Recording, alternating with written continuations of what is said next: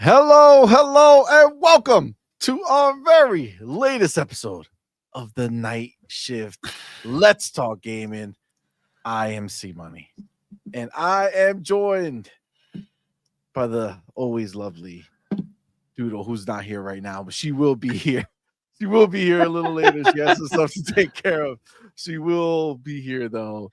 But that being said, that's okay. My girl will show up. But I am not alone. That's right. It's still night shift. So you know we gotta rock out with our homies. But there's another homie who's not here. Why? Because it's Demo's birthday weekend and he is off with the family enjoying birthday things. So happy birthday to our homie Demo, man. Shout out to him. So it's gonna be me. And of course, you know who he is. That's right. It's the wise one. It's the author. It's the patriot. It is the pony slayer, the pony tier maker. It's our boy, Hunky Sadi, my dude. Welcome, man. Thank you for being here, brother. Yeah. Happy birthday to Demo. Hopefully he's having some fun. But yeah. Let's get into the fun of the latest news. You don't have the Nintendo stuff. There's some nicer Nintendo rumors, but we'll check it. We'll see how long, you know what I'm saying, like how much time we have. But yes, Nintendo is also popping off. What is it, like 400 to 500 they're estimating? Yeah. And like apparently we did it, right? A launch lineup with a bunch of third-party AAA games. Sounding good. We'll see. I'm hopeful. Hopefully it's not going to be a bunch of AAA games that look like shit. You know what I'm saying? Yeah, right. Like, AAA games from 3 generations ago. Wait a minute. That's not what we wanted. You're going to get the Xbox One banger. You know what I'm saying? No, it's all right. Oh, man. But, guys, thank y'all so much for rocking out with us, man. Appreciate y'all. It's motherfucking Friday night. We made it through another week. Yes, we did. And we got some good stuff to talk about, man. Some exciting news that really is just dope to hear. But of course, you got your salty ass, pony ass fanboys who rather sit there and cry and talk crap for no reason out here trying to soil everybody's fun. So listen, we'll talk about it, but there's some dope stuff happening. Looks like, just FYI, it looks like my camera's having fun. So I'm gonna reboot. So I'll be back in like 2 minutes. So got it. You can do like the normal, like, logistical stuff, right? First people join. All right, I'll be back in a minute. Sorry. No worries. You're good, brother. But yes, so we definitely have tons of shit to talk about. Will we get through it all? Who knows? There are some juicy ideas of Ubisoft kind of in the shitter, excuse me, and Xbox and some others might be looking to pick apart that dead body. You know what I'm saying? See what IP they can salvage and take. Definitely interested to hear what Hargi and Doodle think might be coming from there, and see definitely what you guys think. But we're definitely going to get into that. The pisser, obviously the Pro, has been rejected by first party studios from Sony again. They just can't win, right? Like they can't catch a W. The shit, like it's just a shit system. Everybody knows it. No one wants to use it. The fact that first party's not using it and investing in actually putting it to good use probably means not many of them have sold. So there's definitely a lot to talk about for sure. But first of all, let me go in here because I already see that this is old and I did not change it. So let me delete that real quick before I let that sit there. Guys, I feel like it's been forever, and I know that we didn't have a show yesterday. It's just been like crazy busy. So we will hopefully get back to more norm eventually. But for now, we're just doing what we're doing, man. We got to get things handled. This has now been updated, so you know what it is, man. Friday night, you guys are here with us live in the building, but we got to shout out all of our supporters over on Patreon, over on YouTube memberships. Thank you guys so much. We appreciate each and every one of y'all for rocking out with us. But of course, we have to shout out our elite members, right? So you do have the homie Big Boy Mike, you have the homie Dark Angelic, you have the homie Coach Hooded Canuck, and our boy Pragmatic Eagle. Shout out to you guys, much appreciated. And of course, we have our inner circle member. It's our boy Big Migs Gaming. That's right. You guys are fucking dope, and we appreciate each and every one of y'all. You guys are the shit. So thank y'all so very, very much for the support. It means a lot to us. But of course, being here live on a motherfucking Friday night in the building, chilling with us, man. You guys are supporting us in such a major way, man, and we appreciate y'all so very, very much. But of course, you know what it is. Not all of you are the same. You cannot be equal because 3 of you have risen. That's right. You've risen up to be tonight's specials. That's right. The first 3 people who made it through the door. And I got to tell you, this is a very, I would say I'm proud that the old schoolers said, I'm gonna fucking make it. You know what I'm saying? Like they want to reclaim their ground and their title. So I appreciate it. First one through the motherfucking door tonight. Are you ready? I'm ready. It's our homie. Motherfucking E-Ranks. E-Ranks reclaims the #1 spot. Our dude. Thank you, my brother, for being here. Appreciate you, fam. Second in the building. That's right.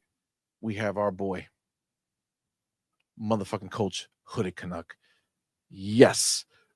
#2 in the building. Thank you, my brother, for being here, man. Appreciate you, fam. And rounding out the top 3, no one thought that he can do it because he's el vampiro borracho. That's right. It's our boy rounding out the top 3. Motherfucking Cage saying culo. Listen, we went from boobs to culo. I'm down with it. Hargeet, you're good? Yep. Beautiful. So that is our top 3. Shout out to you. You are the specials. I need to put names in here. I see some people who weren't the specials. We're not very happy that they were not the specials. But I got here. Coach Nuck. And our boy Cage. All right. Beautiful. There we go. So yes, I do have the top 3 there, but look who thought they would make it. Music. Just outside that top 3. Is it a failure? Possibly. Not gonna lie. It actually looks like they were all pretty close, to be fair. 8:59. Everybody got it right there in that last minute. Bam, bam, bam, bam, bam.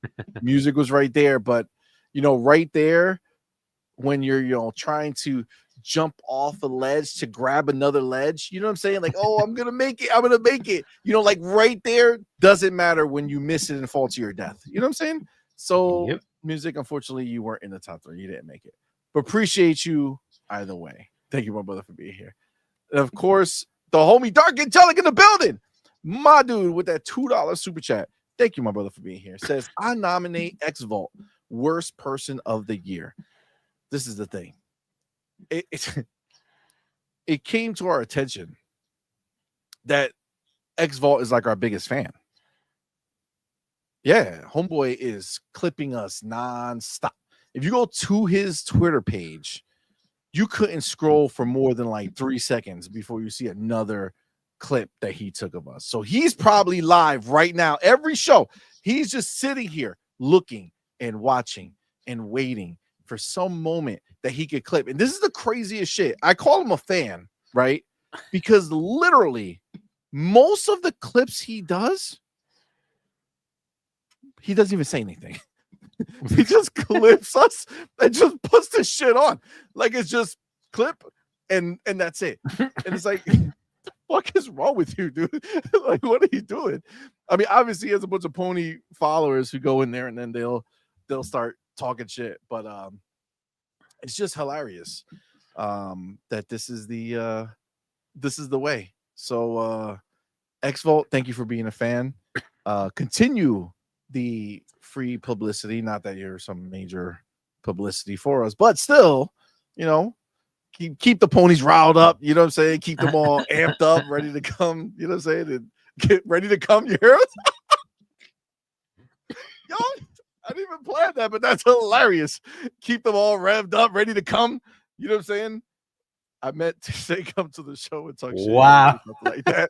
I don't know. It played out the right way, I think. It's just the way it's supposed to be. So shout out to Xval. Apparently one of our biggest fans. Appreciate you.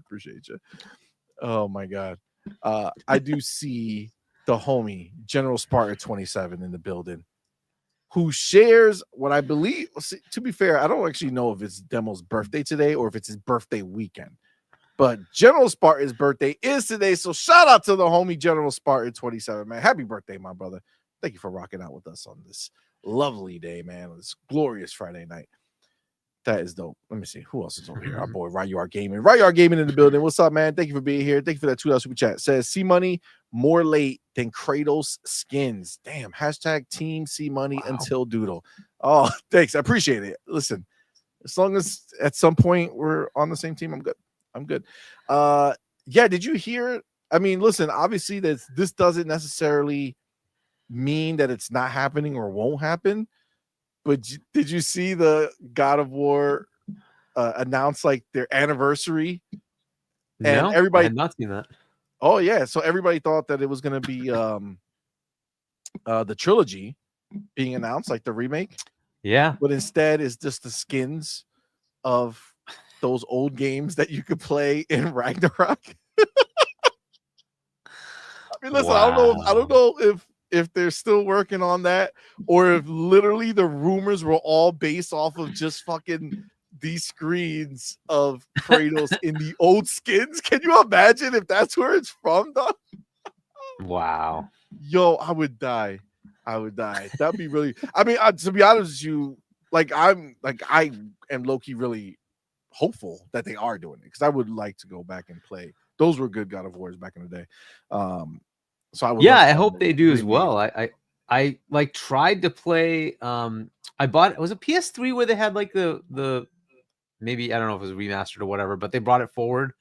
I think it might have been PS3. I don't know if it was PS4, but I remember getting like the trilogy, and I started one, and it was very button mashy, and I couldn't do it. I'm like, I'm done. It was side scrolly too, right? I don't know. That's what I remember. Well, it was like the angle. You were a little higher up, so you more of like a far. And so I'm like, okay, but it was very button. I can't do this. My hands are gonna kill me. So as it is, I can't stand the freaking PlayStation controller to begin with. On top of that, it was like, oh my god, I can't do this. So I hope they make it better with like more modern controls. That would be awesome. And then hopefully put it on PC where I can actually use the Xbox controller. So that'd be awesome. But I hear that's the better trilogy. Like that is a really good storyline, right? So yeah, the first trilogy was dope. I mean, it was not like it's not as like nuanced. You know what I'm saying? Like it's not like the new God of War, like the 2018 one, where there was like this story that was like this serious like story that like they put a lot of energy into making it feel almost like a movie. Like this was a video game story. You know what I'm saying? It was just well done. You know what I'm saying? So it gave you all the reason that you needed to kill who you needed to kill and screw who you needed to screw and do all that fun stuff. But it's just back in the day when they actually were doing fun shit, you know? Yeah. I mean, specifically God of War. That was I mean, it had a lot of dope ass moments that you really didn't see at that time, but yeah.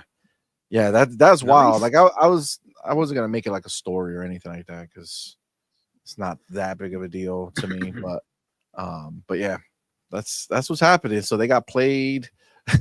Anybody who was waiting, thinking that this was gonna be the announcement, people were like, please don't tell me this is why they like you can see in the comments, people were like, please don't tell me this is it. I see Queen Blueface in the building. What's up, homie? Thank you for being here. Becca in the building. What's going on? Michael, you, my dude. What's up, man? Let me see what he got to say. Michael Yu's a smart guy. Says, hi, guys. There's a Sony first-party game that's day and date on PC that's in early access on Steam right now that nobody is talking about called Midnight Murder Club. Peak CCU is currently at 178. Midnight Murder Club is a Sony first-party game. It is. What? I've seen that name. I've never seen it mentioned. That's really a first-party game. Who the fuck is what studio is making that shit? I don't know. Let's look it up. Let me know if you know, because this is Murder Club.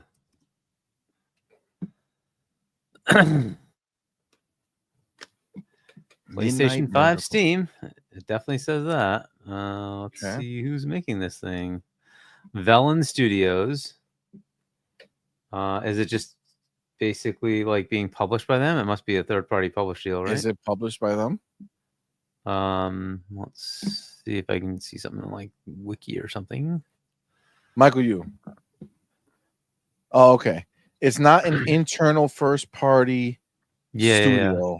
They partnered with an one of those indie studio. Yeah. Gotcha, got it. It says published by Velen Studio. No, it says Velen Studios, published by Sony. Jay Shot Blast, what's good, fam? He says no better half. Not yet. She's coming. She has some stuff she had to handle, but she will be here a little later on in the show for sure. So it's like, so basically this game is like the redheaded stepchild that they don't want to talk about. Is that what it is? Apparently. Well, we can't say that anymore, right? Like that's something that's supposed to be like, you're not supposed to say that, emotional damage and all. If you say, oh right, redheaded blonde-headed stepchild. Let's do that. Let's go blonde. You can't offend a blonde person, right? Yeah, I mean, I guess they don't give a shit about it, right? Like, does it look good? I don't even know what that game is, to be honest with you. Like, the name itself just sounds so generic that I would never even click to watch. Yeah, I mean, the pictures don't look like anything interesting, but yeah, I don't know. Look at the store version of it. Let's see. Midnight Murder Club. There it is. All right, I'll see the video for it. Does it? Publisher is PlayStation. So really, this is on Steam, by the way. I'm looking at Steam. Is definitely indie. What is this? Like a Western? All right. I see the PlayStation logo here. Let's all look at it. Want to show it? Yeah, I'll just. I have it on YouTube. The screen, right? Yeah, I got YouTube over here. Let's see what the hell this crap is. All right. I mean, I'm not gonna put the sound because I don't want to get got for some stupid. Can you guys see it? No, not yet. Okay, so here we go. Yeah. So yeah, this is what I was seeing. I'm like, okay, definitely indie. Yeah, 6 new players will enter my mansion with nothing but a flashlight and a gun, fighting for a chance to join the Midnight Murder Club. Fear the dark. Okay, that seems Like reasonable. Okay. So this is like just I think we saw this. We definitely saw this. Yeah, it was on one of the shows. Yeah, and it's like, what the hell is this? It's just all in the dark. Yeah, it's one of their multiplayers. That's why it's day and date. Interesting. I mean, I think at first blush, when you first see it, you're like, oh, okay, it's not like complete doo-doo. But then you keep watching. It's like, okay, well, whatever. Like, sure. Like, who's gonna? I don't. Is it free to play? No. It's $20. Oh no, I'm good. Zero chance that I'm gonna go and try out Midnight Murder Club. Oh, it's early access too. Yeah. Okay. It's not fully out yet, but yeah. Like $20 isn't bad, but yeah, I don't know. We'll see. Let it get rated. Is it if it's an early access, they may rate it, right? So let's see if it's got some ratings. Impossible. I don't see anything yet, but let's see. Doesn't seem like a winner. That's what I'm getting when I see it. I don't see like, oh my god, whoa, they nailed it, yo. Holy shit. This is fucking PlayStation's MO now. It's like, sure, let's have somebody who the hell are they? Nobody knows. but let's have them work for us and make a multiplayer game. No meta yet, so bro, ain't nobody gonna review this game. yeah, Like zero people are gonna review this shit. I mean, early access, it's a hit or miss whether they actually review it or not. But yeah, this just doesn't seem like. Yeah, doesn't seem like it's gonna happen. But maybe it'll be fun. I don't know. I don't know. You like playing hide and go seek in the dark? No. There was another game called, what was it, Blind Fire or some shit like that. You remember it? It was on one of the shows, and it came out like the demo was like right there, and I'm pretty sure I played it on Xbox. I think it was called Blind Fire, and it was all in pitch black, kind of like the same shit, but there's no flashlight, and you just have to go by like sound and like yeah. I remember that. And when you shot, the light would flat. Yeah, that was short-lived as well. Like I barely got into a couple matches. Nobody was even playing it. So we got the homie RC Polygons in the building. My dude with that $10 super chat, man. Appreciate you, homie.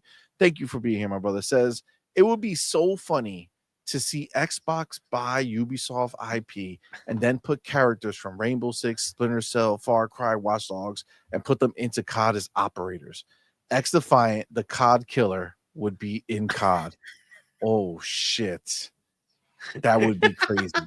That would be real crazy. But I mean, you're basically naming like all their IP, like Rainbow Six, Splinter Cell, Far Cry, Watch Dogs. That's a lot of IP for them to get, but that would be hilarious. I don't know. I mean, we're definitely going to talk about it in a little bit, but I mean, I know EA was like up for it too. Like what IP were they going to buy? They might have wanted like Rainbow Six. I feel like EA could have tried to get Rainbow Six to have another like shooter type game that's in their library. I hope Xbox is trying to get Splinter Cell, but I don't know. We'll talk about it. But that would be wild because X-Defiant went night, right? Gone with the wind. See you later. Nobody knows you anymore. Probably hurtful to them, but it is what it is, man. I see the homie Berg Base Brizzle. What's good, man? Thank you for being here, man. Appreciate you, homie. Jesse B in the building. What's going on, fam? Mac22TH54. What's up, man? Thank you for rocking out, bro. Appreciate you. Hold on. Is that my homie Big Boy motherfucking Mike? What's up, fam? Thank you for being here, homie. Appreciate you. Don't worry. Doodle will be here a little later. She's coming. She's just got some things to handle. Brothers Grimm was good, man. Thank you for being here. Force One, what's going on, player? Outward Lyric, what's going on, homie? Thomas Belote, what's up, fam? Chicken Eye 210, what's going up, man? Make it simple in the building. What's up, my brother? Thank you for being here, bro. Outward Lyric says, did you hear about and see the supposed leak of Starfield going to PlayStation? Supposedly, it was leaked through the Creation Club. I did see that. I didn't put it as a topic or anything like that because I don't see what's, it's like whatever, right? Like we already know that at some point it might be coming. Who cares, right? I'll make it a top if I see a lot of like ponies or something saying some stupid shit, because I did see some. I don't know. I was kind of debating here that there's only so much time for a show, you know what I'm saying? So I'm trying to figure out what to put in, and I saw some of them, getting hyped. And it's like, but I thought that shit was mid. You know what I'm saying? Like I thought it was mid to you guys. I thought you guys thought it sucked, right? So yeah, we'll see how much time we have left, whether we're gonna deep dive or go deeper into it. But yeah, I saw it. Be what it be. Space Shot in the building. What's up, man? Thank you for rocking out. Nighturnal. What's going on, man? Look at that big boy Mike with that public service announcement. It says, hit that like button, baby. Hit it, click it, do the right thing. It's the right thing to do. I think it would do it. That's good. Stilo Facts in the building. What's up, man? Thank you for being here, bro. Appreciate you, homie. Be nice in the building. What's going on, player? Fill more pockets. What is up, bro? Thank you for rocking out. Thank you for being here. Rody Revenge, I see you, homie. Thank you for being here, man. Appreciate you, bro. Mr. Money 2121. What's going on, dog? Thank you for rocking out with us. Thank you for being here. Mr. Waffles. What's up, man? Says the OG God of War was the best. Yeah, they were dope. They were fire. So Hargate, you haven't played them. Well, I mean, I said I tried the first one for a little bit, and then I just kind of caved because of the buttons and I like the button mashing, and I'm like, okay, I gotta stop.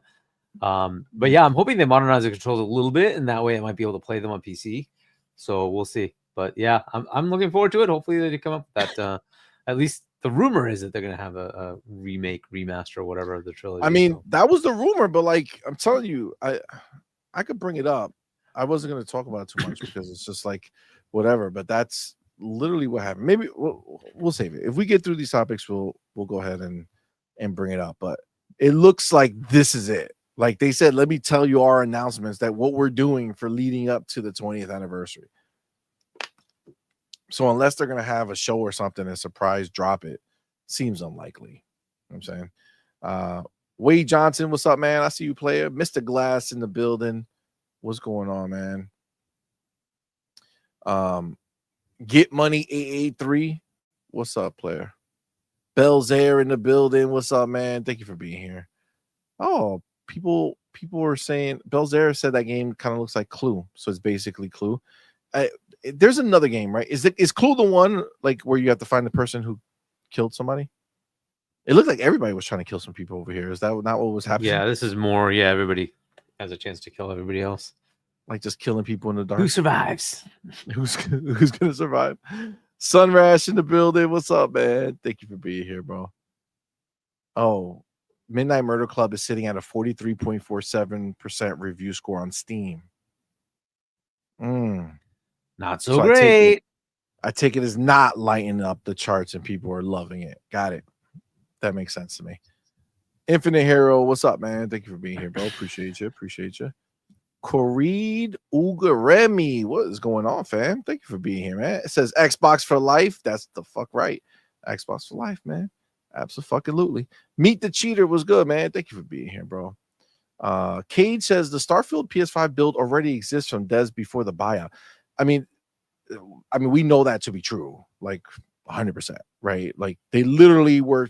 Yep. PlayStation was literally trying to buy the exclusivity from Bethesda. So there's no doubt that the game was being built for PlayStation 5. It might have been being built for PlayStation 5 as the lead platform at that time before Xbox scooped them up. So yeah, I think was it the FTC leaks? It was one of the leaks. So it actually was that they told them to stop making the PS5 version, right? Because they were already doing it. It was being made, and then they said, nope, you're gonna stop making that one. We're only gonna do the Xbox and the PC version. So and you could kind of, if that's the case, which we know it is, that they stopped it, you could see why obviously now it's taking a little longer to bring out a PlayStation 5 version, because they have to, try to fit it on that stupid ass PlayStation. What a waste of life that box is. such a regret owning that shit. I still say trade it in, man. I know. It's so hard because I'm not gonna get enough. I'd rather, like, certain things I'd just rather let die than take less for it, which is pretty stupid, but yeah, I mean, get what you can, right? Might as well. Yeah. I see Lynn in the building. What's up, man? Thank you for being here. He says, "Oh shit!" Come to place. Oh, the Xbox Series X is $357 for a trade-in. It's still $330 for the PlayStation. There's more value for an Xbox trade-in right now. You see that? They really aren't making consoles. There's just not enough supply. People still want the Xbox, but the reason they're not selling is because they're just not making them anymore. Yeah. Well, I mean, the value doesn't lie. If GameStop feels they're going to get more for an Xbox than a PlayStation, I guess, that tells you something, right? That gives you everything you need to know of how they view it. So we have Lynn in the building who says Starfield will come to PlayStation this year, in my opinion, but the PlayStation logo on Creation Club could always be a remnant of their other multi-plat games. It could be. It could, but like the Creation Club has been out for a while, no? So what he's saying is that the Creation Club port for this thing might just have a remnant of that logo in there. It may not be reflective of an actual port of the game, right? So because this is on the mobile app, that's where this is showing up. Oh, is it? Okay. Yeah. I mean, that's possible too. That's possible too. So it's a possible like oddity that just they didn't fix yet. Oh, he says you'll find the same PlayStation logos on Skyrim Creation Club. Yeah, exactly. Okay. So it could just be that they haven't like removed it yet, and that's all it is, right? So, on the other hand, it wouldn't surprise me that it's coming to PlayStation. Like, I mean, again, like at this point, you know, obviously before all this was happening, you know, I thought that there were certain games that probably would stay or should stay as Xbox exclusive. But as you kind of like, as you see the plan unfolding in front of you, right, and you're just seeing all the different parts that they're, you know, introducing to you and then showing you new and exciting things that are coming, like it just makes sense. You know, why let these things sit and linger if you can make some extra money and then just change the idea of what's happening here, right? Like you're changing the narrative. It's no more about this idea of a PlayStation, you know, that has their games and Xbox has these games. PlayStation has whatever they have, but they barely get games, right? So Xbox being able to take advantage of all those places, dude. Seeing Forza reach number 1 everywhere on PlayStation Store is crazy. You know what I'm saying? Like that literally shows you what the power is. So I mean, dude, just as long as we keep getting our shit, I'm fucking happy. And the more they spend, the more we get. I'm fucking down, bro. Andre Doyle, what's up, man? Thank you for being here. Says, what's up, y'all? The Xbox PC hybrid will be a full PC in an Xbox chassis with all the low to epic settings in games like PC. Well, I mean, I would say most of the. So, what do you think about that, Hargate? Do you think it's? I still think. I mean, at least in my mind, I still feel like it's going to be like their version of it, like the Xbox branded box. I still feel will have like console sensibilities. Like it'll still kind of look console-ish, but I mean, look at the Series X, right? That already looks like a PC, right? So if they made one that looked like that, just a little bigger, and still had things in there that were technologically advanced, right, and exciting. Yeah, just like cool. Is he talking about the thing that's coming out shortly with Asus, or is he talking about the next gen console from Xbox? I think he's talking about the next gen console, like the next gen Xbox PC hybrid. Yeah, I mean, who knows what it's going to look like, right? It's probably going to look similar to what we have now, but they could totally change the design, right? You know, the 360 looked different from the Xbox One VCR thing, right? Then you had this nice tower with the Series X. The Series S is a nice little compact design, right? It's pretty cool. So who knows? But yeah, as far as the look, it'll be something console looking, right? It's definitely going to look like a console, but yeah, it is kind of a PC. But we'll see what they make. It'll definitely have an Xbox feel, though. It's definitely going to have an Xbox feel to it. But yeah, as far as full PC, I don't know if they're going to give you a desktop.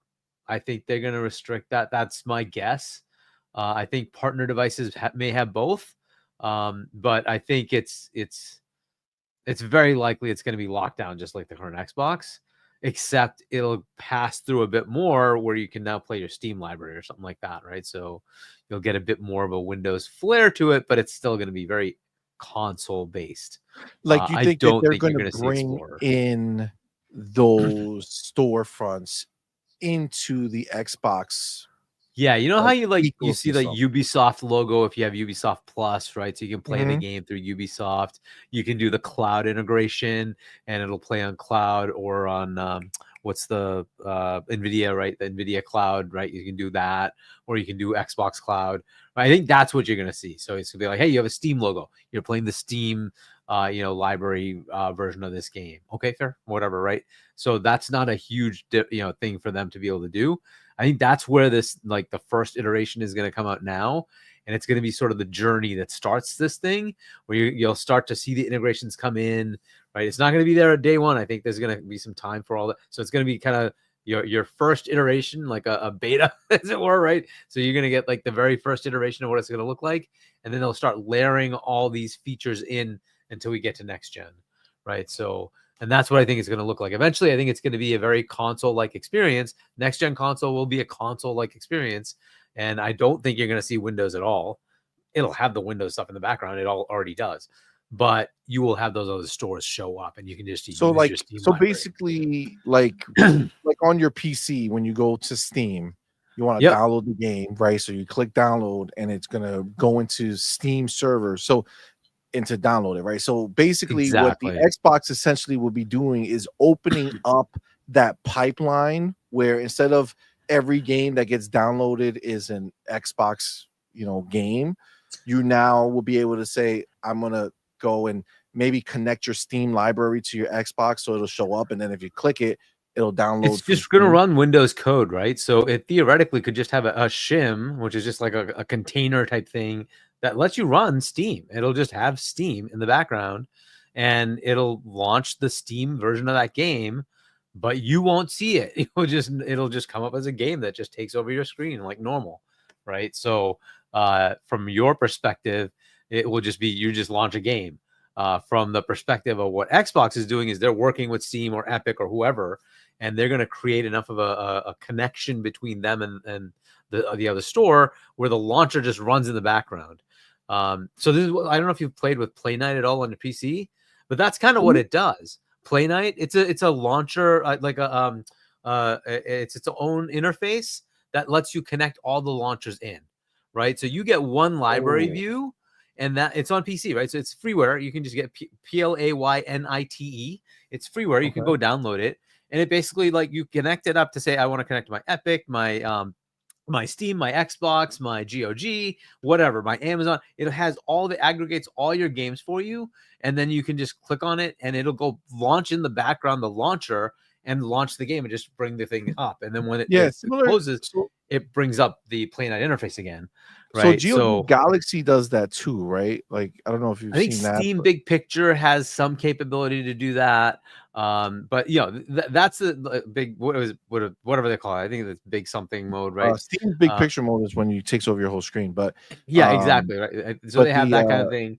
GOG has an app that's called Galaxy that sounds the same way, where you load in all your, you put in your credentials for everything, and then you just see all your games in one spot. You can break it up, but there's actually just a way for it to just be collectively everywhere. So you don't even look at like, oh, this game's on Steam, this game's on EA. It's just, oh, I want to play Battlefield, so you click it and it'll just launch through and it could be the EA launcher, for instance, right? Exactly. So it'll even have that, and then even if you don't have it installed, it'll show you have not installed this. It's available to you. Do you want to install it? And it'll go install it in the background, right? So that's the thing I'm looking at. It's like they just connect it up, and you don't get to see the plumbing behind the scenes, but it just does the plumbing work for you, and you just play the game, right? And whether it's launching through Steam or Amazon or whatever, they'll just plug those in for you, right? So that's what I feel like it has to work, right? Yeah, that's what I would love to see that, right? But this is a journey. It's going to be a few years.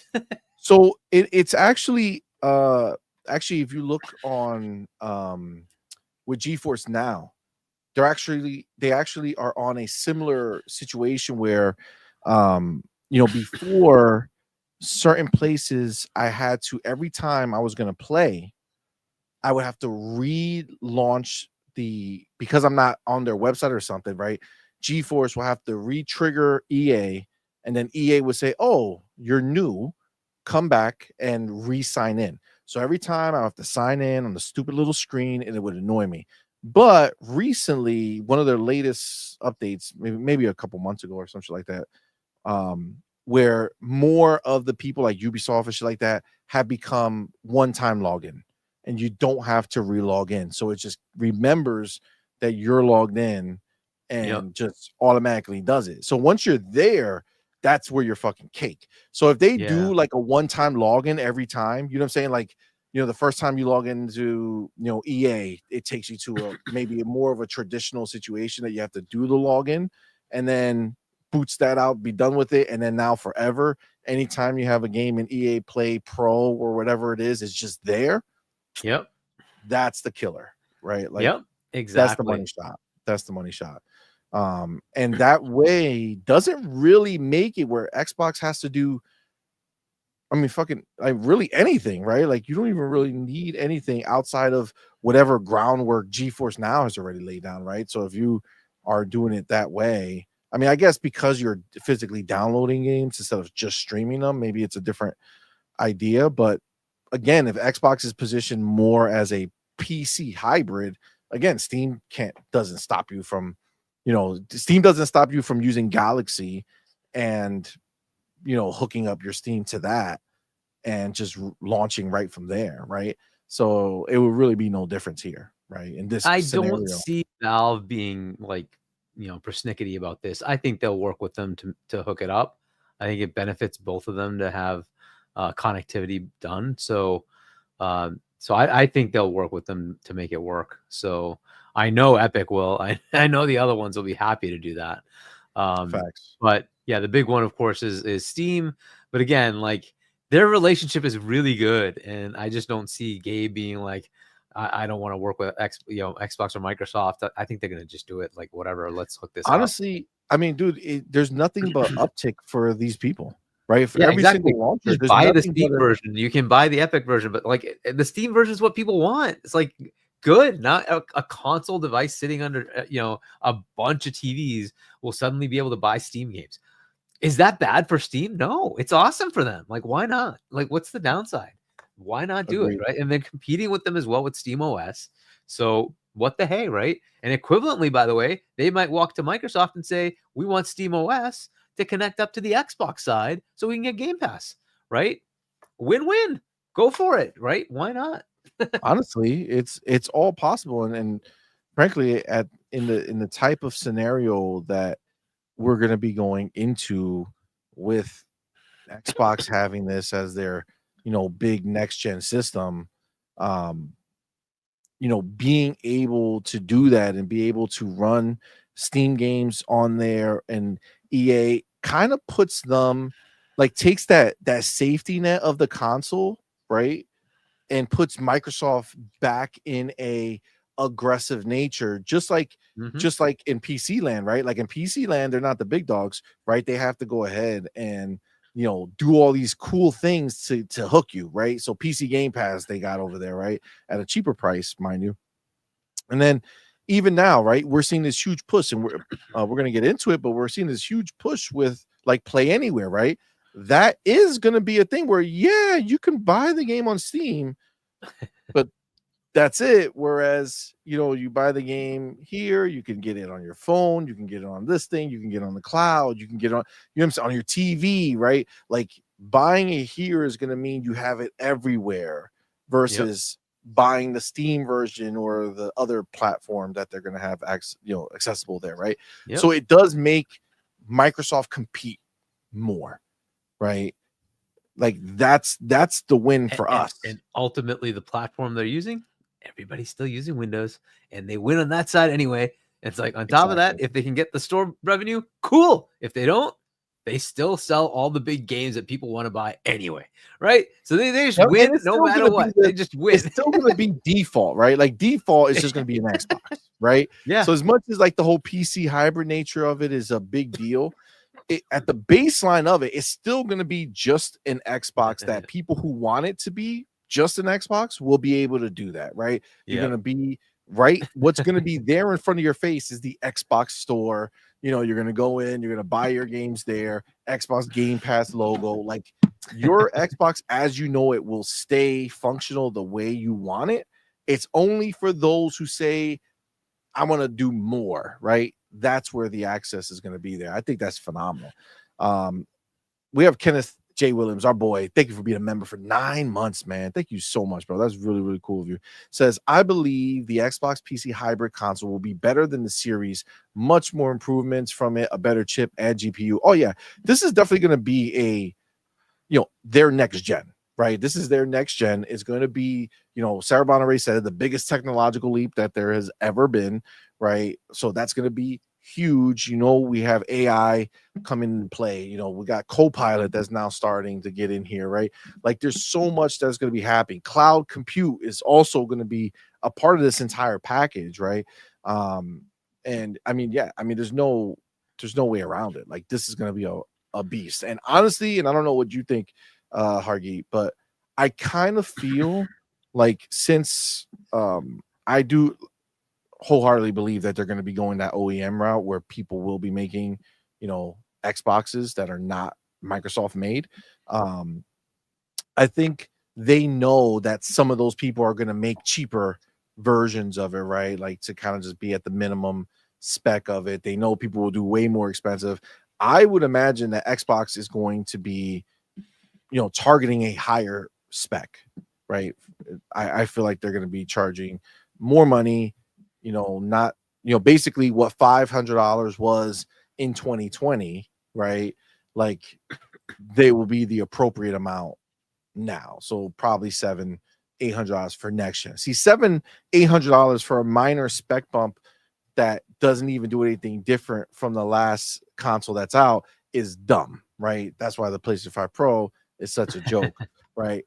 But $700 or $800 for the next, next system, the system that's going to be pushing things forward.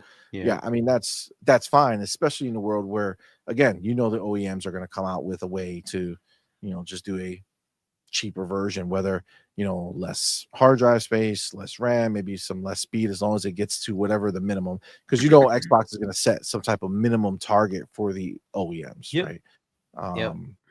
So I mean, and plus we've already seen this whole idea of the handheld that is going to be announced, and I want to get your thoughts on that because you weren't here when we talked about it, but we know that that's supposedly going to come next week, being shown to us, where this is going to be the first kind of OEM making an Xbox product happen, right? This is going to be like, this is not like, supposedly it's not just a skin, right? It's not just like hey, my handheld now looks like an Xbox, but it's still the same handheld. So like hardware wise, it's also the software, everything that's happening is going to be Xbox focused, right? So we're going to get our kind of first like preview of what that can look like spread out amongst other OEMs, right? Who will be eventually making their own handhelds, while Xbox is still working on their handheld. Same thing with, the Xbox OEM for the next console. So as far as you're concerned, being that we kind of already knew this, I don't know how much it was a shock or anything, but what are your thoughts on this handheld, man? Knowing that we're supposedly getting it this year, because we kind of talked about that. I don't know if you remember, we talked about popping his cherry first before going into the next gen.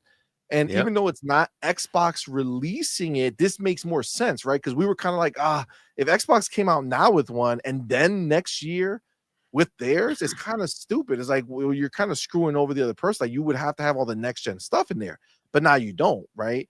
Now the OEM is just making a version of the handheld that they can learn from, right? So the Xbox is gonna be able to see how this thing does, kind of again pop their cherry now, so that when they show up with the real deal, it's money, right? Like it'll be already, an idea already baked. So what do you feel about it, man?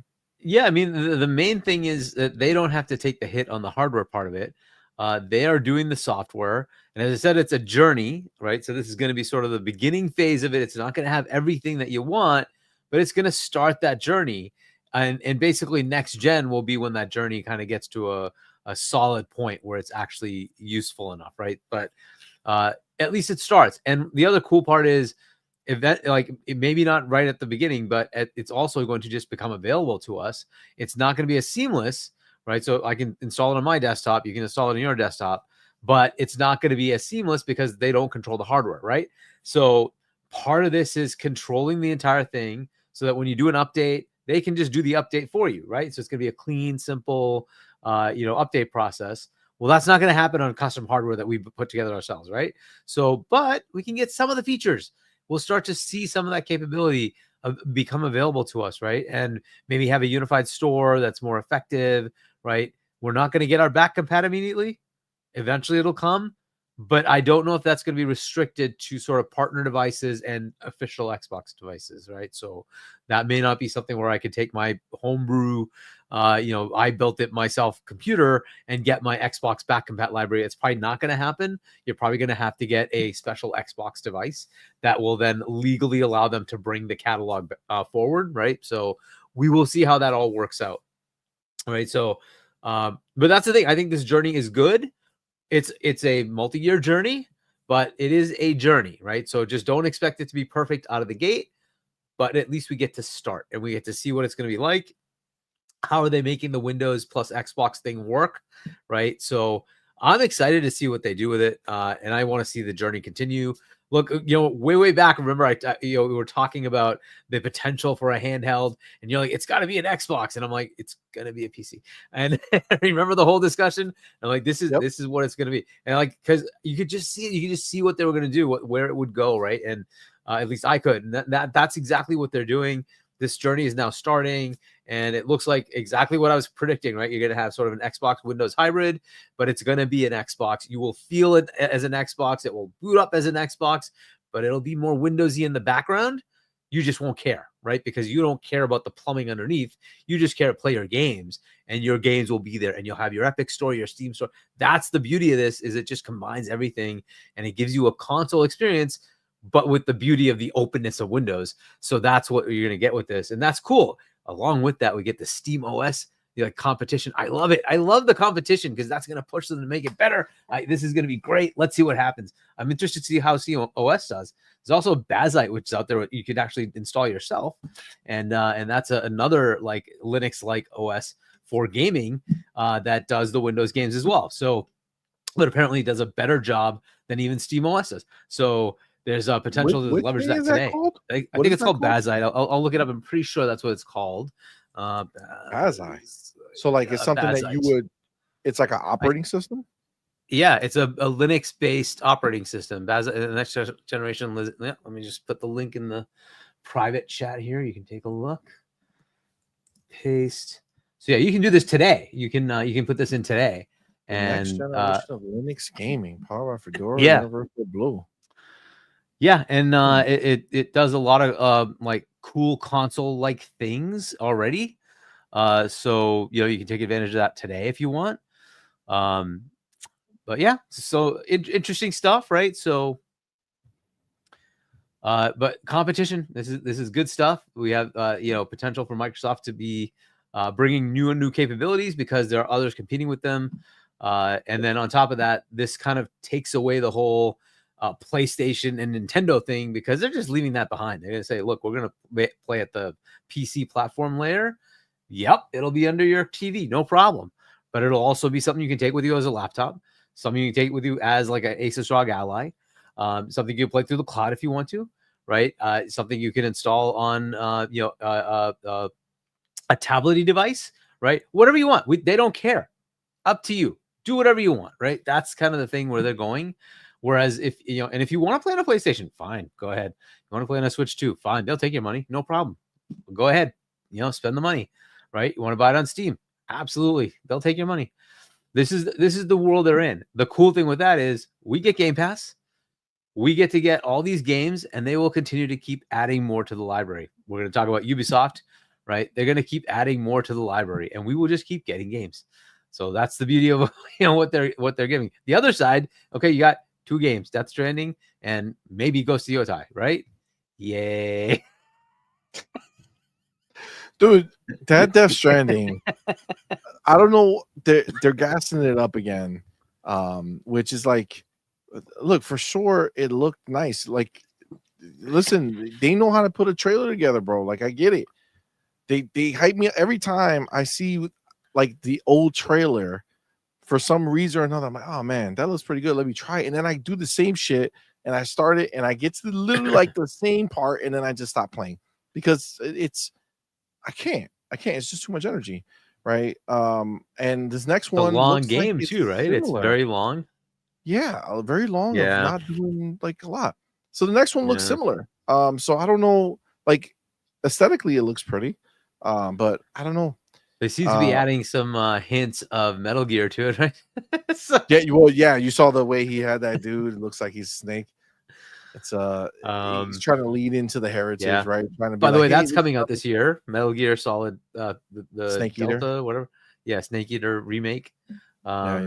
That's coming out this year. I've never played that game, so for me that'll be a new game if I can. I never played time to part play it. 3 either. I completely skipped it. Yeah, So I was at 1, 2, and then I went to 4.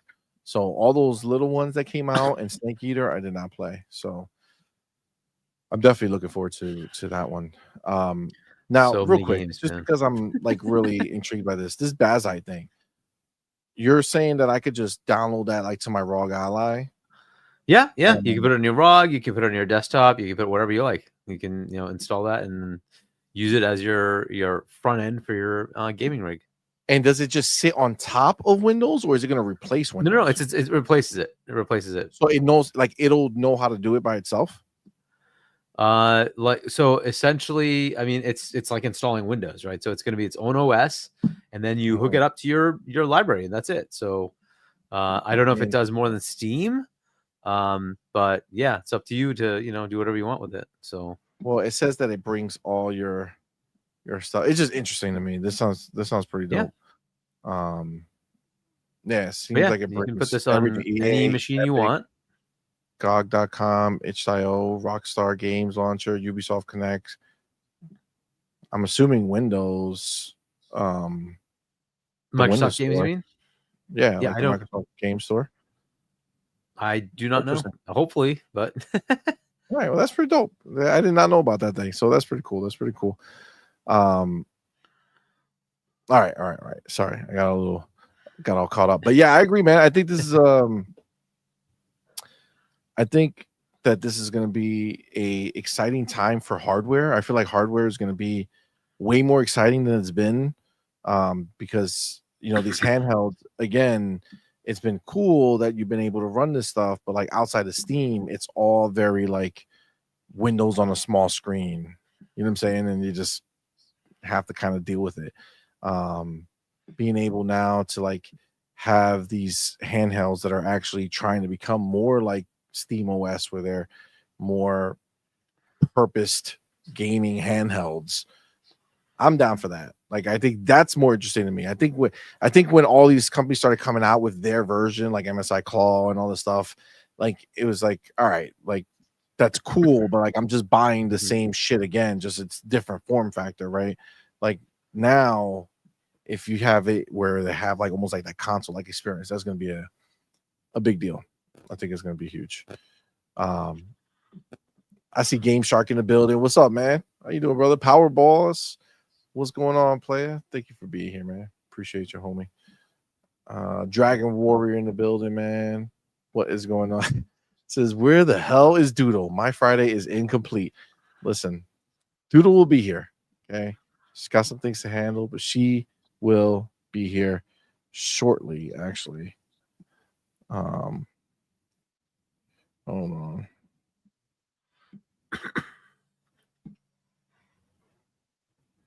Okay. But yes, she will be. She'll be here shortly. But thank you for being here, man. James Kofi in the building. What's up, man? Thank you for being here, bro. Appreciate you. Jean-Marc Luis. What's going on, my dude? Thank you for rocking out with us, man. Edward Lafferty. What's going on, man? Thank you for being here. Oh, hold on. He says, let's be blunt. Both the Xbox and PS5 already are PCs. Tweaked, but still PCs.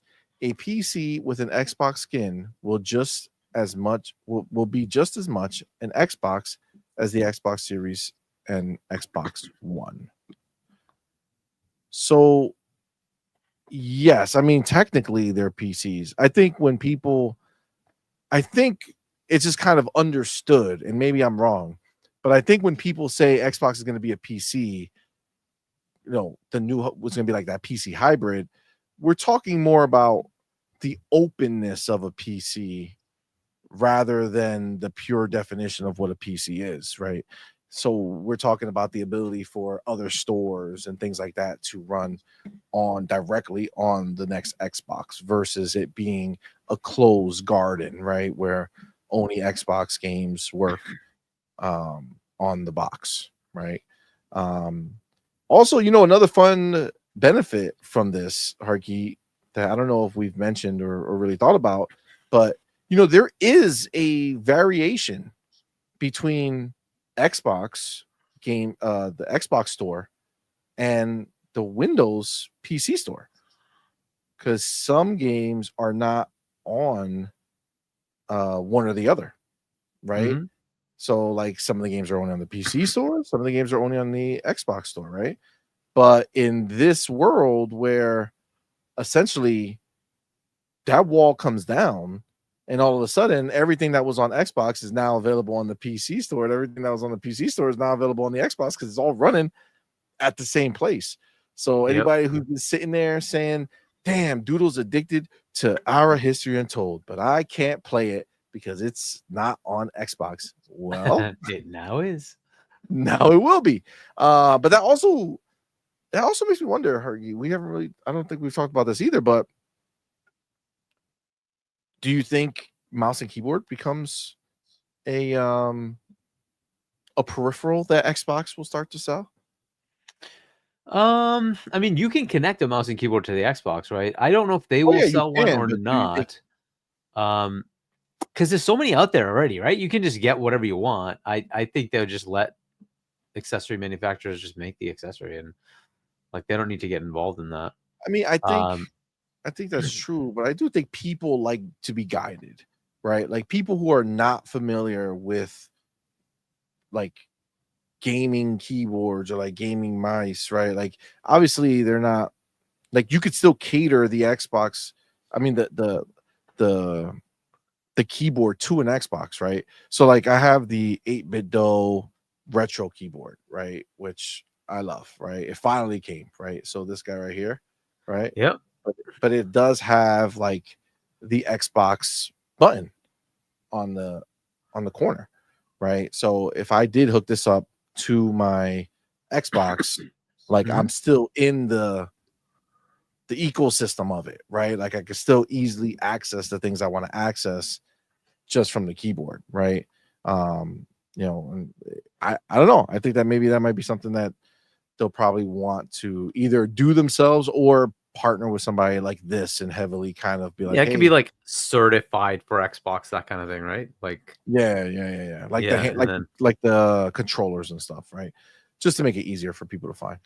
Um, but yeah, yeah, I agree. I yeah. agree. So we'll see. More to come, right? Next week will be interesting. I mean, it's really right there, right? Like next week we're gonna have everything, and there's a reason why they're kind of all of a sudden all these things are coming out, right? They're kind of trying to set up for what's to come next week. I'm really excited, man. Really excited. I Definitely. also Hopefully by night shift we actually have all the info, right? Um, so yeah, I think it goes all week next week, right? So the GDC. Mm, So yeah, yeah. So it should next be week is ended the by 21st, Friday. right? What was Okay. that? No, I'm just thinking about the time. So next week is the 21st, I believe. Okay. Yep. So yeah, So so hopefully it'll be done by by the time, or hopefully we have some good announcements. So night shift should be interesting. agreed. I think that that's going to be a great episode. We'll have everything already done. I wonder. I mean, obviously, we'll cover some stuff as it goes along on like Tuesday and Thursday, but um, Friday would be kind of like the all encompassing everything that was dropped, everything that we know, and we'll have Hargeet there. That's going to be the key. It's going to be a fun time, man. All right, so I see Venom Quest, man. Shout out to everybody who's here. G may be in the building. What's up, man? Thank you guys for rocking out. Oh, did I miss this? I did. The homie, do you K now? The broke boy insider, man. Thank you for being here, my brother. Thank you for that $2 super chat. He says, "What up, ball? Hope everyone is well this Friday." Listen, it's motherfucking Friday. We're having a good time. We're rocking out. Okay, I think we're gonna get started, man. I think we're gonna get started. If I didn't say your name, appreciate you for being here. Deliverex, I see you, player. Strategic Communique, don't know what that is, but thank you for being here, bro. Moonlight Ace, what's up, man?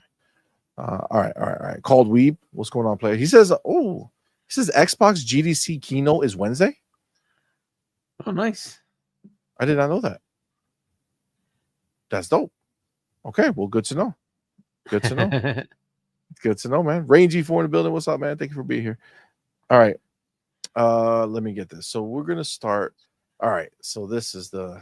Let me grab this real quick because this is the here it is. By the way, have you played any more Valve? Because I just saw that the patch came out.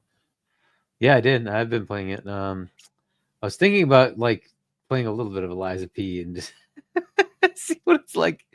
Maybe even if it's good enough, I'll pick it up. But actually, I given it very little chance. Little bit. And I'm not hating it. Yeah, like I'm actually I enjoyed it a bit. I couldn't keep playing, obviously, because clearly, still playing Avowed. And still dabbling with Call of Duty, trying to keep that going, try to do a little bit of Fortnite, kind of keep that going a little bit. So the in-between. I'll play it tomorrow and see what it is. I want to get a little bit of a taste to it. I really just barely played the beginning, so I want to kind of give it a chance right before it leaves. If it's worth it, fine, whatever. I'm sure it's nice and cheap on Steam. I would imagine that it should be. All right, I'm looking for this thing, and now, okay. Here we go. I got it here. Oh man, unnecessary people out in these streets with their bullshit with these things. Let me get this. Let me get my chapter. All right, there we go. 108. Okay, let me do 109 here. Bam. Okay, then I go here. Yeah, that's $24. Right. Okay, so that's not bad. All right, I got it. So here we are. Xbox has announced Copilot for gaming. Okay. There's a lot of information here, and we're going to go talk about this. And then we're going to go into the salty bitches that exist out in these streets for no reason. All right. So with Copilot for gaming, this is Satya Nadella, bigwig. Okay. Says you can jump back into games faster, get real-time coaching, and stay connected all on your own terms. Excited for what the team has in store. Here's a 36-second little clip. Let's play it so you get an idea of what it is. And I'm pretty sure there's a write-up somewhere. Yeah, there's a write-up. We'll look into it more. So let's go ahead here. Let's check it out. Can you hear it? I want to get back into Age of Empires. I can hear it. Can you install Yes. it? Downloading now. Want a recap of where you left off? Sure. Okay, I've got some wood from a tree. What do I do with that? Craft the oak logs into wooden planks by opening your inventory and placing logs in the crafting area.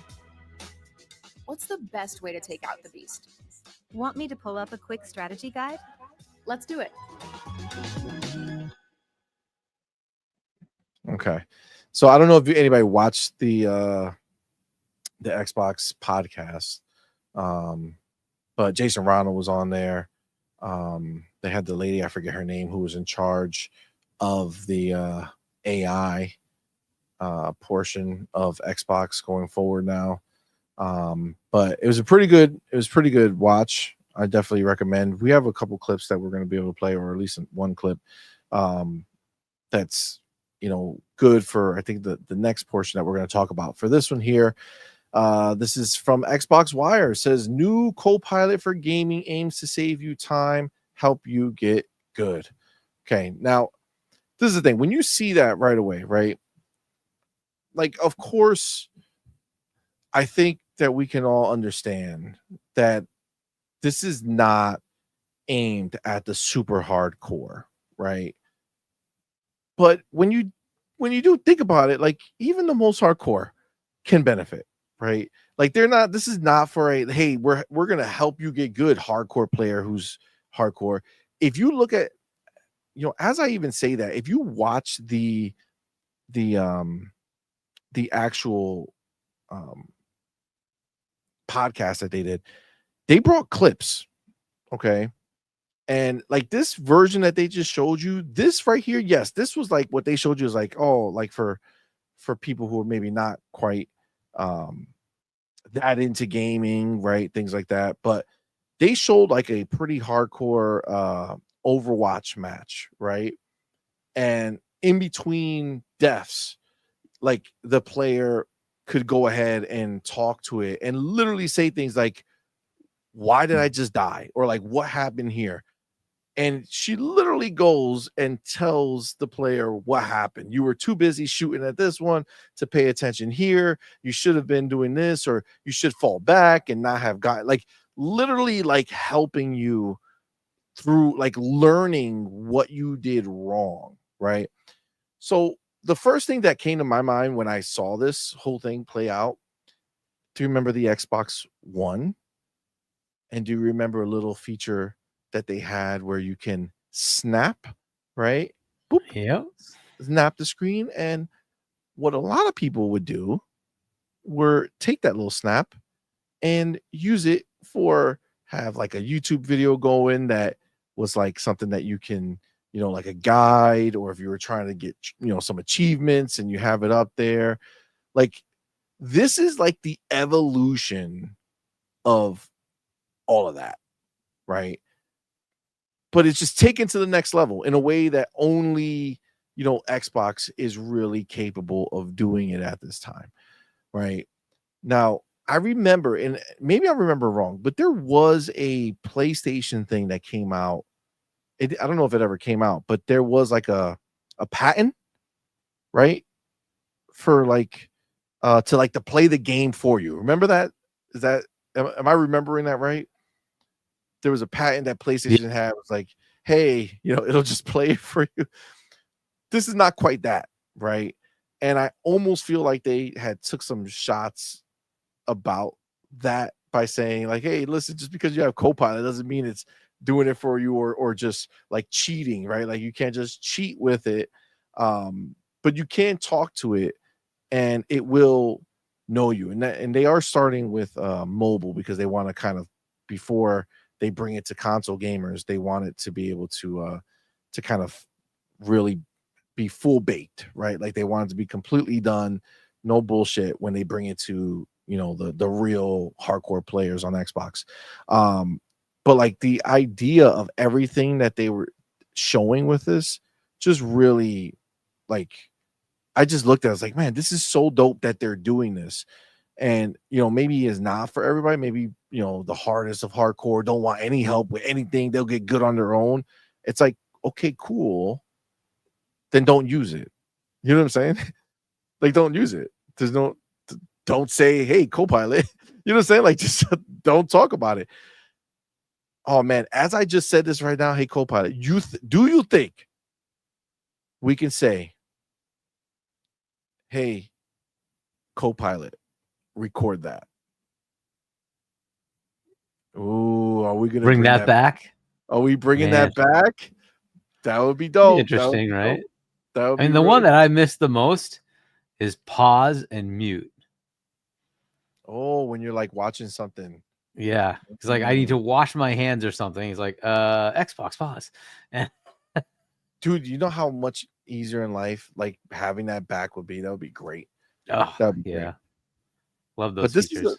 this is a dope thing, right? So I don't see where the baby bullshit about it has to come into play, but let's see. They have like a summary here. So let's read it and then kind of get your take on what's going on.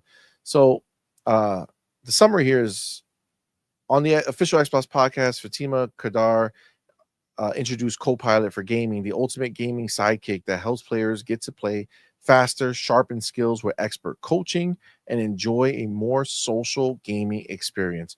You know, sharpen skills with expert coaching.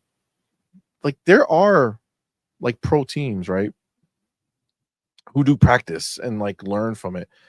The fact that that's going to be, it's like a free version of it, right? Like you don't have to have pay somebody to help you. I mean, that's for the people who want to get better. It's definitely there. And then also on the podcast, Jason Rado announced that the Xbox Play Anywhere store, that we're going to get to after this one. But when it comes to AI, I want to focus on that one first, the Copilot one. It says this morning on official Xbox podcast, Fatima Kadar joined Vice President of Next Generation Jason Rado to reveal exciting AI power updates. Blah, blah, blah. Great. Okay.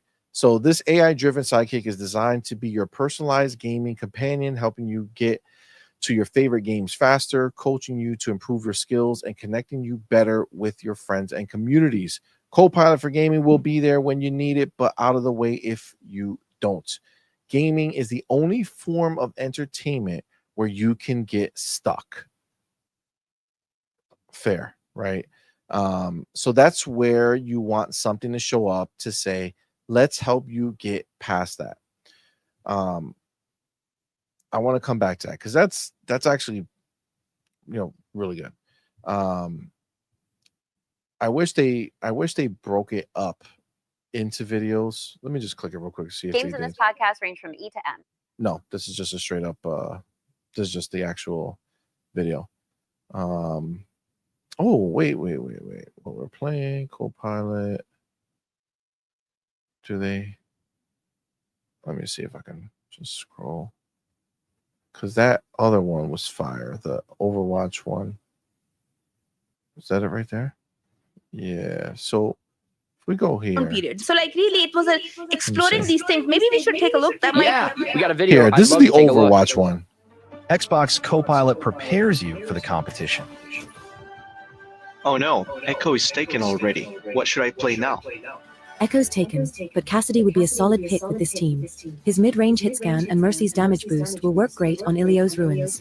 Plus, you've done great with him on this map before.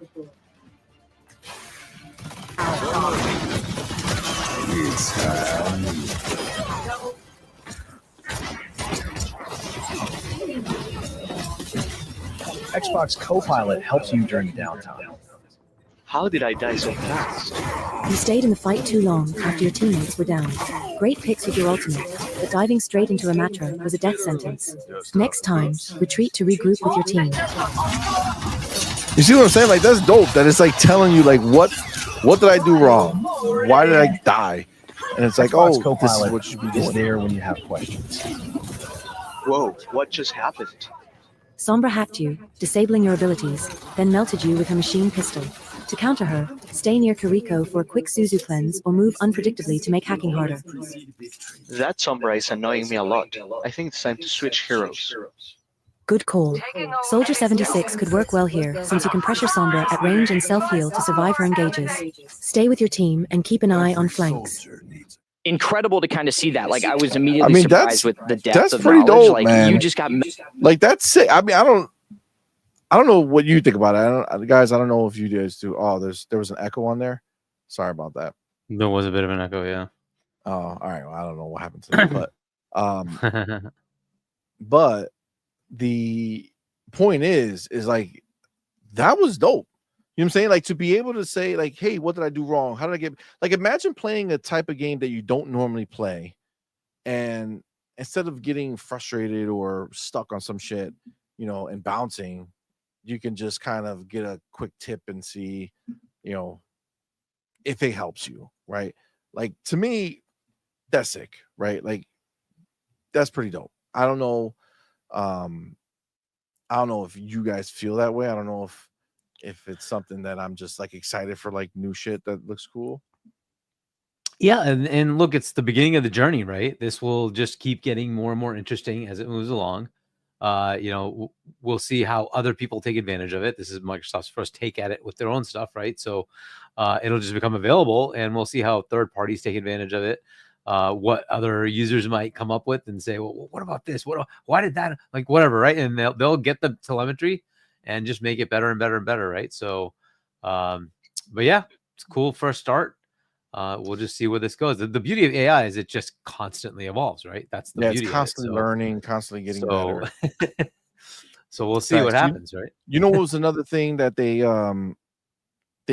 showed it briefly, and in the context of that particular game, I don't think it's as valuable, but they showed like Age of Empires, and then they showed a portion where the Copilot said, can you go ahead? I'm sorry, not can you. Do you want me to like remind you of what was happening the last time you played? Like, so basically, a lot of time had passed. Okay, so basically, a lot of time had passed, and they haven't played the game. So it's like I don't know if you've done that, but there's plenty of times where I've gone back to it. That happens all the time. You know why? DLC. When DLC comes out, you're reintroducing yourself to the game, and it's like they don't re-tutorial you, right? So it's another cool thing. They basically could like summarize what the controls are and like what you've got for capabilities and stuff like that. But the other cool thing, and I think you're setting up Doodle, I'm assuming, but the other cool thing is you could, in a context, like you were saying, Age of Empires, say, who is this person in history? Yes. Right. And it's like, all right, let's pause the game. Let's tell me who the heck this is. Right. Or you pick up like Metal Gear Solid, Snake Eater, and you're like, who the heck is this character? Like, what's the backstory of this character? I haven't played the other games. What, like, I think that was actually a prequel, but you know what I mean? Like, you could just pick up like a sequel of a game and say, well, I don't know what's going on here. Can you summarize what this character's story arc is? Right? Things like that, right? Like that's huge, man. These opportunities, right? That like right then and there, you can like, okay, I don't understand what's going on in this context here. Tell me what's going on. What was the backstory for this? Maybe you also just forgot, right? You're like, because it's 100-hour game. And you're like, I remember something about this, but that was like 2 months ago. 100%. I've been playing chunks at a time. Right? It's like, can you remind me what this was about? Like, yeah, it's just cool stuff. Even like button presses, like how do you do this again, or how do you parry again, or whatever, you know what I'm saying? Like whatever particular thing that goes for that game.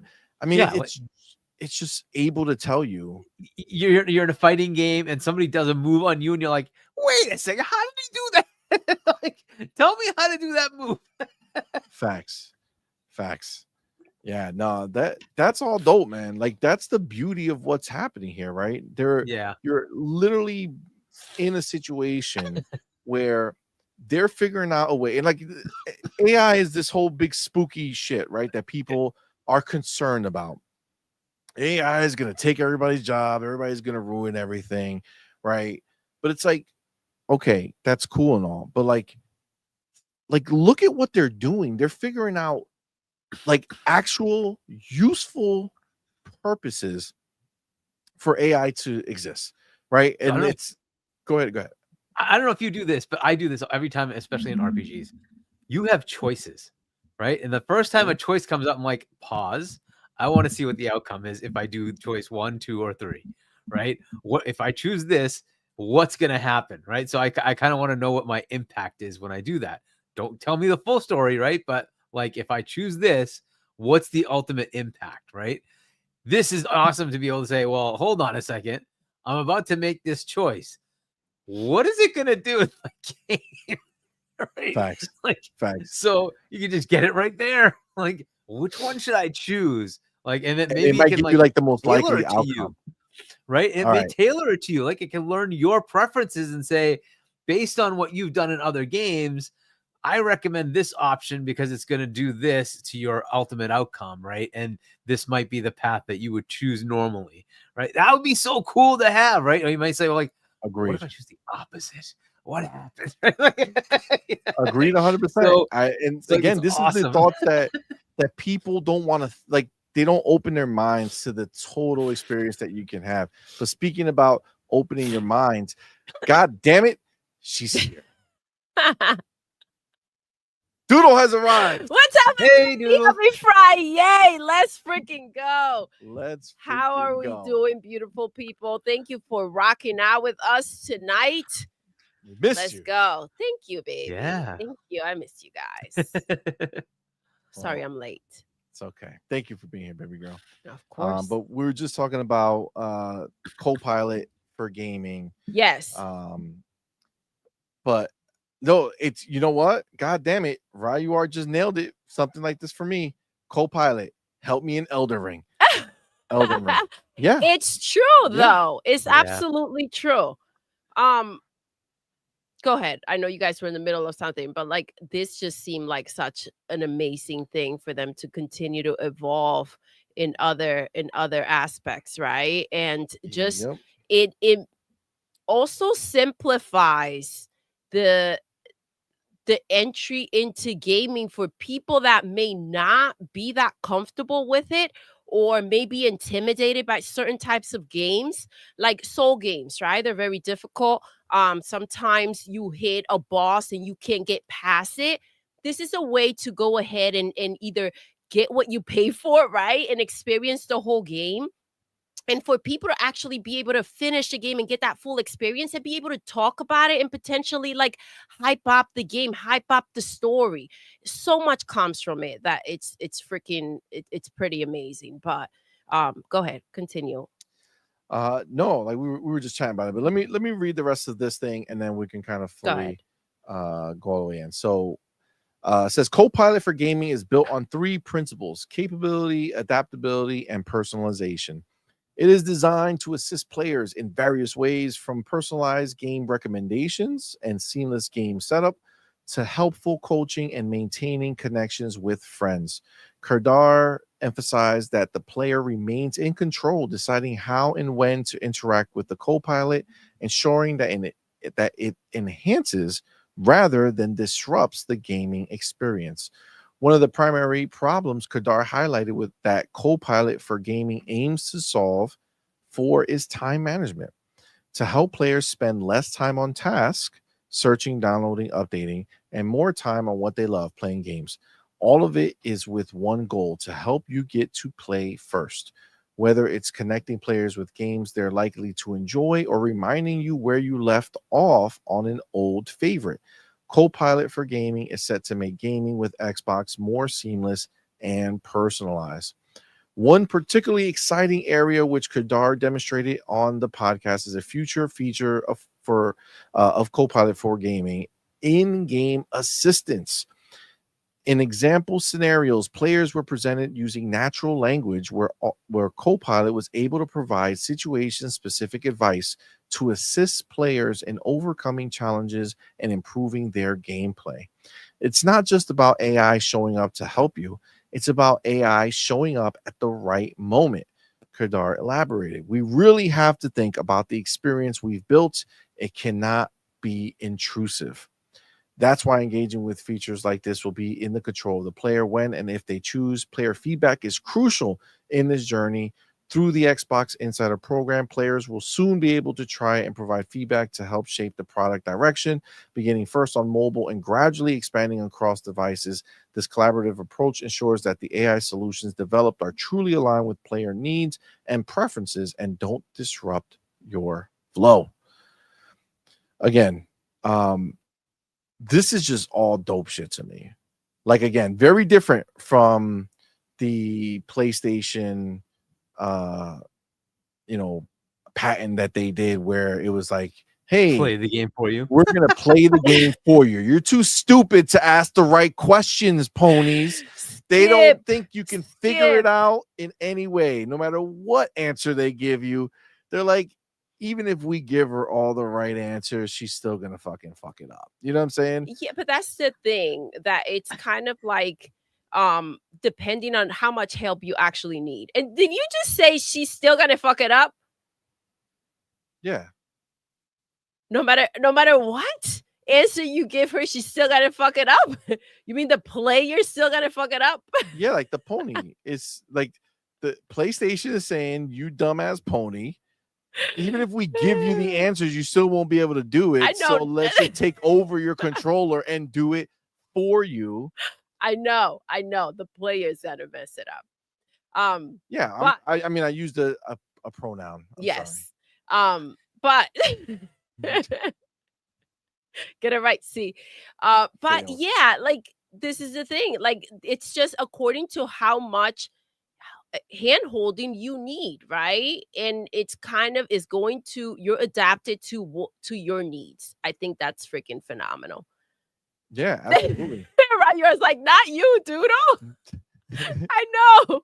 I just wanted to fix talking it about you, for anyone out there. I know it wasn't me. I'm just saying I'm not a freaking galloper. I'm just saying you got to include all the gallopers. You don't want anybody to feel left out.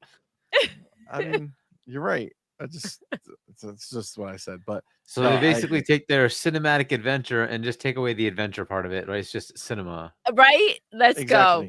Exactly. That's exactly it. We know you really just wanted to come for the movie. So put your controller down, son. All right. Well, or daughter. Let me get everybody in there. It's okay. It's okay if you say he or you know, it's just so put your controller down, relax. We know what you're here for. Just watch, right? And yeah, that's a thing. That's literally what they're saying. So Michael Yu says this AI thing is amazing. It benefits consumers. Right? If you don't want to use it, then don't. It's optional. I don't get why some people are upset. It's like being mad at a game giving you subtitles. Exactly. Yes. Exactly. If you want subtitles, then you get the freaking subtitle. But I love what you said, Michael, because this is the problem. Like, it's not affecting anyone in their way of being, right? It's just there are just options for those who want it or need it. You don't need to be okay with it. You still have your console or whatever you're playing on. Nothing's being taken away. They're not saying, so we're not releasing this game because we decided to figure this out instead. No, they're just growing. And I honestly like the fact that they are also having focus on everything mobile. Like, you know, we like to play anywhere, right? See, so like, you know, playing on the phone, playing on a handheld, playing on PC, a console, like it's just the fact that everything is evolving for people like us. It's freaking amazing. But again, you don't need to use it because it doesn't need to apply to you. If it doesn't apply, let it slide, right? Facts. It is what it is. Facts. But to be upset for something that it's either not for you, it sounds so stupid to me. You know what? Another thing that she said on the podcast, Mm-hmm. which I thought was interesting. Okay. She brought up the idea of obviously AI. If you ask it a particular question, right, it might go into like a guide, right, that it knows, right?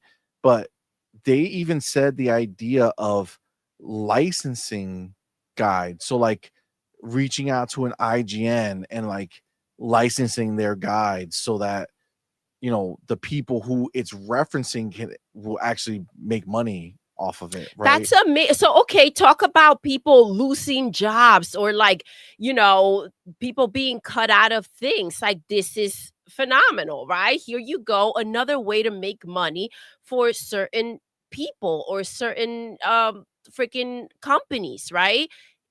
It's just I just don't understand what could possibly be found wrong with this. And it's pretty dope. I have to say, it's really cool that we're getting to this point because it's kind of like, and I don't want to say her name, right? Or the Google. The Amazon or Yes, the yes, Google. or Google, or on your phone, right? If I say the name's gonna, spurk up, so I don't want to say it, but you guys know what I'm talking about. And it's like, yes, when you're doing something else, it's so easy and convenient, and you don't even realize how much you need it until you don't have it now, because it's become such a big part. I think that they are almost incorporating that tech into gaming, where it's making it accessible and easy for a player. And you mentioned before, C-Money, like sometimes you haven't played a game for a bit and you're like, oh shoot, how does this go again? What do I do here again? Or the buttons, whatever it is. And it kind of it's just a refresh, nice and easy. And Hargi brought up the fighting games, and there are a lot of combos sometimes, and you don't remember. You can easily go ahead and ask that question. Oh my God, Mortal Man, Kombat. exactly. In a goddamn Like how- fatalities. I Exactly. Thank cannot you. do a fatality ever anymore. Can you imagine just be like, all right, listen, Copilot, real quick. What do I do? Right? It's probably going to be too long of an explanation, and that window's going to close. But still, tell me how to do it. So next What time if it doesn't? What if the window just stays up there? It's like, hey, can you just keep this up there while I'm in a match?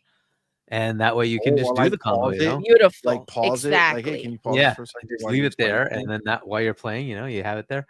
But yeah, I guess the only thing I can see as a potential annoyance is if it pops up at the wrong time, right? So as long as they like make sure it's controlled by you, you tell it when you want to do That's what stuff. it was saying, right? Yeah, That's what then it was it's saying. All fine. controlled by you. Yeah, what you don't want is it like pops up in the middle of you doing stuff. Like, no, I was in the middle of something. What are you doing? Like you're playing Call of Duty and you're like getting your ass beat, and it just pops up like while you're in the middle of trying to shoot somebody. It's like, yeah, and you get shot down. It's like, you're sucking dick right now. Are you planning to get good? You know what I'm saying? Like just come out and just give you a, like just so yeah, that would be the only potential negative. But as long as they keep that under control, it should be good.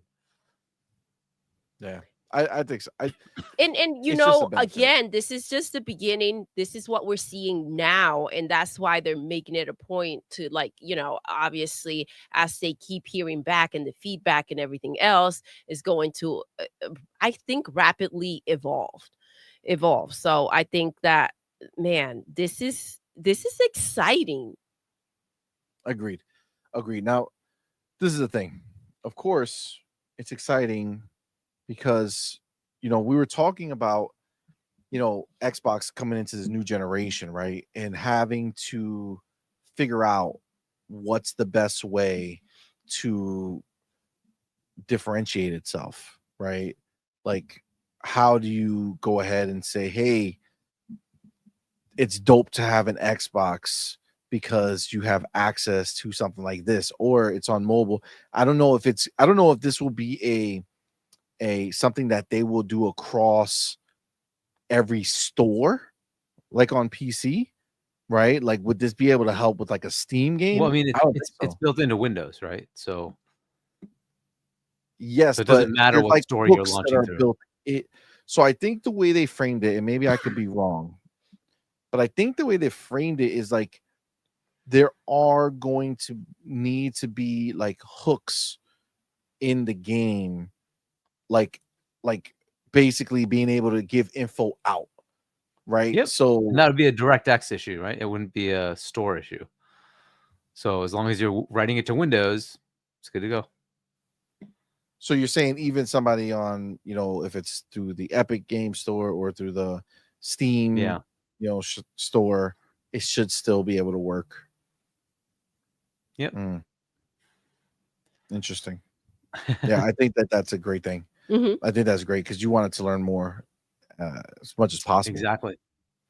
Yep. And by the way, that's also a feature then as far as the competition, SteamOS or Bazide or something like that, versus using Windows and you get Copilot, right? So these are the kind of things. This is why competition is good, right? They're now giving you features that the others don't have. You won't have it on Nintendo, you won't have it on PlayStation, but you will have it on Windows and Xbox. And they have a Copilot app on iOS and Android, right? So you can potentially leverage it there as well. But that's whatever, they'll figure that out. I'm assuming right? that's only playing the Xbox games, right? Potentially, it could be, and they have their own store. Maybe that does. I don't know. I don't know if it would be the store-based things. It probably is just baked into the game. That's probably right.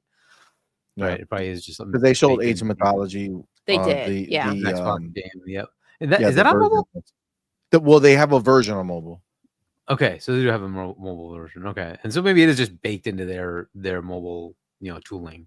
Maybe, or maybe it's. I'm not 100% sure, but maybe it's through like if you did cloud gaming. On then there, it could be built into the Xbox platform, right? Because it's there. Yeah. So that might be it too. So I'm not 100% We'll see. sure. We'll see. This is all just kind of rolling out. Obviously, we just got all this information, so we'll see. It is something that they are moving forward with, and I love the fact that they, talking about it is it's not like a hey, we have the answers 100%, so it's releasing and just deal with it. It's like no, we want to bring this out, we want to roll it out, we want people to use it. How do people end up using it, right? Like they'll be able to see how ultimately people end up using it and then cater more towards that, but also amplify the things that it could do that maybe people aren't using and know like, okay, well, we know it could do this, but not many people are doing it. So maybe we should, promote that or show that. Yes, I agree with that. To kind of highlight, what Exactly. people are gravitating towards, but also like it's going to be something that everyone is going to kind of use for what they need, right? So everybody might use it people are going to use it how it suits them. It doesn't Agreed. necessarily, you and I may not use it the same exact way, right? Exactly. And that's what's the beauty, right? Because the way they made it seem like it's not like a generic, like just a generic AI that's just going to, just spit back information to you. Like it's your AI. You know what I'm saying? Like it knows who Doodle is when she's playing, right? So when you're signed into your account, it's essentially your own personal version. That's pretty of this freaking AI. crazy. So it's gonna know your style and like an the games Overwatch. you play, exactly. So like you figure in like Call of Duty, you could transfer that idea, but it'll be like, well, hey, this map you done really well, but maybe you've done better sniping on this map. You know what I'm saying? Or you know what I'm saying? Like you could, like it'll tell you, or you could say, man, I'm getting sniped a lot. Man, I could use that time we played all together. Like, hey, I'm getting sniped a lot. What should I do? Hide, bitch. Take cover. Let Cage lead. Facts. That being said, check this out. RC Polygon. I see what's good, baby. See, this is where you got to start thinking like you're not going to have all the answers, but collectively you start seeing different people's thoughts on this stuff, and immediately it's like, oh shit, that also makes sense. He said, first of all, RC, appreciate you, my dude. Thank you, RC. Thank you for the $5 super chat. It says Copilot gaming would help me so much in Forza Horizon because I don't know about car parts, engines, chassis, frames, other parts, tuning, etc. Yo, that is so dope. Like Horizon, even Motorsport, obviously would even be even more useful in that respect. I never, ever, not one time in my life, have done the tuning part. You know how it gives you an option to tune the car, where it could be like, oh, if you don't like the stock version of it, you could actually go in there and crank certain knobs and make it actually do a little better here, better there. Never in my life. But if Copilot knows what she talking about, you know what I'm saying? What you say? Like, you want to help me out real quick? I want my car to drive faster. How do I do this? What do I do? Right? Or like, what I'm do I having a hard enhance time with this car on corners, right? Like, what's the best combo between power and handling that I should be aiming for this particular car? Because every single car is different.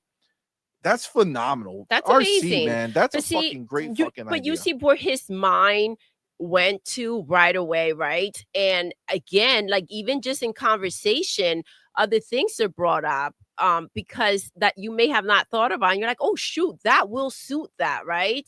I think that it's not just about it, but like even from each other, we're gonna learn a lot on how far we can take this. Agreed. I think that's really, really dope. Now, I do want to switch gears a little bit on the same topic, but I did start this by saying PS fanboys are salty about this Copilot situation. I bet. So listen, Hargeet, we're not going to look at the names, okay? Just what they said, okay? So I'm not going to say, hey, this person said this, okay? So we're not going to talk about the person, but we will talk about the words. We'll reveal it after. And what they represent, because it's a little, it's like, it's kind of annoying, I'm not going to lie. Okay, so if we go back over here, okay? So we'll play Guess the Donkey. Like, guess who said it? all right. So this is the actual, well, actually, if I put it, you know what? I'm gonna keep it on the other screen. I'll just say the words. Okay, so this is one of the comments that was right underneath. Okay. Says, well, say, guess who's this pony? that would be fun. All right, ready? We're gonna play a little game. First comment says, forced, and nobody wants this, sir. Had the pleasure of meeting you in 2015. You are a brilliant man. I just think you don't understand gamers, what they want, or where the industry is going. Good luck. Okay. So facilitating things for not just gamers, but also new gamers to come in and feel comfortable, right? And kind of learn things here and there until they do feel comfortable just coming in and playing. That is not knowing gamers or a way to bring in a new crowd. I feel that that's not just knowing gamers, it's also knowing business. It seems like something that no one out there that doesn't agree. Like, if you don't agree with it, that's okay. But that doesn't mean that they're taking that what they're doing is not going to work or is not beneficial. Just because it doesn't apply to you or suits with your gaming style, it doesn't mean that it's not going to suit with someone else. We heard it from them. They're not just trying to grow the console, right? They wanted ABK for what? Was it for Call of Duty? No, it was for mobile, right? And so I think that these are some of the benefits and some of the things that we're seeing them, invest in and grow with. But that's just ridiculous, I have to say. I agree. What do you? So, like, Hargeet, when you hear this, like literally. So I'm assuming this is somebody that was an Xbox fan and maybe is not so much anymore. I'm gonna guess because they met Satya, right? So, or maybe just ran into him at the grocery store. Well, possibly. It happened to me a few times. Probably not. But okay, so like, did the same person think that quick resume was something that they needed? I could go on with a number of features that are thought up in the background, put into practice, and you don't necessarily think it's something you want or care about, but when you use it, you're like, oh, that was pretty cool, right? And like, that's how innovation happens, though, right? And this is across the industry. I'm not saying that it's just Xbox alone. PlayStation has done some cool things, and Nintendo's done some cool things. And like, how many people thought that the Switch was gonna take off the way it did, or even the Wii? Right? Everybody thought it was a gimmick, but it sold more than the other two platforms. And it's to this day still used in freaking nursing homes as something to keep elderly people occupied. It is what it is. And the way to keep them alive. We can literally, right? We can laugh at that, but it is something that had benefit beyond what we expected, right? And that was something Nintendo just came up with. Was that something anybody asked for? But does it matter? It doesn't matter. It's what they think the industry could have, what they think would be in the market for value, and they put it out there, and it worked, right? And so now you can say, maybe this will or won't work. Who knows? We will find out, right? This is just innovation being put in Now you could say they're shoehorning it in because Microsoft wants to do AI and everything. Fair enough. However, that doesn't mean it's invalid, right? That doesn't take away the potential for value. So if it happens to be valuable to the customer, why not, right? So we will see, right? The PlayStation model was we'll just play the game for you, right? Maybe that's what you want. Fair enough. Go enjoy that. Versus this is just going to help you play the game you want to play. That sounds pretty cool to me. We came up with a couple of dozen different variations of things where it could be useful. Chat came up with ideas, and this just like a few of us coming up with. There's going to be millions of people who do this. Maybe 1 billion people who are on Windows and on Xbox and on whatever else, right, mobile, that are going to try this in various ways. Let's see where it goes, right? I think there's people who are just like, why did you change Xbox to not be like PlayStation and Nintendo? Exactly. It's like, well, sorry, they went past that. They went past that. Like, tell me what you're enthusiastic about from the showcases of PlayStation. Just tell me what you're enthusiastic about. It wasn't intergalactic. We saw that from the like-dislike ratio. Nope. Maybe you're liking Ghost of Yotai. I'm still excited for it. Cool. That's one game. Death Stranding looks cool, but we all know that's coming everywhere, right? So what are you looking forward to? Where's the excitement coming from those showcases? Compare that to what Xbox is putting out. Like last showcase, the showcase before it, they were all good showcases, and they just keep getting better. And what we're hearing is this one's going to be even more crazy. You think the excitement is bad to have? Like, why?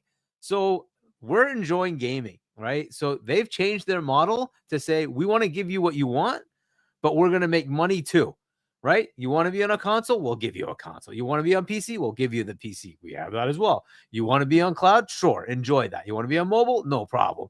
You want to be on a PlayStation? No problem. You want to be on a Switch? No problem. We don't care. Play our games. Engage with us. And we just get to give you more games. Like, what's the downside? Like, people are just in there. That's what's crazy, because these console warriors, they're not console warriors anymore, though. They obviously have an issue with Xbox expanding and doing their own thing as opposed to being under PlayStation's foot. Right? Because that's where they're supposed to stay. So when the narrative of Xbox doesn't have enough games or Xbox is not making great games, that suited their bullshit. And they were dictating that narrative. Now that they've grown above that nonsense and above the media and all that other crap, above PlayStation, now there's a problem. So were you really a fan, or were you just an opportunist, right? Were you just trying to figure out how you can take advantage of a situation and make yourself somewhat relevant at the cost of what, right? I'm just saying. I'm just saying. Know. You can't call yourself a fan when it's when Xbox is touching you in all the right places. I'm just as a gamer, all right? When Xbox is touching you in all the right places and it's feeling really, really good, I don't think that's the time to complain. You say keep going, right? You say give me more. I like that, right? It's night shift, all right. Night shift. It is night shift. Nah, but you're right, babe. This is the thing, though. It's like it's crazy because this is what I've seen out here in this world of like Twitter and all this bullshit out here, right? Is that they hate the fact that we are not like angry at Xbox. They hate the fact that we don't think what they're doing is stupid. They hate the fact that we're not looking at everything that's being done and thinking that is the worst fucking decision in the history of gaming, and they're ruining everything, and they hate the box, and they're shut the fuck up. Okay, you're fucking losers. Who closed more studios? But you know what's funny? There are so many people that do go ahead and do that, and this little group of bullshit and circle jerking, like if you have that, why are you so upset and caught up, in my opinion, right? It's almost as if with the economy the way it is, I just don't think you should allow anybody to live rent free in your fucking mind. But apparently I have a whole fucking building in there. And so do you, CMoney. Oh my God. For free. Bro, it's wild. It's wild. We've got an apartment complex. Obsession. Yeah, exactly. Exactly. Yes. Exactly. Crazy. They all get together. And they're like, look, who we're gonna talk about? Well, there's only one pair. Oh, I know. It's only one pair. It's a fun They're time. the only ones that do it for us. And we're going to go back and watch their old shows just because, that's how much attention they deserve. Yeah. But thank you so much. I mean, as far as like the Satya doesn't know gaming thing, to some level they might be right. But look, he's been backing Phil on whatever the decisions need to be. And they've greenlit the next hardware. They greenlit buying $80 billion worth of studios. Like... the largest acquisition in Microsoft history, in gaming history. Like, come on. How much did Jim Ryan know about gaming? Yeah. How much did Jim Ryan know about gaming? Controller, that bro. clown couldn't even hold a controller. He didn't even have the common sense to hold it right. And so, yes, Satya is investing. He's excited about. There it is. There he is. Clown. Crazy. He is backing the gamer, right? Phil, he knows gaming. And so if Satya knows business, which he's proven to know, right? I think that's a dynamite combo. Facts. And it's hurting so bad, these ponies and pony bots. It's crazy. All right, let's go on to the next one. Well, there's Let's Herman, go. There are more. The And by the way, Herman, who got downgraded. By the way, did the chat guess the donkey? They did. They did. All right. Kudos to the chat. Successful guess. Shout out to the chat. All right. Next. Yeah. Up. Let's go. Next up. There we go. Okay. You ready? Blad. Just let Xbox go independent. The ray tracing on your head is blinding you from the fact that you're destroying it. Safe. Guess the donkey. But like, what? Why? I just first of all, insulting. Like, why go there? He's not saying anything personal to you. How is this affecting your life? So it's like, why insult him or go at him when you wouldn't like it the other way around, right? I think I know who this is, and there's plenty to make fun of. But beyond that, why do they need to go independent, right? Why they said it themselves. This is the next box. This is the next box. This is the next box. They made the message extremely clear. The fact that you're having some type of issues with comprehension is none of their business. They don't care about that. And maybe you should go regroup before you go out there sounding like a moron.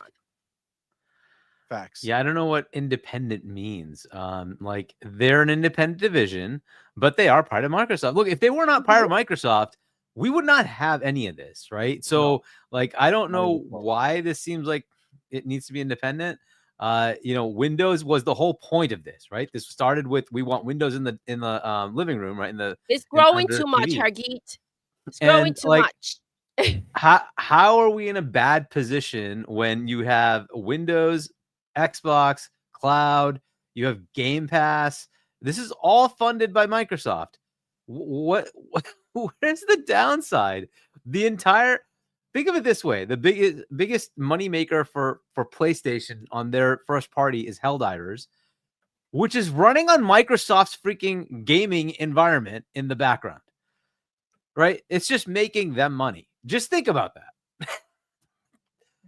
Where's the negative here? Just like, whatever. I don't understand why people think that it has to be the old 80s style, 90s style console war when they're like, dude, the games cost a lot. We want to make games for you, but that means we're going to have to put them in more places. PlayStation did that too, by the way. Their games are on PC. They're putting their games on multiple platforms. They just released a game on Switch day and date. It's the way it is. Like, this is all changing. Why? Because games cost too much. It is what it is. You want those games? But PlayStation's version, right? And maybe I missed it. PlayStation's version, when they went ahead and they were gonna, beat it for you, the section in the game. Now, I know you blow on the controller, so this could be taken out of context. Think about that, but when they were gonna beat it for you, who had an issue? Let's play with each other's joysticks. No one said anything. I didn't hear a problem. There didn't seem to be an issue, right? Did you hear anything about that? See? No. I didn't hear anybody making a big deal. Not Just at all. saying. No, I mean, look, I think Bunty. I think the idea that people feel like Xbox is being destroyed when more people than ever are going to be accessing it, right? Having the ability to play its games. And now with this allowing more people than ever to enjoy the games they already bought. You know what I'm saying? Like, games that you purchase, you might start to play and be like, oh shit, I got screwed here. I don't know how to play this. I don't know how to do this. This is a pain in the ass for me. I don't like this because of getting stuck here. This is just a way to help out, right? Like, at the end of the day, like, Xbox is a fucking, like, Microsoft is a $3 trillion company. Okay. They didn't do this at like sacrificing games being made, right? Like, we're not sitting here saying, oh, we're getting Copilot for gaming, but no games to play on, right? Like, that's a PlayStation problem. You know what I'm saying? That's not an Xbox problem. I know the confusion is there, but you need to just know your lane, right? Know where you roll. You roll in the slow lane, right? PlayStation is all about the slow lane. They're going to slowly give you games over the course of the next 10 years. You might see one game from each studio. Maybe. We'll see what happens, right? So this is just the reality of what it is, right? We're in a place where, like you said earlier, baby, Xbox is not staying down, right? They're not saying we lost, so I'm not going to get up. No. They're saying, okay, you guys know how to sell consoles. Good for you. We know how to make money. We're going to go do that instead, right? And so they're doing that by selling their consoles the way they've been selling them, making new consoles the way they've done it, but tapping into new forms of cash revenue coming in through PC gaming that they're doing, the Game Pass that they're doing, taking Pony's dollars and converting them into Game Pass dollars for us Xbox fans, taking Nintendo players' money, right? Converting them into Xbox dollars for us because we get all these games coming into our ecosystem, right? This is the way forward that is actually beneficial to gamers. These dudes that want to sit there and cry and be able to say, Xbox sold more consoles than PlayStation. That's what I want. Bro, I don't know how to help you. That's not. I don't know how to help you. Understand. But look, this is one of the things that makes that happen, though, is it gives you a feature that the other side doesn't have, right? That's what you want to have. More features, right? Facts. It just is what it is. Okay. And then for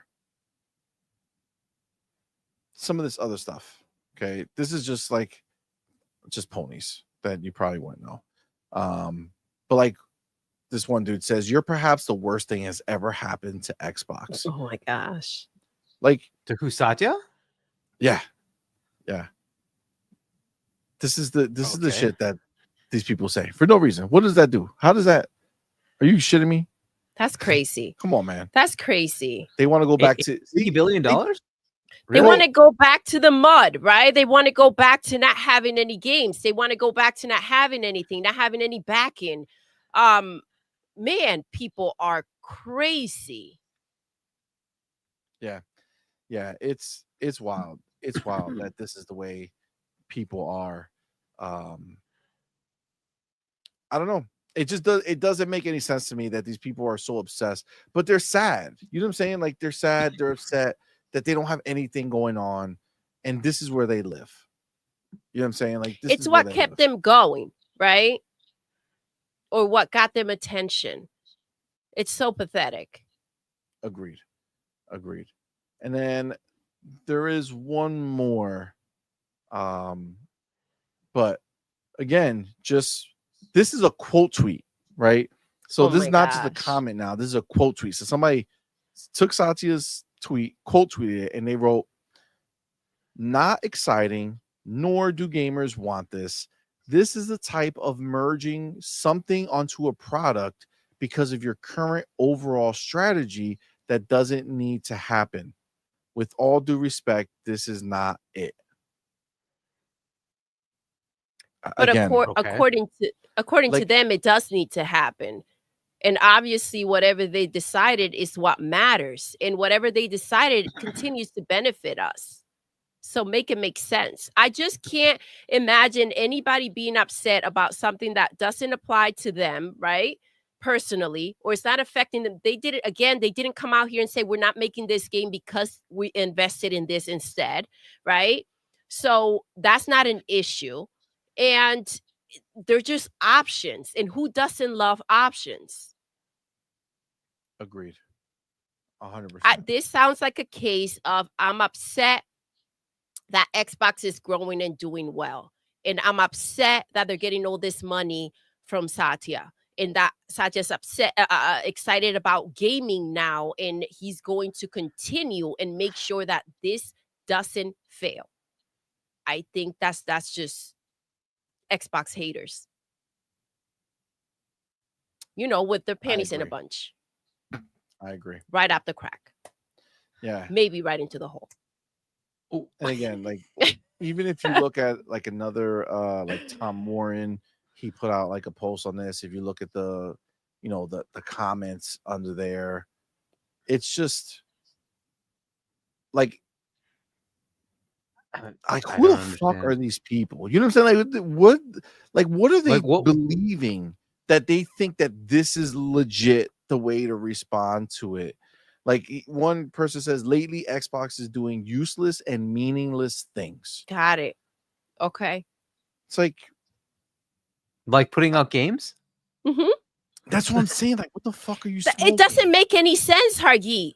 Like how, do they not know? Do they really useless not to know? Who, by the way, like if they're PlayStation people, these do are they not, really not see all the games that are available for pre-order now that are coming from Xbox?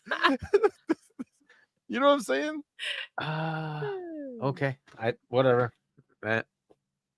What are you supposed to say to these things? I guess I don't know. It's just crazy when you should be like 2025. It's insane. The lineup is crazy. They're even out there feeding the gallopers. And it's like, you get a game and you get a game and you get a game. And on top of it, we're still, advancing technically with the box and everything else. We're moving forward. You're getting a handheld. What else do you want? Tell me what you want. I'm going to give it to you. I'm going to give you what you want. And still, like, this is like the outpour of bullshit. It's only upsetting if you were caught up on the box, on the bullshit, on the back and forth with ponies and PlayStation and feeding into the Xbox bad narrative, and you can no longer necessarily make that work for you. I just don't understand. I don't see the point, and you're just exposing yourself. That's what it comes down to. Facts. Yeah, this is what it is. This is what it is. But let's go ahead and move on to more exciting Xbox news, and that is going to be. But you can't be doing like if you're doing something great, obviously the haters pop in because they want to suppress you, right? And I love that they're in a place where they don't give a crap who the heck has some bullshit to say about what they're going to do moving forward, because right now they're swagging. They have the money to not have to say, well, you know, these people that are upset need to buy our box because there's no other way to make money. No, they have plenty of freaking games. They have tech that is popping. They're making everything a freaking Xbox, even freaking PlayStation. So they're to a point where they're just doing what they need to do to continue to advance. Agreed. It's crazy, but this is the way. This is the way that these people are. And again, like for me, it's just like I laugh at how useless they are when they spend their time and energy going into something that's not even for them. You don't like Xbox? Why are you following Satya? Right? Like, Isn't that crazy? Why are you checking this shit out if you don't give a shit about it? What, just to talk shit? Is that just the way for you?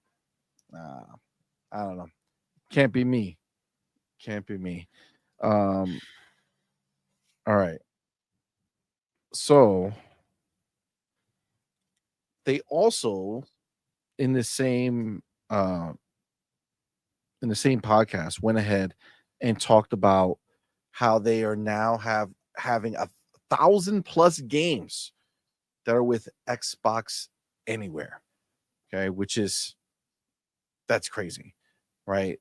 That's a huge number, right? So you buy once, you play across PC, Xbox, and supported gaming handhelds. That's also going to be on TVs. That's everywhere you can play Xbox Play Anywhere games. That's crazy. So it says also on this episode of the official Xbox podcast, Jason Ronald shared that over 1,000 titles are now supporting Xbox Play Anywhere.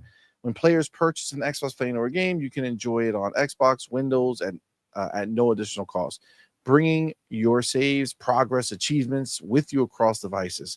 This flexibility holds obvious value for players, but Ronald also shares some player metrics showing Xbox Play Anywhere's value for developers as well. So one of the things I think we asked on our show, or we talked about, was like, what's the benefit for the developer, right? To basically say, okay, you're going to buy one copy and put it everywhere. So he has some statistics here. It says, when we look at data for titles that are Xbox Play Anywhere enabled, these titles get 20% more gameplay because it's more flexible, because I can play on the go, right? So, I mean, honestly, that's a big deal because, again, if I had like the time and energy, I can go and like clip all his shit that he said. He said a lot of little nuggets in there. I definitely suggest you guys watching it if you haven't. But like the fact that being in Play Anywhere allows you to play it and have more access to it. So you play your game more often, which developers want, right? Because the more times that you see your friends list and see somebody you know playing a certain game, you have the possibility of saying, oh shit, what's that game? Let me check it out. Oh, maybe I want to buy it, right? I think Play Anywhere is one of the best things that have ever happened out of Xbox. Yeah, right. Like, I agree. It's crazy because I do remember a time where pre Xbox Play Anywhere, when I first started, was it 2000 and man, I think it was 2010. When we first went back to Jersey, remember, I got that gaming PC, right? Because at the time, you know, it was more powerful.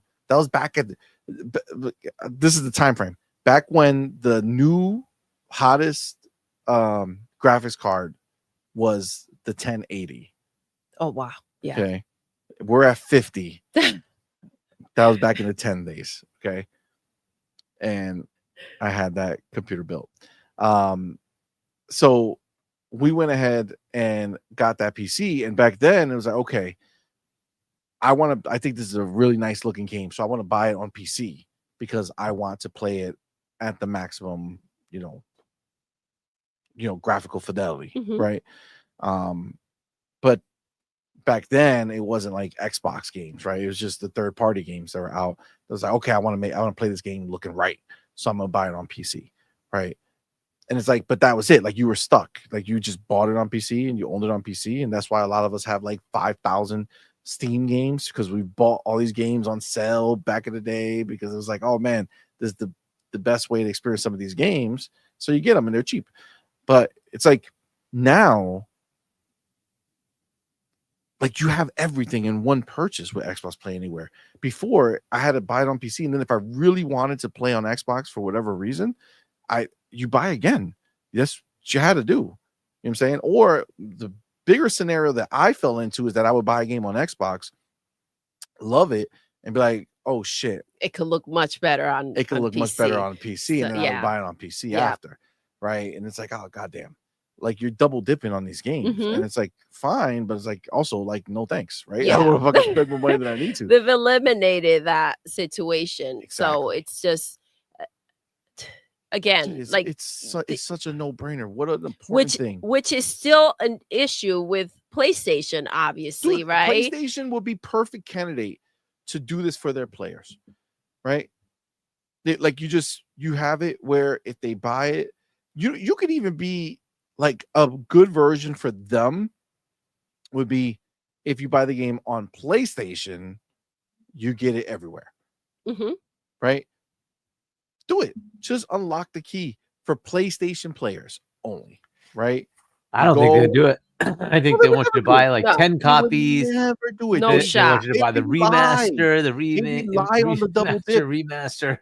Bro, they know that there's about to be a bunch of people who own Days Gone who are about to go buy it again on the remaster. When they remaster it. Yeah, for what is it? Is it another $10, right? Is it $10 upgrade? I don't know. I haven't looked. I don't even know. I think there's a $10 upgrade, but they know people are going to do it. That's why they do it. They're right? banking on it for money. sure. They're hoping. Dude, it's like such a stupid ass fucking scenario. And I know these fucking ponies, they're cave people, right? They're like, what do you mean? I only have a PlayStation. Okay, I don't have nothing else. I got nothing else. I don't got no PC. I don't got no phone. I got no TV. I don't got nothing. Okay? Just a PlayStation. That's it. They're cave people. I get it. For those that do. I get it. But maybe, I don't know, maybe, people like being able to have access to their things that they buy in different locations, in different ways, based off of different situations you may be in your life. Want to have a handheld? Want to be able to access your stuff there? Boom. Let's do it. You want to be on your PC? Go ahead. You want to just play on your TV? Go ahead. You have another TV where you don't have a console? Do you want to have to constantly move?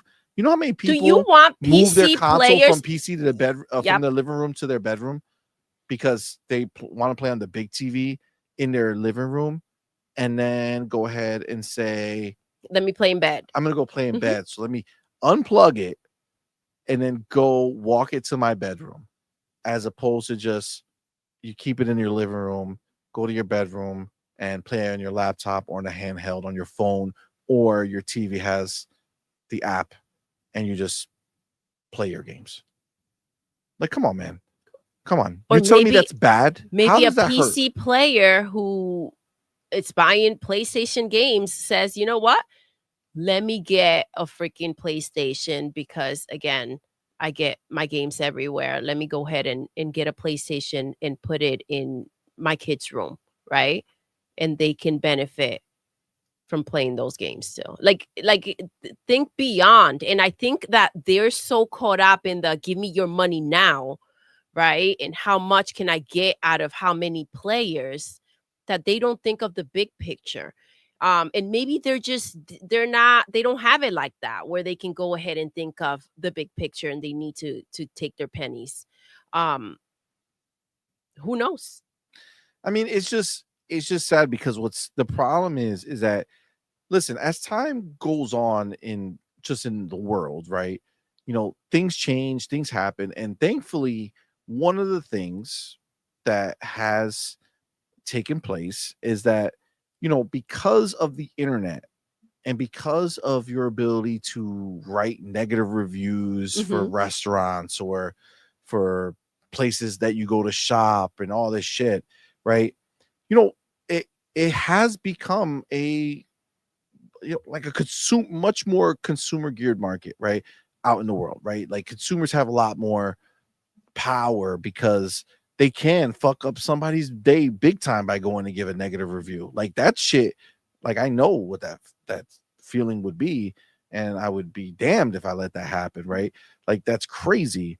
So to get a negative review will like fuck your shit up real good.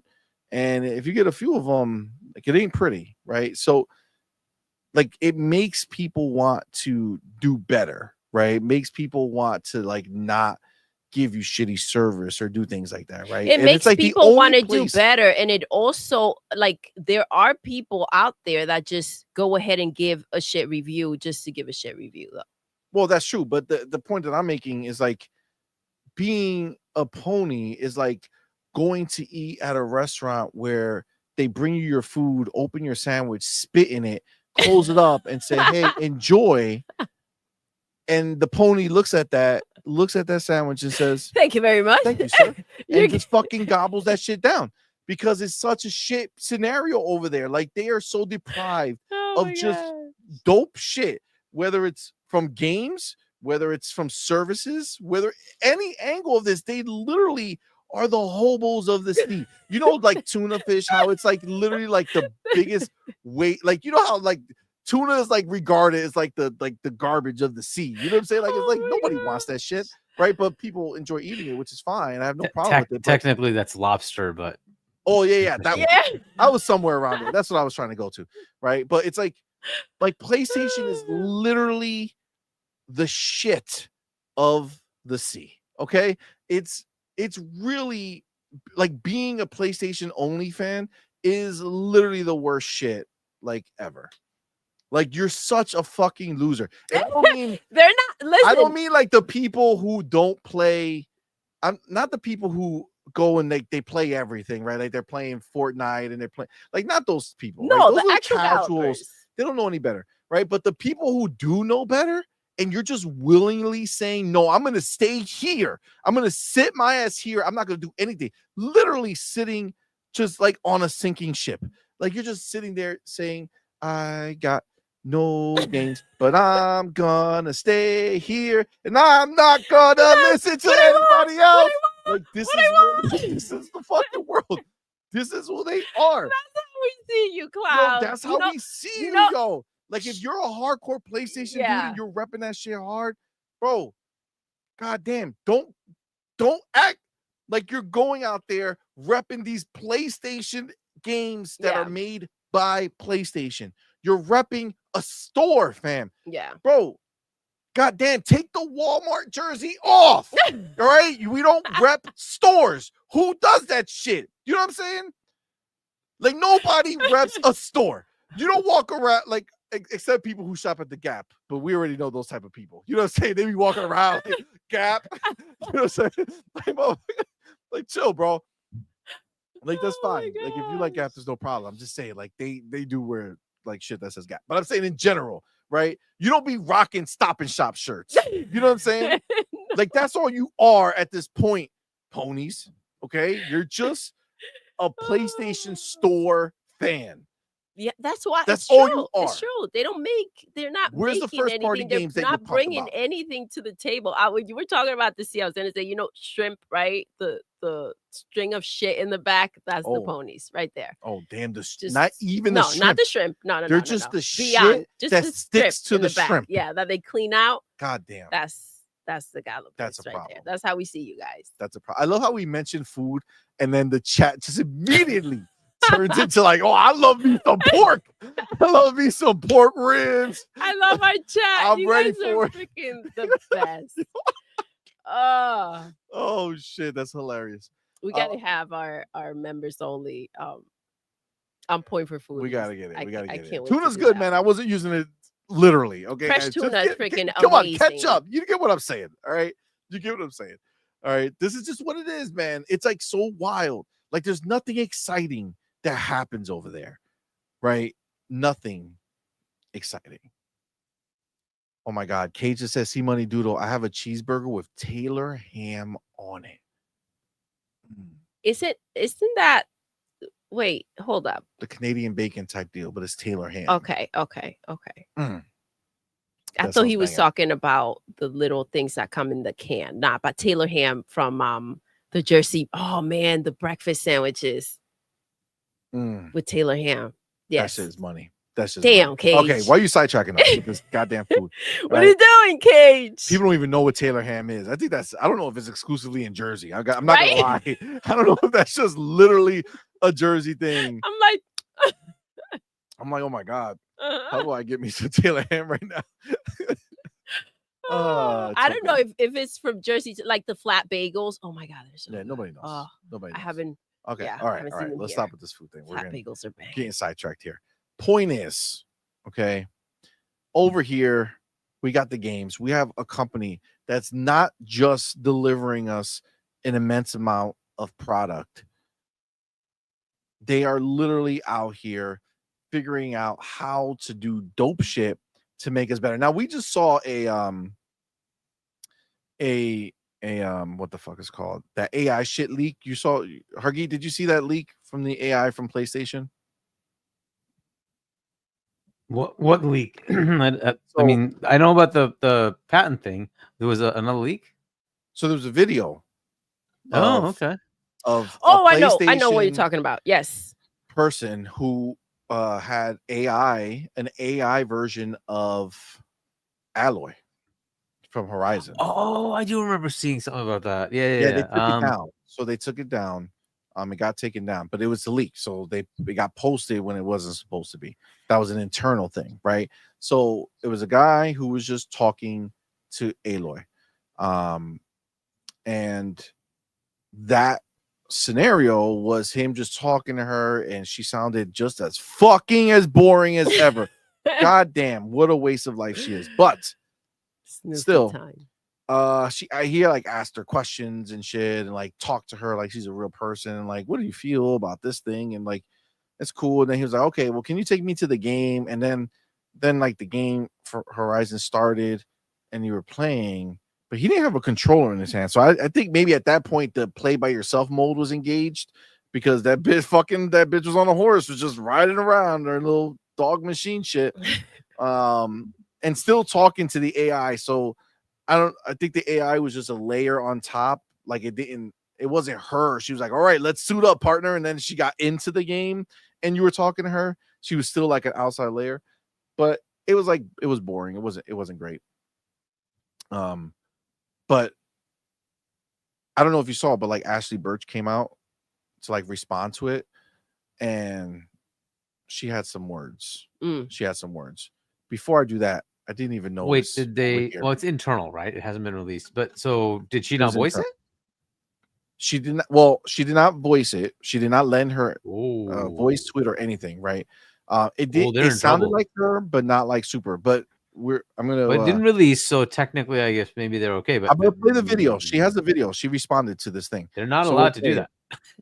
So let me get this over here, because I broke the rules. I haven't caught up on this. So first thing, our boy, Cage, El Vampiro Borracho. El Vampiro Borracho has become a motherfucking member, my boy. Let's go. Thank you, my brother. Thank so you, much. Love.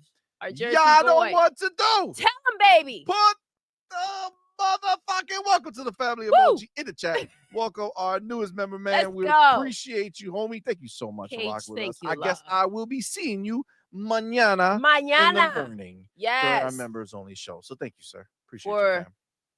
Una conversación íntima. Okay, well, you know, you don't actually speak Spanish. As per right, you are in Cage, intimate conversation. Well, listen. You know, intimate time. Depends. We got the homie Bounty in the building, my dude. Bounty was good, love. Thank you for that $10 super chat, Thank you. Appreciate you, homie. Says, this is a great idea, but I have one problem. What's up? I love listening to my surround sound and never play with my headset unless I'm playing with friends. How am I going to talk without a headset? Good question. Ooh, let's ponder this together for a second. I'm going to take this out so we can see Hargeet. Okay, so my thoughts. Obviously, this is cooking, right? What this makes me feel like is that they're cooking this for next gen, right? I think they want this to be, ready for whenever they launch next gen. I'm thinking, or at least ready enough so that they can launch with it and see where it is. So, two possible scenarios. One, the Two. controller has a mic built in. Okay, similar to PlayStation having that, but hopefully not shit. Maybe with a directional microphone that's aimed right towards you, narrow, so it doesn't pick up everything in the world. And it would only listen after you call its name, just like every other device Yeah. that's out there. So that's scenario number one. Scenario number two, the box itself has a mic so that it can just for the purpose of listening out for the call.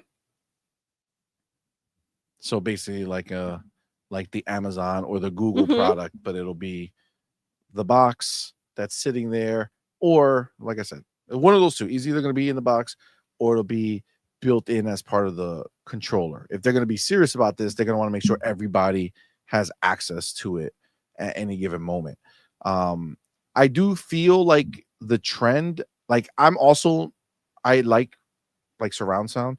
So I don't use headsets often, but I feel like the trend in gaming is to use headsets. Is that fair? Like, do people think a lot of people use headsets? Let's do a poll. I mean, I don't know if there's Oh, any I like that. I don't know if there's any stats on that, but I think in general that might be the case. A lot of people want to keep let's say you have kids and you don't want the kids to hear the game, so you just wear the headset, right? And you just play that way. And if you're playing online, like a lot of people play these black hole games where you're playing online, so that you want to have the headset with the mic, right? So yeah, there might be some validity to that. I also play with surround sound. I have the 5.1.4 in my bedroom, so I have Atmos in my bedroom. So I definitely like to play with surround sound. But whatever, it just depends on the use cases. And I guess if you want a mic, for now, I think you're right. It's going to be kind of, well, they're doing mobile first. We'll see where that goes, and then maybe it comes to PC next, and it'll be kind of the same thing. You either have a headset or you get a microphone of some sort. And then on the console side, probably the controller makes the most sense. But it could be in the console. That's a potential, but yeah, I think it probably makes the most sense to have it in the controller. Yeah, that's what I figured. I mean, they also I don't know if you remember, for that brief period of time when the Wii U came out, Nintendo being the trendsetter that it always is, and the Wii U had that gamepad where you can play the game, but your map was on your screen or something like that, right? So everybody decided that second screen experiences were going to be the way. So there was like an app that you could get on your tablet, and you can link to the game while you're playing it. So your tablet was the map. So I mean, that's how you do like audio with the Switch. If you want to do like party chat, you have to do it in your freaking phone. Yep. So that's the other answer, right? Do they do you're on your Xbox app? Not necessarily like all through the hoops, because just like you could be on the Xbox party chat on your phone with Xbox people, right? So theoretically, if you're playing Xbox, it knows you're playing Xbox, and it can just kind of seamlessly send whatever you're saying on your phone to the Xbox. Maybe that's a thing. I don't know.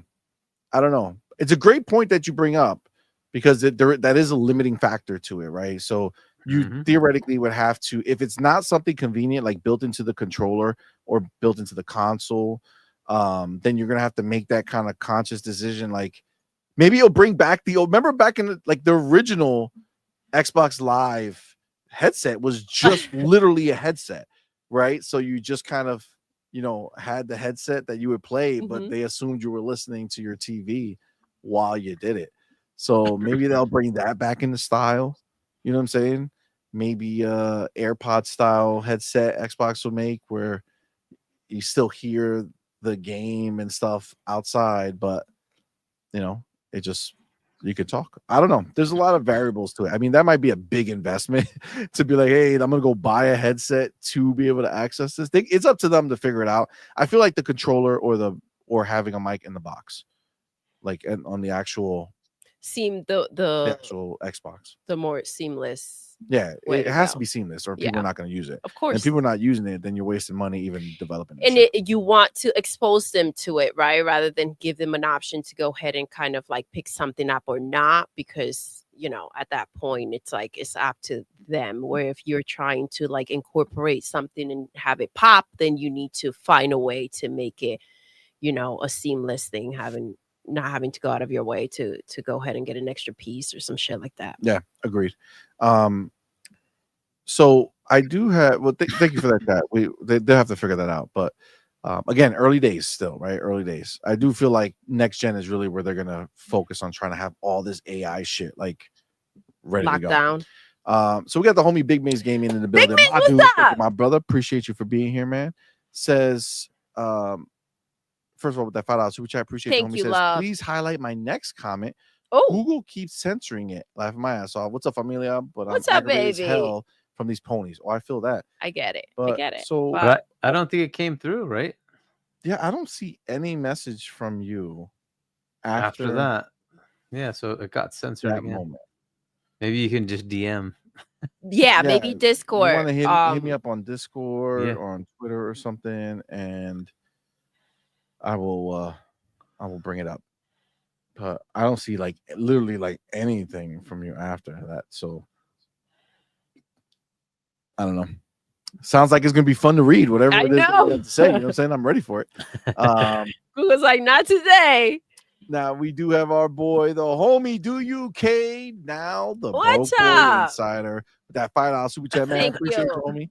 Says ponies so desperate for games right now.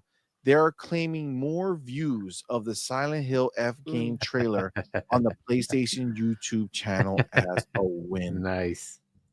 It's crazy. Jesus Christ. They don't know what else to like grab Do they onto. not know? God, like, see, this is the thing that's crazy. They don't understand like life, right? They're real fucked. If Xbox had a lot more views on the trailer than on PlayStation, that would signify a much greater interest on Xbox than on PlayStation, because the percentage of people who are watching the Xbox trailer, tell them, baby, would be so much higher because they have so much less. Xbox has about 5 million subscribers. PlayStation has like, is it 17 million subscribers on their YouTube channel? Pretty sure something along those lines, maybe even more by now, right? So the fact that a video that's on PlayStation's YouTube channel does better than the video on Xbox channel is expected. If it did not happen, that would be a problem. That would be a big problem for PlayStation. It's like and listen, I get it. You guys have more boxes out there, and somehow out of 65.5 million boxes, only 1 million of you, if that, show up to buy the games. So I know that maybe this feels like a win to you, right? Look at our average here. I don't think Hiroki gives a crap about that. But continue, see. Facts. The logic. The logic is fucked up. It's not there. The It's logic not is there. real It's like bad. it's sad. It's sad. It is. So yeah. So the actual Big Migs, if you have the actual message, put it over there. And yes, do you K not me? That is a great. I was just looking again to see if I saw Big Migs, but I still don't see it here. So make sure you put it over there. But the funny thing is that Silent Hill 2, the remake, was exclusive, well, timed exclusive on PlayStation and PC, right? And I feel like part of them said to themselves, oh, now Silent Hill is ours. We own Silent Hill. We will be getting all Silent Hill exclusively over here on PlayStation. Like, I feel like that's the energy that they had. But nope. Silent Hill, the next entry in Silent Hill, the next mainline game in the Silent Hill franchise will, in fact, be everywhere. Because smart developers don't want to limit the success of their box to a group of people who constantly only purchase about 1 million copies of any game. 1 million is the new threshold. So yes, okay, that is the problem. Do UK now? The Broke Boy Insider says, I thought Silent Hill F was a time exclusive too. No, it's releasing day one on Xbox and PC. So that is the scenario they live with. So, to not give that any light, they want to focus on the fact that it has more views. Exactly, on PlayStation, right? Like keep focus, clown. Like this is the type of crap that you would highlight on our end, but you just want to keep it moving. And back to numbers. Can't do math, but yeah, let's talk numbers, gallopers. Man, it's true. They literally are like crackheads. You know what I'm saying? Like, oh, come on, man, let's look at this. I think we're winning here. Come on, man. Like, let's gamble over here. Like, Jesus Christ. Like, calm down. Fam. Calm down. You know what I'm saying? Like, calm down. It's okay. It doesn't matter. You know what I'm saying? Like, they literally want to bet on anything now. You know what I'm saying? Like, they literally want to find a place to compete everywhere they think they could win. Mm-hmm. You know what I'm saying? But like, they don't want to compete on like how many first party games are going to be released this year. No. Like, that doesn't let's suit have that the fight. narrative. You know what I'm saying? Let's have that. Let's go ahead. It's the only fight that matters, right? As a gamer, wouldn't that be the only thing that makes sense? But it's the only one that they don't want to talk about, right? You say, yo, let's battle on the games that are first party. Hey, see, as a gamer, right? The less games, the better. Oh, that's yeah. True, Did you not know that? True. Yeah. Apparently, I wish there was no games. No games. No games. One game a year? No. Games. How about no games, Hiroki? How about no games? That's crazy. It's crazy. But yes, the conversation. It's like they're avoiding the issue, and that's okay. But it's just, it's crazy. It's sad. Listen, what's really sad is that, like, I tell you guys, like, social media should be used to your benefit. You should not get caught up on that nonsense. So like I go to Twitter to do what I want to do or what I need to do. And the tags that CMoney and I get from these losers that have nothing else going on with their lives, or the code tweeting, or the like, it's like, wow, dude, like, this is crazy. Thanks for the attention. Don't want it or need it. Because I have a life, right? Apparently they don't. And the thirst is real. Like, look at us. And it's like, nah, do your own thing. Your own thing. Agreed. Yeah, this is just the way. And thankfully, us Xbox fans actually have first party games that we're really excited for, that Xbox is developing. PlayStation fans are getting the privilege to be able to purchase some of these games. As we hit the download button, they'll be, hitting that credit card buy button. So that's always a good time. So keep on doing that. We like that. But if you see here, I do have a clip of Jason Ronald, right, who does go in a little bit more about the Xbox Play Anywhere stuff. So let's see if we can get a couple clips of him, and then we'll move on. But let's see what he has for us. When you really think about like modern gamers, people that are used to Spotify or Netflix and whatnot, it's this notion of I want my library of games to come along with me wherever I go. And so when we launched it, this was really that first recognition of player behaviors are changing. And so when you buy the game on, say, your console or your PC, the game and the DLC is accessible to you on your console, on your PC, on gaming handhelds where it's supported. And even as we're starting to expand more and more into the cloud, I can now stream that game from anywhere. Not only is it about being able to play the game across multiple screens, it's really about ensuring that my progress moves forward with me. There's nothing more frustrating than maybe you start a game on your console and then you go launch the game on a PC and it's like, welcome new player. And it's like, wait, I already have like a level 40 character. I've already gone through multiple levels, or I'm like hours deep into the lore. Like, by the way, there's an echo. Yeah, there's a bad echo. Is there? Are we back to that same shit? Remember? Yeah, we have to do whatever you did last time, which but we probably don't remember. It was. You're not using the earpiece? Interesting. We're not using the earpiece. Oh. Stay there. I'll come get mine. It's okay. You don't have to. Good job. Let's see if that fixes el problema. Here you go. Hopefully it doesn't break your audio. That would be a problem. We're gonna only hope that it won't.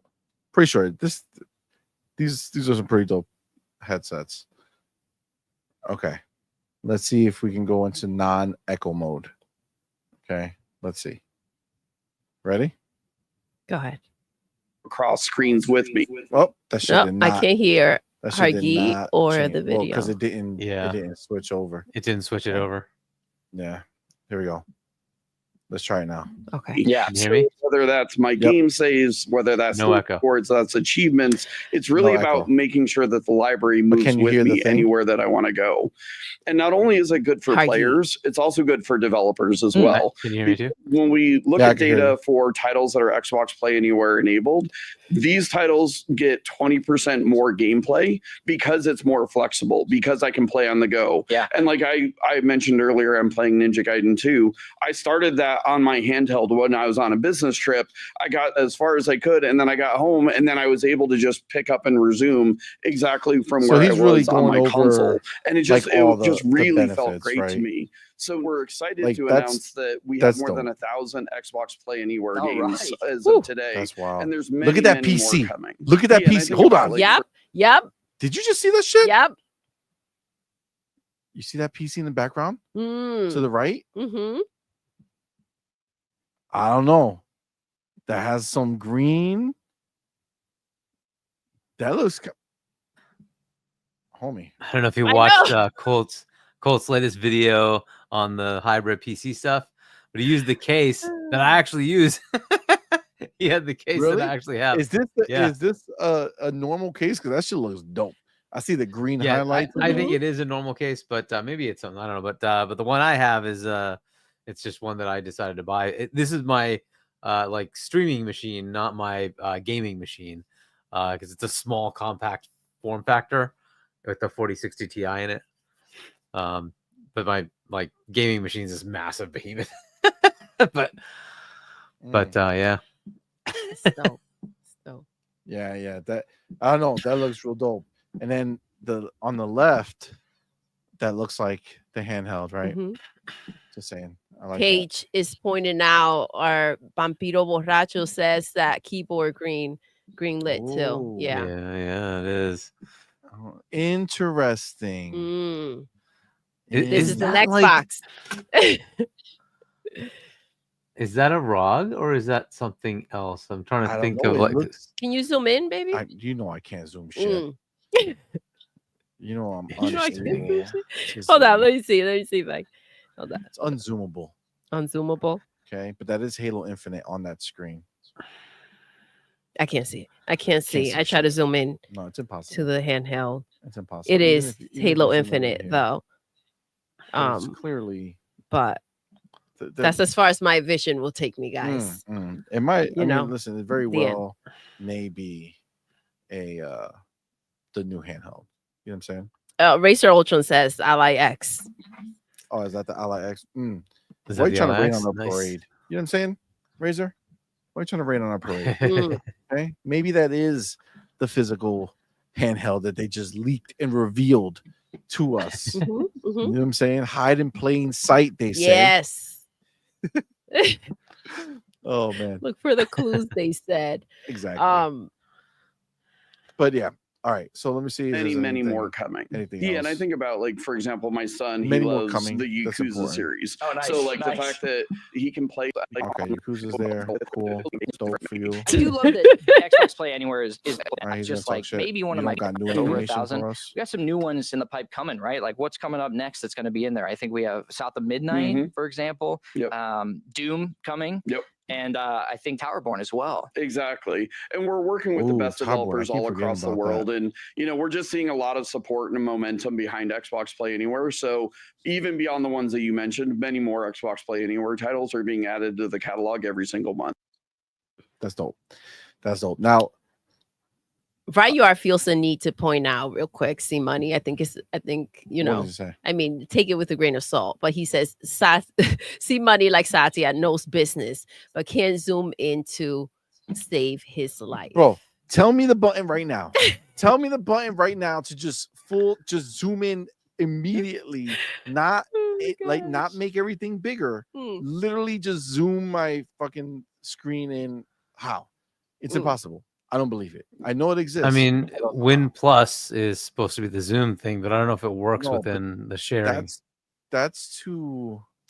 Kumar says you have to yell Xbox Zoom. Xbox Zoom. Let me see. Oh, I don't know. Does Win Plus work? Win Plus. No, it don't do. Oh shit. We can't see what you're And seeing so when you right buy now. the game Okay. on, say, I mean, it does, but you can't. Can you see it? No, for us it hasn't zoomed. It doesn't seem like, but maybe for you it has, right? I mean, yeah. For me, it's fucking humongous. It does for him. Okay. So how do I get out of this? Because I done fuck shit up. Like you guys can't see it. It looks normal for you. My screen looks crazy right now.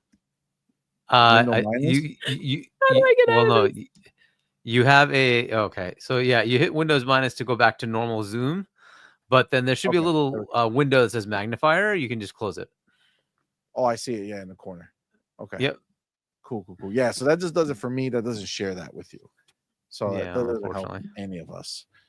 I can't see. So even if I brought it closer, it wouldn't help me. You know what I'm Razor saying? Ultron, you know, with his 80-year-old comment. Use the magnifying glass thingy. Nice. Oh my gosh. That's hilarious.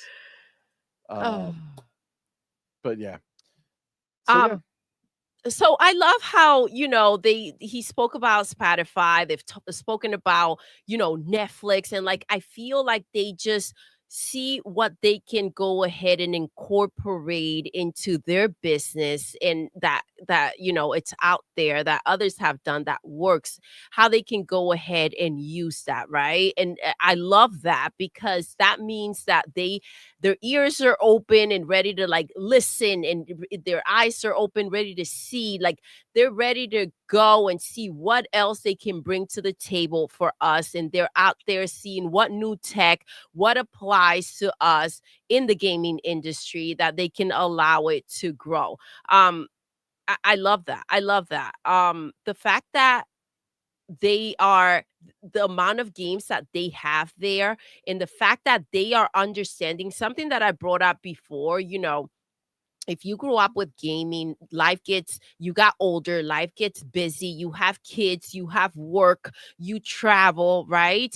And you have relationships. And with that, like during break, when you're waiting for your kids, when you're traveling, like you go ahead and you have other ways of playing when you have a moment. You brought up CMoney. I was cooking the other day, and like in the in-betweens, that's when you want to go ahead and have like, okay, well, look what I can do in this time, and then boom, put it down and go ahead and get back to what you're doing. And another window, let me go ahead and grab it. They are adapting to where we are in life now, and still delivering what they need to deliver for those kids that are now playing, right? So they're still doing what we were getting, and they're evolving with us. I love that. To be able to go ahead and give you things on your phone, on a handheld, like that's freaking amazing. You want to go ahead and invest your money and be able to maximize it and not just wait until you are, zoned out, nothing else going on, nothing else around you. Like, not wait till that moment to be able to say, okay, well, now I have a breathing room to go ahead and enjoy a video game. Now, what do I want to play? No, like, you're out, you're in the mood for a quick game, go ahead and hop on. I love it. It's the modern world. Absolutely. You're on a flight, you're on vacation, you don't need to go ahead and figure out how to take your whole console with you, or your whole freaking PC. Like, there are other ways of reaching what you've already spent your money on. Big facts.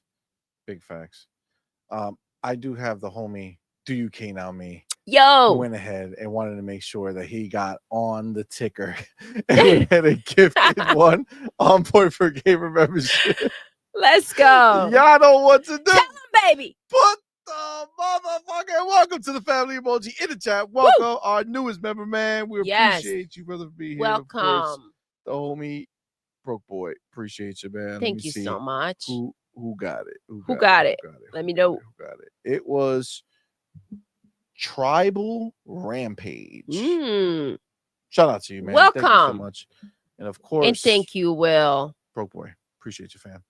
The homie Razor Ultron, member for 7 months, man. Thank you so much, my brother. Appreciate you, fam. Razor, thank you. But PlayStation pays developers to take games away from Xbox to make me feel special. Ponies. They just shit on what Xbox does because they can't get it. Facts. It's crazy, but it's the truth. Like, it's different if they were flexing something. There's nothing to flex. What can they flex? Nothing.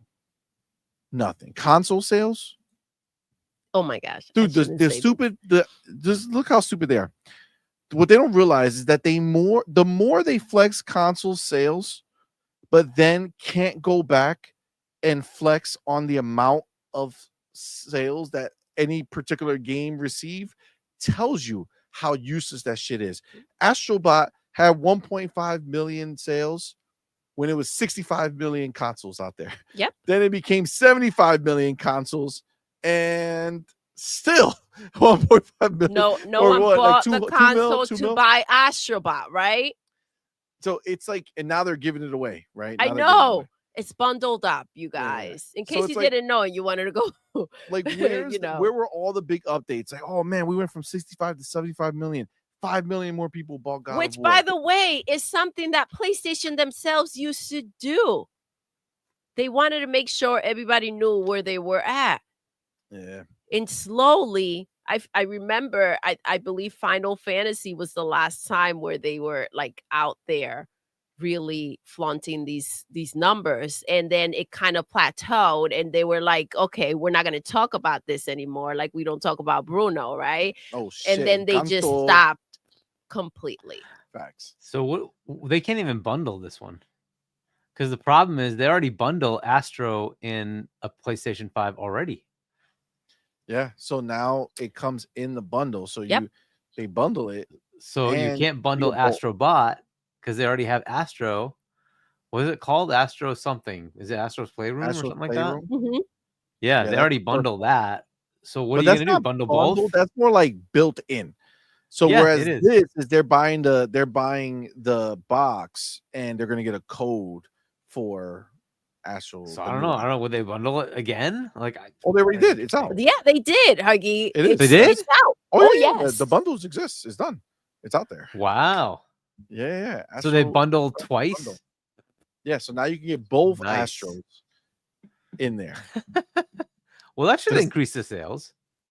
Oh, why do you think they're doing it? They're embarrassed that their 94 Metacritic game got fucking 1.5 million legit sales. So what they're gonna do is they're gonna inflate it with bullshit, and all of a sudden, when they announce that there's another 10 million PlayStation sold, they'll say, guess what, guys? There's 11 million copies sold of Astro's Play. No, Astro. What is it? Just Astro? What's the Just fuck Astrobot. Just ask. Call him Just ask. Astrobot. Just straight up ass. Got it. But yeah, that's what they could do to pump their numbers. You know, it's like basically they walking around with socks in their pants. You know what I'm saying? They're trying to give themselves a bulge, but they ain't packed like that. You know what I'm saying? Like that's the reality of what PlayStation does in their daily lives for sure. We got the homie Do UK now, the broke boy inside of that $2 super chat says, did Doodle see me yesterday on Boom? Absolutely. You think I was gonna miss it? I did. You were great. You were great. She did. She saw it. And so when I told her that we're probably gonna have you on soon, she was like, let's freaking go. She said, let's freaking go. So you made it. You were great, bro. You Yes. Yes, I wasn't gonna miss it. You did real good. I was busy, but I had it on. Then we got the homie Razor Ultron. My dude, thank you, my brother. Razor. Thank you for that $2 super chat. Says, thank you. PS5s with Astrobot are $50 less than They really want that thing to go, bro. So then not only are they bundling it. Oh my gosh, he's playing It's the so music low. for you. It's so low, but we can hear. Oh, it. really? It's so low. All right, let's see if I can increase the volume for it.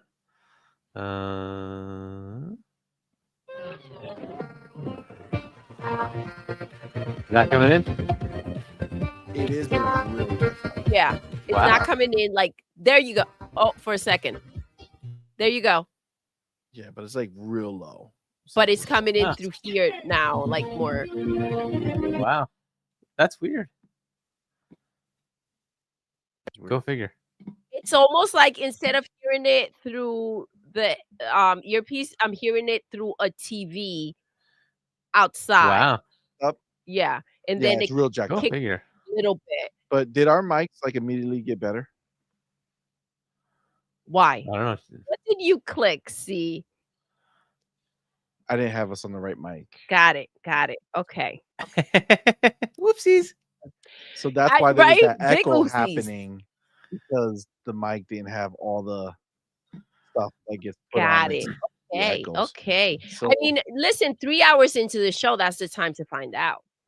Yeah. you know, as I do, right? But they know Better late than they never. know what to expect here. Okay, they understand the situation. We got the homie Big Miz Gaming in the building. My dude, thank you, my brother. Says Big thanks for that $2 which I says Thank you, Google love. censoring all my shit. I can't do nothing. Oh, throwback to Doodle. CDM. CDM. Okay. CDM. Where is I think it's in Discord, maybe. I don't know. Yep, it is in Discord, 100%. Okay. So, oh shit.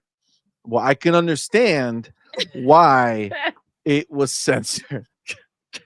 All right, ready? Makes sense. I'm not even gonna show this on the screen. So Big Migs says, Flips. I'm sorry. No. He says, I'm sorry but I have to say this. I'm sorry, but I have to say this. Someone needs to smack these ponies with an Xbox branded dildo in the face. They are so damn ignorant and stupid. They make the short bus look intelligent.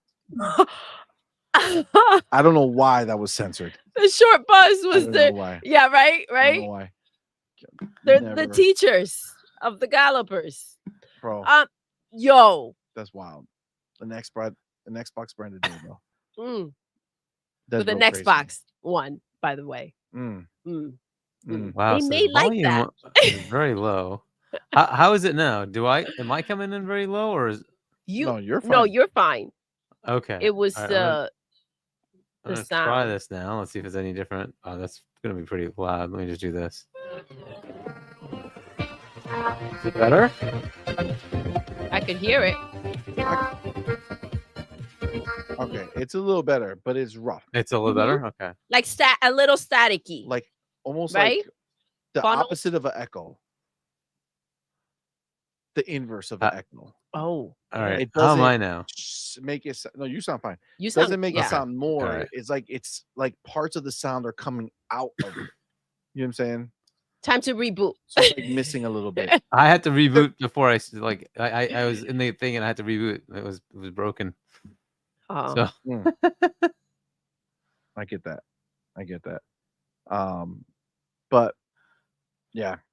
Okay. Shout out to Big Miss. Shout out to Big Mix. That was a great message. Out here slapping. I second that message. I approve that message. Doing God's work. Yes. You know what I'm saying? I feel that. I feel like we should read it again on Sunday. You know? Are you trying to get us in trouble? You say doing God's work. I mean, it's God's work on Friday. That should be night, the you know what I'm saying? opening of every show. That's the way God has his business on Fridays nights. Okay. All right. Are we ready? Yes. Move on. Let's go. Okay. So,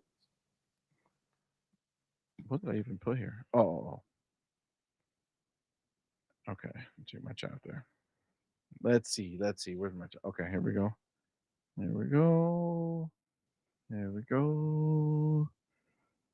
Okay. All right. So this was interesting. So had to bring it up. The homies over at Microsoft have reportedly discussed acquiring IP from Ubisoft. What do we have here? Yes. Is it up for grabs? So there's a story that was done. First of all, we know Ubisoft is like real fucked right now, right? Like their whole lives are depending on Assassin's Creed Shadow.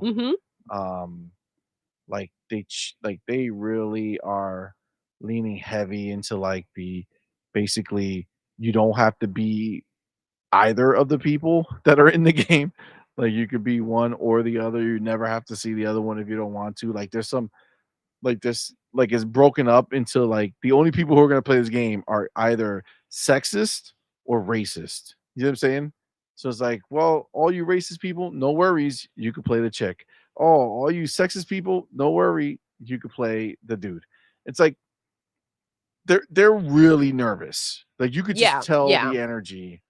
They're really not I mean, when you have everything riding on this game and you've already had issues, what, 2 delays already? Because it wasn't it in the fall and then it got moved to like February and that got pushed as well. And then they got the wrong date that aligned with something that took place. That was, an unfortunate incident. And it's like, man, what else can go wrong? And then not only are these things happening, but it's happening during a time in which they are struggling. What a recipe. if the universe is trying to tell you something, it's loud and clear. Sell your IP. It's just crazy how that one moment in their career, like in their company, literally just changed their entire like course of history. That one moment where that hashtag Me Too movement was happening big time, and they got rid of the guy who controlled everything. And like that, for whatever reason, people talked shit, right? People used to talk shit before he was there. Oh, no diversity, no this, no that. Cool, I get it. But you know what we didn't constantly hear? How fucked they were. You know what I'm saying? That's the new. Like, it's crazy. Like, trust me, I understand all the situation. They probably deserve what they're getting. But that being said, even if you look at just this image, right, and you start thinking about it, like they've been in a tough shape. But if you think about what IPs they have, right, they have a ton of IP. Oh my gosh, good IP. Like IP that would be really relevant. Ghost Recon, that's why. Yes. Like Rainbow Six is still out there, but like they've turned it into a multiplayer game. But that was a fantastic IP. A lot of us fucking remember playing the fuck out of Rainbow Six Vegas, Rainbow Six 3 Vegas on Xbox. And that's like crazy. Talking on the mic and seeing your character move their mouth at the same time blew my fucking mind. Right? It was so dope. right? Like Splinter Cell. Come on, man. Who's not an Xbox fan who didn't like play? Well, I mean, I guess new Xbox people, but I guess there's a lot. Well, there's a lot of people who didn't play it. who experienced But like the Splinter OG. Cell, that it's not right now, current day, talking about, oh man, if they brought Splinter Cell back, that Exactly, would be freaking right? dope, Like, right? dude, that first time you played Splinter Cell and you saw the shadow, the way it worked, and you shut out a light and it got dark, or you went and you were in between two walls and you jumped up and did a split. You know what I'm saying? Right? And it's like, come on, man. Like that shit was fire. Chaos Theory, one of the most beautiful games ever made at that time. That was a Splinter Cell game, man. Like they have IP that's dope. Prince of Persia, I remember the dope ass Prince of Persias before. You know, Yeah, they got a little before. weird with that Yes. one Prince of Persia they made that was like in cartoon. It was Well, like, listen, okay. they were like, this is all we can afford. But you know, like dope shit, Far Cry, some amazing experiences. Assassin's Creed, obviously the big one, right? The one that everybody's like, holy shit. Nobody thought this was gonna be a dope ass game until it was a dope ass game. It's like, oh my god, Assassin's Creed is fire. They gave us the Ezio collection. Like, come on, man. Like a lot of dope shit has come from them, and now they're fucking dying. You know what I'm saying? They are. Yeah. And So listen, it wasn't right, but it seems like they were better off when there was no diversity. yeah, I mean, it's You it's know? fucked up to say, It but it's is. like That's what I'm saying. I'm kind of making light of it, but it's like that's they what's gave crazy. Look the at where they world are what they now. wanted, and nobody's showing up, Exactly. What a slap in the face. which is kind of sucks balls, right? But you know, again, it just kind of is what it is. So, right now, I feel like the companies are like, what are they, vultures, right? Mm-hmm. Those are the birds that Yep. circle waiting. you, and they Yep. know you're about to die. Like they just get it. They're like, yeah, you're gonna die soon, right? And so they got people like, yo, what's He's up like, with are that we Splinter Cell IP? figuring out You know? birds now? But yeah, I know what you mean. Yeah. Yeah, right. Like They fly around waiting. Yep. yeah, they're looking to take from Yep. these bodies, right? So they're looking to see what they can Shred it grab. to pieces, man. What can we Yes, get? And 100%. what are they desperate enough to go ahead and give it up for? Yeah, dude, look at how much, man. They've done so much, man. It's crazy. Like there's such an important part of gaming, and like they have so many people that they're tanking. You know, And you none of their games are hitting the way they used to hit. Mhm. It's crazy. Like, it's crazy to imagine, but and maybe some like young people here might not even know of this time at this point, but Assassin's Creed was a yearly release. They used to make a new Assassin's Creed game every year. Like Call of Duty. You know what I'm saying? And it's sold. And it's sold, right? But then people claim to have fatigue and they wanted, more time in between games. And, in the beginning, I think it was decent with Origins. I don't know how much that sold. And then Odyssey was the big one that I think did really, really well, or at least critically people love. But Valhalla, I think it sold. I'm assuming it sold a lot, but people think the game was too big, and it's like Jesus Christ, like you can't win, bro. Like these people can't catch a fucking break. So But apparently listening to people has been their problem, it's their right? downfall. Because they were releasing the game yearly. It was something that was um known, right? Like people were waiting for it, was selling well, and then magically they go ahead and they're like, okay, well, I guess they need a little more time, and in that time, it kind of diluted the brand, the game. But listen, this is sad, I have to say, to see, you know, such an iconic library of games, and you're like, okay, well now this is what it comes down to. They have to kind of just go ahead and be at the mercy of who wants to go ahead and scoop it up. This is sad, man. This is sad that it's come down to this. Yeah, agreed. So let's read the article. It says in recent months, we've seen that Ubisoft is still seeking investment from somewhere as it wrangles with game delays and general management difficulties. and a new bit of information has come to light today that suggests Microsoft has held discussions with the company over the future of its gaming IP. In an article shared by IGN, one disgruntled Ubisoft shareholder has started spilling some information about what's going on over there right now. Jiraj Krupa, CEO of AJ Investments, the shareholder in question, claims that the Assassin's Creed maker failed to disclose discussions between Microsoft, EA, and others that are interested in acquiring IPs from Ubisoft. Krupa apparently mentioned that these discussions were shared in a restricted article published by business investment platform Merger Market, and that neither Ubisoft investors nor the public were informed of them by the French game maker. In its defense, Ubisoft has shared a statement with IGN as part of today's article, a statement that's filled with plenty of business jargon, the sort of language that makes your brain melt when reading it. Anyway, from what we can parse, Ubisoft is basically saying that it's exploring different options for the future of its IP. We'll only find out more if and when any of those options turns into an actual deal. As we mentioned during our Q3 sales, the review of various transformational, strategic, and capitalistic options is ongoing. The board has established an ad hoc independent committee to oversee this formal and competitive process so as to extract the best value from Ubisoft's assets and franchises for all stakeholders. Ubisoft will inform the market in accordance with applicable regulations if and once a transaction materializes. Unfortunately, there's no hints as to which IP Microsoft or EA, for that matter, is interested in acquiring from the company, but it's safe to say that Ubisoft's asking price would probably factor heavily. The team has lots of lucrative game series under its belt, game series that the likes of Xbox and EA would be glad to scoop up at the right price. Okay, so first off, just in case people might conflate the situation, we're not talking about Microsoft buying Ubisoft. They can't do that for at least 15 years. Yep. Because of the deal. So I think 13 years now or some shit like that. Well, unless they structure some crazy thing where the cloud rights go to somebody else, and boy, would that be a mess.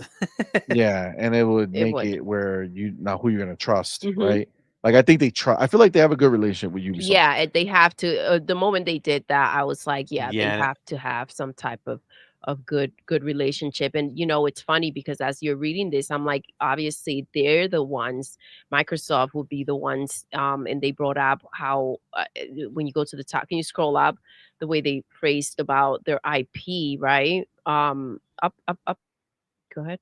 Um, about how to discuss with the company over the future of its gaming IP. I think that for their best bet is to go ahead and make a deal with Microsoft that's going to actually, you know, honor the way that this IP should be, their IP should be treated, whatever they go ahead and kind of hand over or are willing to go ahead and sell.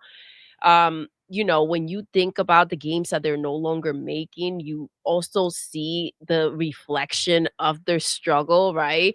To have these games kind of at a standstill when they can still be out there and be a part of the gaming industry instead of left behind. Um, you see how they're affected and how the IP is what's suffering. So it's kind of like that whole movement, free Britney. This is like free your IP, free Ghost They do. Recon. You do feel like they're stuck over there. Honestly, Like a lot of free these Rainbow IP are Six, stuck right? there. If they are struggling to go ahead and make the next Assassin's Creed and everything's riding on it, they're not going to go back and say, you know what, let's gamble around and see if people show up for a new Rainbow Six, right? Or a new, like, this is the chances that they're unable to take that, and even if they go ahead and say, well, let's go ahead and try this out, how much are you going to be able to pour into that game, when it comes to money, right? To funds. How much are you going to go ahead and be able to pour into that freely that it's going to give us a version that we will all be happy with? So, you know. Yeah. I mean, I agree. I think I think the hard part is trying to understand how Ubisoft comes out of this winning. Mm-hmm. Because, frankly, unless their plan is to get super fucking slim, like because remember, I mean, think about it. Most of the IP is almost like attached to, certain studios for the most part, right? So, not that they don't share. Like, obviously, a lot of people are cross breeding between all of the different studios to make these games, but it's what would be the idea, right? To say, okay, we're keeping Assassin's Creed, we're keeping Rainbow Six, maybe because it's making money, and then like the more dormant stuff like Ghost Recon, they kind of lost their way with it, right? They had a hit with Wildlands, and then they stopped Wildlands to make the next game, Breakpoint, which that one went to shit, even though I enjoyed it. So it's like, what is their play here? You know what I'm saying? Like, Yeah. how do they come out of this? Like, if you buy their IP, what else is there for Ubisoft? They're not making Even a what bunch they of keep, new IP. right? What are they going to go ahead and say, okay, well, now we can take risk. Now we can go ahead and see if this works. How much are we willing to invest before we are in this situation again, right? Because realistically, how many games are they putting out there, right? And it's like, okay, if this is what you can do now, are you willing to go ahead and take whatever you're getting and go and put it out there and see what happens? Like, how is this going? How are they going to move forward? It's like, we talk about PlayStation, and if they go ahead and they make a game and it sells well, it's like, okay, but how much of whatever they sold is to just get themselves together, and how much are they really going to go ahead and say, well, I'm willing to invest this back in, and I'm willing to go ahead and make this and take another Facts. chance to So it's like potentially lose recouping. the money I just brought in.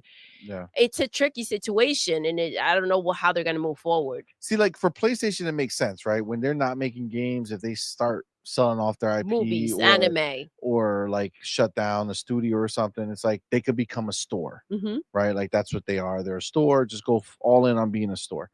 Ubisoft doesn't have that luxury, right? Like as you reduce the IP that Ubisoft has, you greatly reduce their value, The right? value, yeah. Because if that's all they basically have, like they're hoarding IP at this point. They're trying to do smaller things here and there with some of these games to kind of keep it alive, but it's like ultimately, they need the reality is they need a sugar daddy. Yes. Right? They need to be owned. Ubisoft is no longer viable I agree by with that. itself because of everything that's happened in the industry and how, honestly, what the big change that they had, the person who kept their company, going is gone, right? So they have to do something. And I don't know what that means if they start selling off. Like if they sell off, their bangers like Assassin's Creed, that's crazy. Like they still have mad Assassin's Creed games scheduled. You know what I'm saying? Like they still have a roadmap of just Assassin's Creed. Rainbow Six, we know there's a new Rainbow Six that they're working on, right? Siege, right? As a new type of Siege X or whatever. So they need someone to that. kind of like lead the ship, right? They I feel like they need that, right? So that they can kind of figure out what to do, how to move forward. I feel like there's a lot lacking in there aside from just money. I agree. Like direction, right? Mm-hmm. But it's like even like they have the Crew, right? The new one that came out that was critically people liked it. They were comparing it to Horizon, but it's like, did that do really well? I don't know. Did Far Cry like Far Cry 4 was really good. Far Cry 3, I'd say, was like top tier, like one of the best villains. Then Far Cry 4 kind of did similar. It was pretty good. And then Far Cry 5 was crazy. Like I think it was really good, but it was crazy. Like I never finished it. Yeah. I keep wanting to go back to finish it, but I haven't.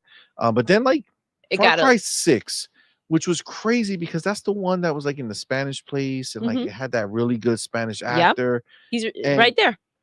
yeah, and I would, you would think that I would be like, oh, that's cool. Let me play that because it's like in the Spanish place. And I played it for a little bit, and it's like it just I don't know, it didn't pull me anymore. You know what I'm saying? Sometimes, like when the in-betweens don't cut it, it kind of pulls you out of what they tend to deliver, right? Unless it's like some seriously captivating.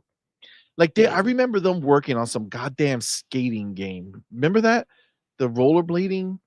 They had like a rollerblading game for the longest of time that they were making. Like I just don't see how they were spending all that time and energy on that game that clearly nobody cared about. And then I think it came out and I don't think anybody cared.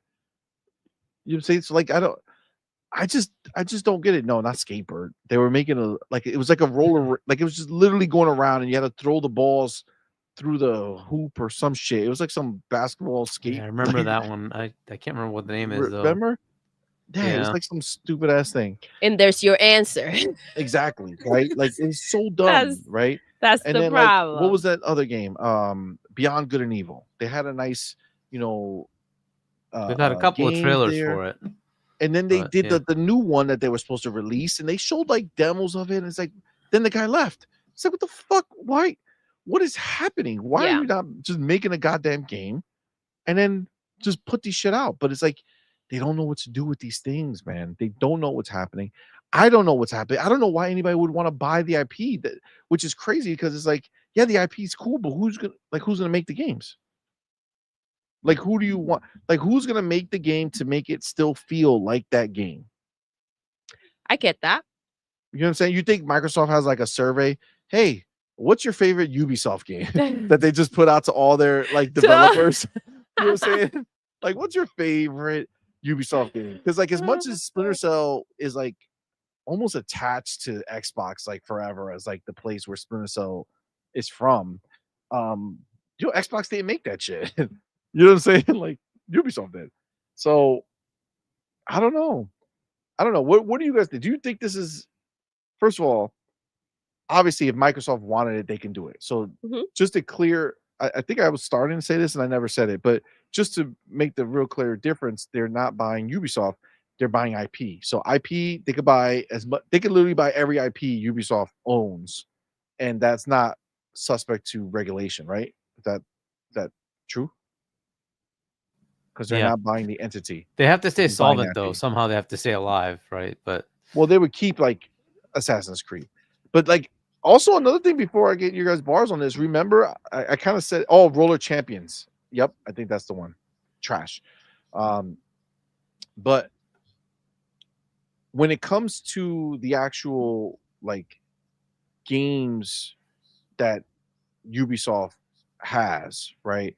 Like Assassin's Creed, that has like the most value, right? Like that's the one that's going to be the one that they for sure will keep if they were doing that, right? They wouldn't want to let that go, right? That's like for sure the one that they would not lose. But after that, I mean, pretty much anything's on the table, right? So, I mean, what do you guys think about it? Like, do you guys think that this is something that that Microsoft would be? Obviously, they had the discussions, but do you think they would? Do you think there's anything that would make sense for them to go ahead and to scoop up? Of course, because of Game Pass. And they can also go ahead and say, let's put a team together that can capture the essence of this game and move it forward to like a new gen, right? They can also just remake, right, some of these games. It doesn't just need to be we're going to make a brand new game. Let's remake it. This had a lot of fans, a lot of potential to do well. And considering how it does, then we move forward with what else we would want to make. Or we can branch off. It's just a lot can come from it. There's no wrong way to go. Again, freaking Far Cry, Splinter Cell, Ghost Recon. Like I feel like it's there. I don't think they're gonna let go of Assassin's Creed, right? Can we agree on that? Or They do you can't. guys? I mean, Ubisoft would not exist. Exactly. That's their biggest IP. So, what do you think, Argy? So this is an interesting the one, Assassin's right? Creed. Do you think that they would let that go? I don't think so. Here's the problem, right? They're not doing well. Now, if AC Shadows fails, then it's on the table. over. I'm sorry, it's on the table. I think AC becomes on the table. Look, you want to say like Splinter Cell. Remember that it's an IP called Tom Clancy. I don't know that they can just take Splinter Cell. It would have to be Tom Clancy, right? I don't think. Well, otherwise, it's a licensing deal. In which case, you're let's say you have 10 years, 15 years of the Splinter Cell license from Tom Clancy, right? Because they own the Tom Clancy license. So I'm not sure how that works. So, if it was Splinter Cell, they'll probably have to get all of it. And I think that one actually is more valuable. Nothing messy. Yeah. So otherwise, I think actually Tom Clancy is probably the bigger license that they have. So it's a crazy time, right? If this was like 5 years ago, I would like say AC. Of course not, because like AC is like the biggest thing they have. I don't know that it is anymore, okay, because people have kind of lost faith in it. And so we will see how well it sells. They're concerned, right? So if they're concerned, chances are they've already modeled how much they're not going to sell.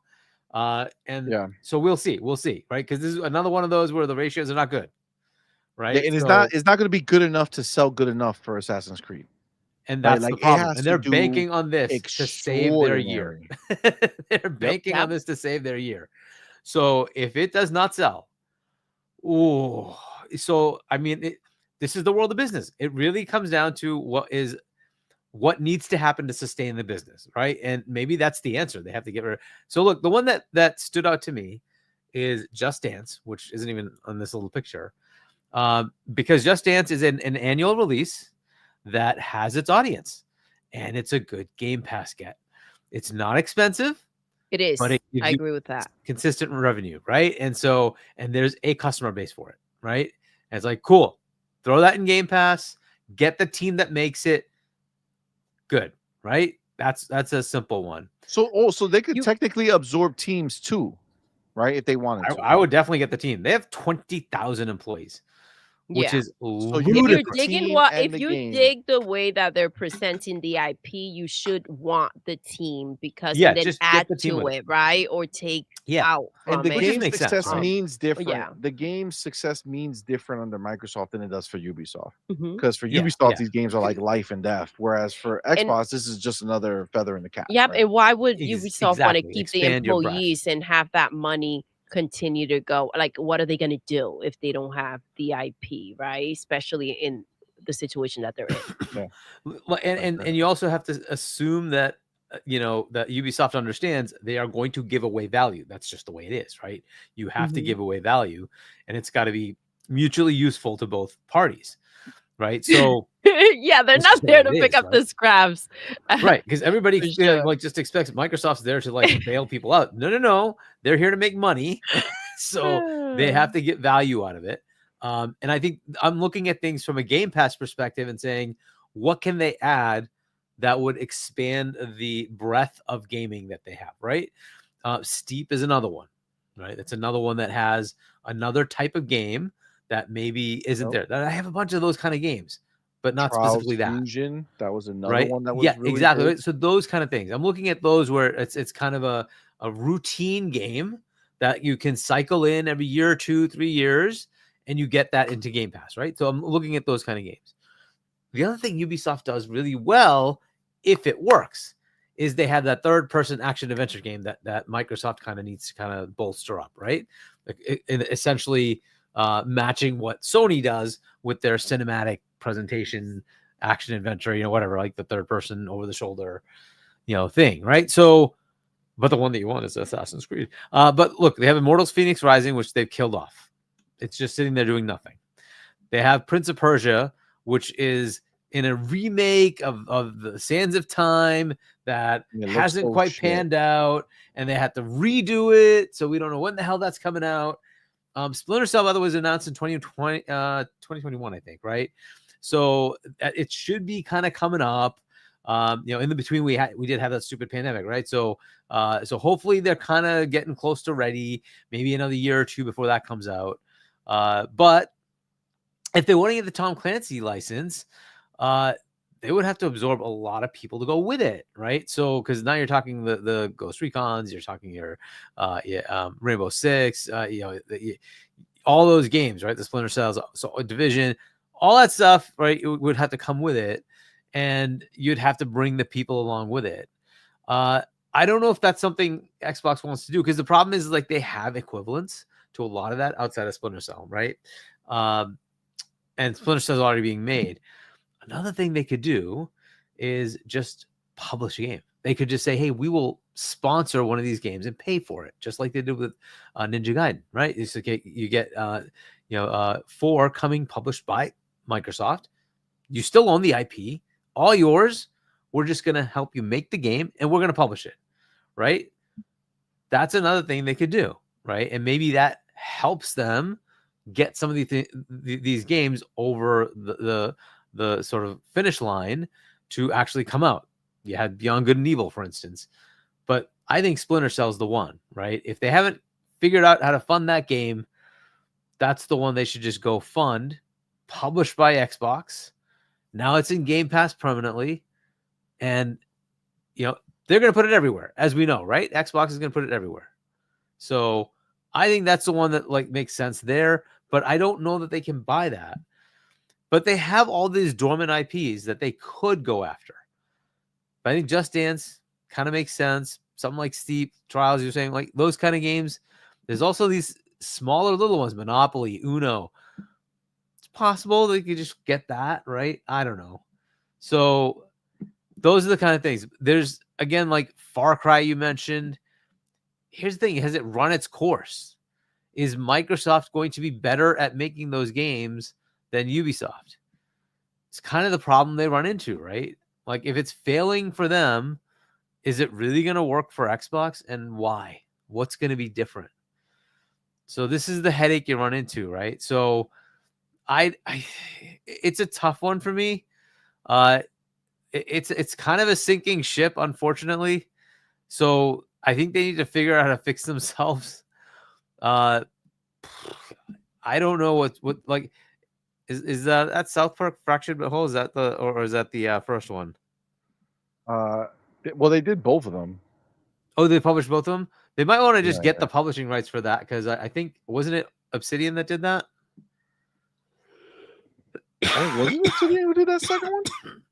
The first one. I think Obsidian did the first one, didn't they? Oh, okay. The first one was the one that I played in. Like, I didn't play the second one.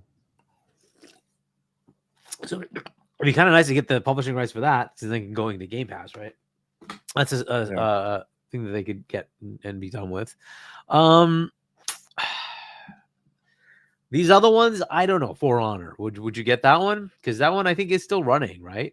I mean, it is still running, so it'd be like, why would you get rid of it? But that's the problem, right? You have to give something of value. What they want is an infusion of cash. So I don't know what that's worth. Maybe a couple $100 million, right? So they can get some cash. What the real thing is they should have done is put Ubisoft Plus into freaking Game Pass. Now you just get a massive chunk of money every freaking year. You just get it from Microsoft. And what the heck, right? You just take your money and go to the bank and have fun, right? So I don't know why they haven't already looked at that. They went with PlayStation. I don't know how that's working, because their revenues suck. They've made $900 million this year out of 3 quarters. They've made $900 million. PlayStation. That's what it and does. Every time. It's just not good. The EA Play numbers skyrocketed when they made that deal with Microsoft. So by something like 10 million, like it skyrocketed.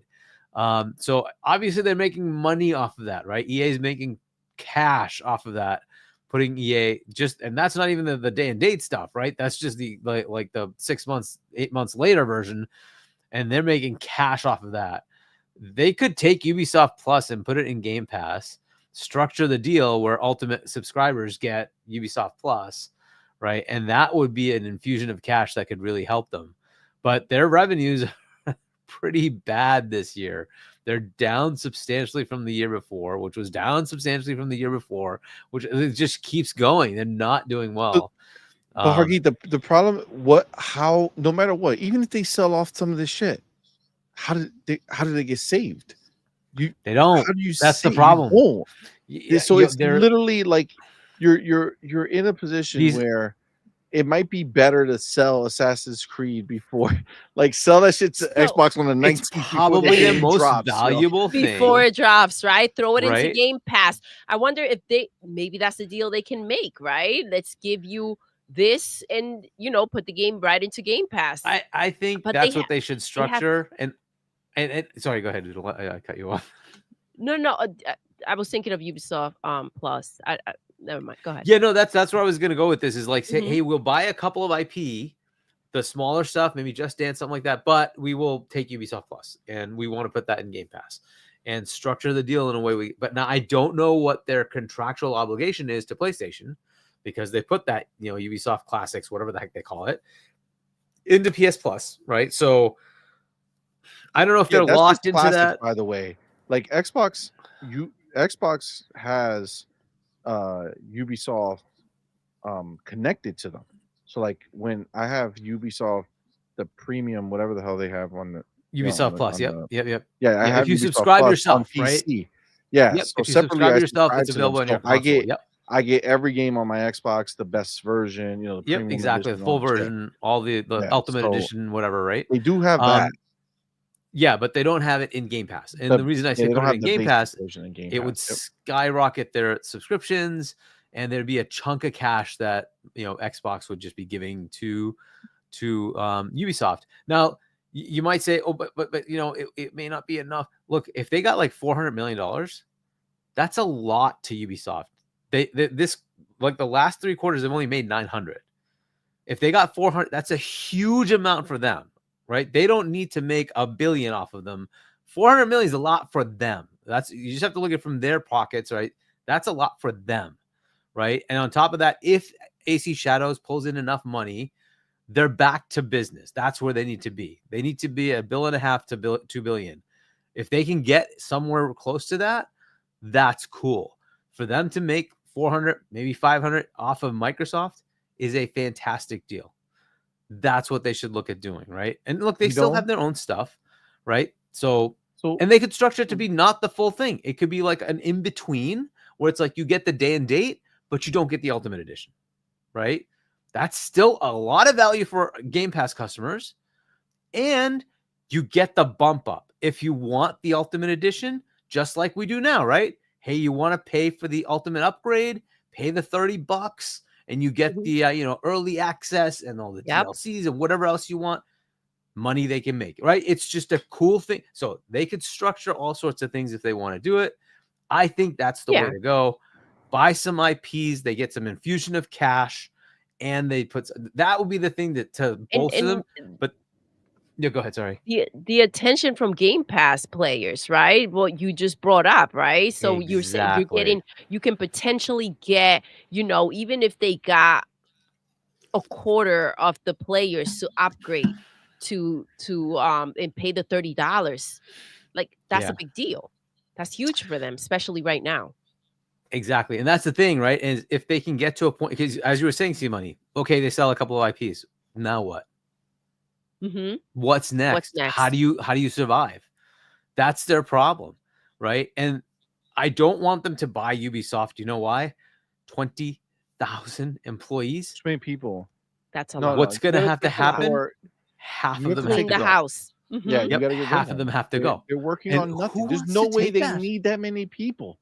None of their games look like that. The partnership, and shout out to Space Shot. And by the way, real quick, let's go to Rock real quick. Who? What's up, Rock? What's up? Happy Friday, love. Thank you for being here with us. Ubisoft is $2.83 a share. That is so really, bad, really bad. It is. It's so bad. It is. For they have sure. lost so much value. If they sell, do you get a payout? Oh. Do you get a payout? I mean, your stock value might rise based on some valuation, but I don't know. I mean, they have to generate a ton of profit. That's the thing. So if they can get to a normal level, maybe it'll start rising a bit. A lot of that has to do with how many people want to invest, right? It's just not a good investment, right? They need to restructure a lot. And like, so they need to do some cleanup. They really need to do some cleanup. And look, if somebody buys them, you're going to have to expect at least a quarter, if not half of those employees are gone. And that's why I don't want Microsoft to touch it. Because why take the egg on your face, right? To have to fire 10,000 people, right? Because it has to happen. It has to get cleaned up. There's just no way around it. And it will be all over social media, just like they've done before. Crazy. And they're going to be the ones to look bad. Go ahead, see. I want to go to Space Shot real quick. Go ahead. No, go ahead. Go to him. So I want to go to Space Shot. He says, "What's up, Space Shot? Thank you for rocking out with us. This is where Microsoft could really use Game Pass growth. That just sustains revenue." I missed the message before. Hold on. He brought up that he feels like a partnership is most likely to fund some developments, and it makes more sense. And in the partnership, though, when you go ahead and you say, Hargi, you brought up 400 million, right? You go ahead and you're investing. Before that happens, they need to clean that house, right? Like, you have to have some regulations. You have to go ahead and make sure that this money's not just going to disappear or be watered down by the fact that, again, they're mismanaging, and they need to go ahead and trim the fat and let some people go and be a bit more focused. So it would have to be a partnership, but not a separate one where you're like, here's some money, go ahead and start making A, B, or C, right? It needs to come with, you need to let X amount of people go. You need to it has to be more structure. The problem is that a partnership puts Microsoft in a position where Ubisoft already is. Where if they do a partnership, then they need whatever they do with Ubisoft to produce, because they're paying for that out of pocket externally, as opposed to if it's their own shit, it's already something that they're already paying for, and then the IP is going to go, the game is going to go in the Game Pass, and it all just kind of you're more in control. The games with Game Pass, you're bringing people in to kind of direct them to what you want them to do. Yeah, because then you have to look at it and say, okay, well, how much did I make on that deal that I made with Ubisoft? The partnership works best for Ubisoft. Snatching up the IP works best for Microsoft, I believe. We know Microsoft has the structure where they know different IP different games go into different brackets and different tiers, right? So they know when they're funding a smaller game that it's not going to sell a lot, but it's good for Game Pass, right? But then they have their bigger games that they're going to invest a little more in. We're like, okay, we want to make sure we're seeing some of that return, right? And then they have the biggest games that they know they're going to see killer returns, right? Like, in the world where they take some IP from Ubisoft and they own that IP, they can start putting those IPs into brackets, right? Where they know that, this is a small IP. We're gonna have a smaller studio working on this. This is a middle size. This is a bigger one, right? We know we're gonna invest on this, and we're hoping to get some return. Like, that will be just part of their strategy, and it'll work because no matter what happens, ultimately, it's all going into Game Pass, and it's just part of what they're doing. If you separate that out and you have like a different, like, bill that you have to fucking pay for, and like, all right, I'm spending this money on this fucking partnership. Let's see what happens. Hopefully they don't shit the bed. And like, I don't know, it's just different. It will kind of have to be money that you're like, okay, if I'm out of that, it's cool, and I don't think that they should, when they can invest and bet on themselves, that they should go ahead and say, we're gonna bet on Ubisoft, who's at the moment failing. And it's not that they don't do those type of deals. Obviously, they're doing it with the people who are doing Ninja Gaiden, things like that, right? So they do deals like that. They do make those partnerships, and that's all fine and well. It's a messy I just feel one, like though. Ubisoft is unreliable. You know what I'm saying? Like, you don't know what's gonna happen with I mean, the flip side of giving them the Ubisoft Plus contract is you want games. right? So if all they're putting out is Assassin's Creed, that's not a value, right? You need to have and the at old least games 4 or already 5 been bought. games. You know what I'm Right? saying? Like So look, G maybe made Just a good Dance is point there, that right? they're all But cheap. Where? Hold But on. yeah, and that's the thing. And so you got to hope that they actually have something in the pipeline. And that's where, like, okay, you do multifaceted things. I think they should fund Splinter Cell, put it, publish it by Microsoft, and then, have it in Game Pass, right? But that way the game gets over the hump. It gets, done, and then hopefully it comes out and does well enough. But that's at least taking the financial burden away from Ubisoft to make that happen. And then buy a couple of IPs, fair enough, right? But they're probably not going to be substantial because then they'd have to buy the get the studios to go along with it. So some smaller things there, and then really just do the partnership. I don't know what else they can really do, and then hope that there's some structural change as far as the management to make it so that they can put out games, on a consistent basis. They still have stuff in the pipeline, so there is still stuff coming, but it is Assassin's kind of Creed just stuff. there's Assassin's How Creed that Prince likely Persia is it to remake. do well? That's but the that's problem, already right? that's projecting to be trash. Yep. Maybe Division 3 if they ever get around to making that, but they did have a Division follow-up that they scrapped, right? Heartland got canceled before coming out. So it's like, and then they have like smaller shit like Steep and like these other things that are like, okay, they're cool, but they don't really do a lot. So it's like, I don't know, man. Like I feel for Ubisoft like PlayStation. Like I Oh feel my like there's no gosh. way out. Wow. Like Okay. no matter what they do, I don't think their studios can survive. It was just, I feel it's funny in my mind. I was like, it's like the PlayStation conversation all over again. Yeah, I'm like connecting the two where you almost feel like, It feels so damn if you horrible do, to damn have if that, you though, don't, doesn't it? right? It's the worst, bro. Because It's the Tom worst for them. There's Clancy, just that nowhere for them to license go. is so good. Like if it's done right, I like Vegas 1 and 2 were so good. Those were awesome games. Yes. I wish they just had simple things like that, but they don't have that, right? But either way, and maybe they don't work anymore. That's also fair, right? But Nah, we but know look, single players do well. Like scoped wise, like if scoped correctly, we've seen it, like man. Like Vegas these 1 and games 2, right? Like it do was good. co-op. It was so much fun. Mhm. But anyways, Far Cry probably is due in a couple of years, right? The last one, I think it was 2021. I think that's when that came out, Far Cry 6. So that's probably due. Watch Dogs, they decided they're done. They're not even going to bother anymore. So look, they're in an interesting area, and I get it. They don't have investment funds. That's the problem. So, but they need to call a whole bunch of people. They need to trim down quite a bit. They need to change management. That really is the thing. Like you were saying that, that toxic guy, whatever, but he got things done. That's the thing. Yeah. He got Exactly. games out. And they were making money. That's yes, sometimes assholes are the person you need. That's just the way it is, unfortunately. But hey, something was it working. worked. It was working. Mhm. So sad, but it is what it is, right? But yeah, I mean, I don't know what else to really like. This is going to be an interesting one for Microsoft and EA, by the way, who's interested. And they said others, right? And I don't know what EA is looking for, but there might be stuff in here that they are interested in as well. The racing game, like the crew, yes, there's a possibility, but like EA might you already have be the one looking at the crew. But EA Because has a EA bunch of racing games too. They bought what the heck? But was the that's how company they that's how they make their Dominate. games dominant. Yeah, Because they you want to absorb dominate. the You want other to. racers, It's so they force you it's to pick their game. it's like Fortnite, right? Epic. Yeah.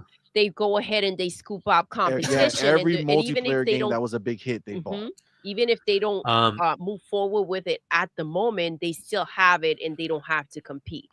And someday these things may see the light of And day. like the extreme sports stuff, you figure EA has a lot of, connections. They can turn these sports games from no name things to branded, sports games like in the past where we used to get, Dave Mira BMX or, yeah. Sean White snowboarding or some shit. You know what I'm saying? There's always the possibility for shit like that too. They're sports, right? They love sports. You never know what they can they can get out of these extreme sports. Maybe they want to go. Maybe they want to bring back EA Big. Remember EA Big when they did all their extreme sports through there? Yeah. Never know. One thing you mentioned, Doodle, is another possibility is Assassin's Creed is a long-running franchise, and remaking some of the older games is definitely something that could be on the table, right? Especially one which just feels very ancient at this point. Redoing that to make it modern is certainly a viable thing to do. They don't have to change the story. You got the story. It's all that's fine. Just change the mechanics, right? Up a newer engine, change the mechanics to be more modern. That could be certainly a good path to go. It's a lot less of a headache because you already have the content, right? So you can do that. Ezio, I think did they release that or not? I don't know. There was supposed to be like an Ezio trilogy sort of remake thing. I don't know if that came out or not. I don't know if it was a remake. Wasn't it just like a remaster? There was a remaster, right? There was a remaster. Yeah, I think it was a remaster. I think that came out though, right? That came out, right? Yeah. It's just a collection sharper. And then there was Black Flag. I think they were going to redo, right? Which would be fantastic. That's probably the best freaking AC game, right? So if they're going to redo Black Flag, awesome. Let's that's the kind of thing they could do. Maybe gain some momentum. Just and again, this is where like Game Pass would be awesome. It would just be there, and you can just play them. But look, this is the kind of thing I would look for is a structured deal that helps both parties. But that's I don't know what else to really come up with for them, because it's hard to look at any of these to say, how do you make the games if you don't have the teams? And if you want the team, then you're basically taking on their major franchises, right? So, and like the biggest one is Assassin's Creed. So what a mess. We will see in a month, right? We will see in a month how AC Shadows is coming out in a week or two, right? So, we will see how that does, right? If the reception is bad, it's on the table. I'm sorry, everything's on the table at that point. I mean, it is. And they did say find ways to survive. They did say, like, they didn't come out and deny any of this, right? So they did say, like, yeah, it's happening. Yeah, you'll find out if and when any of these deals close. Like this is happening. You know what I'm saying? So it's not like it's not. No, it's like which ones. You know what I'm saying? Yeah. Which ones are gonna go? Who's got the most desire? They said Microsoft, EA, but they're not going to be the only ones. Take-Two is going to be there as well, right? Take-Two is going to be looking and seeing. And anybody with the cash, God bless you, my love. Thank you, baby. Anybody with the cash is going to go shopping. You know what I'm saying? Like, they're going to go look and see what they want. Some will window shop and some will scoop up. But yeah, it's just, when it gets to this point, I think is the problem, right? Like, if you were getting rid of things here and there and you weren't in this situation, like before you got to the extreme situation where you are in need of this to take place, that's the problem. Because like you said, CMoney, now what next though? What is next? Like, what is the best thing to do? If you go ahead and sell something, here's the pocket change, but then what? Who's willing to invest when you have such a mess going on, right? And we talk about these older games that they're no longer making, and sometimes even though we remember these games and we feel a certain way about it, not enough people do, or the new gen is not there to support it as well, and that becomes an issue. And I've brought it up a lot of times, like the Game Pass effect is a big deal, and it's just like really just kicking in. And we've had the conversations, why buy games outside of Game Pass unless it's like a mind-blowing need to have it, like a Grand Theft Auto or something like that, because you have a backlog of like a ridiculous amount of game, and the way that Xbox is putting out games and the third-party games that they're throwing in Game Pass that they're giving a bag to, like, how do you rationally say, I'm going to put my Game Pass on hold and I'm going to go and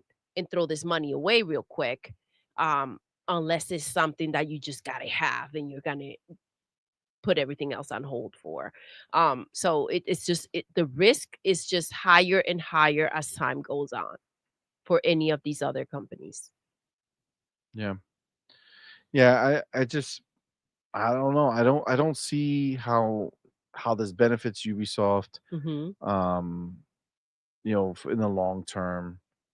I think ultimately the answer for Ubisoft is to get purchased. And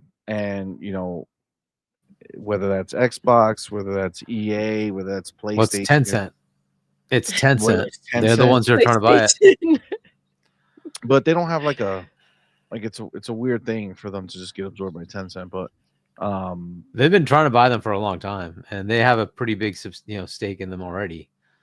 So it wouldn't surprise me. It's funny how the tables had turned, right? They were getting a hostile takeover by Vivendi. Remember that a long time ago?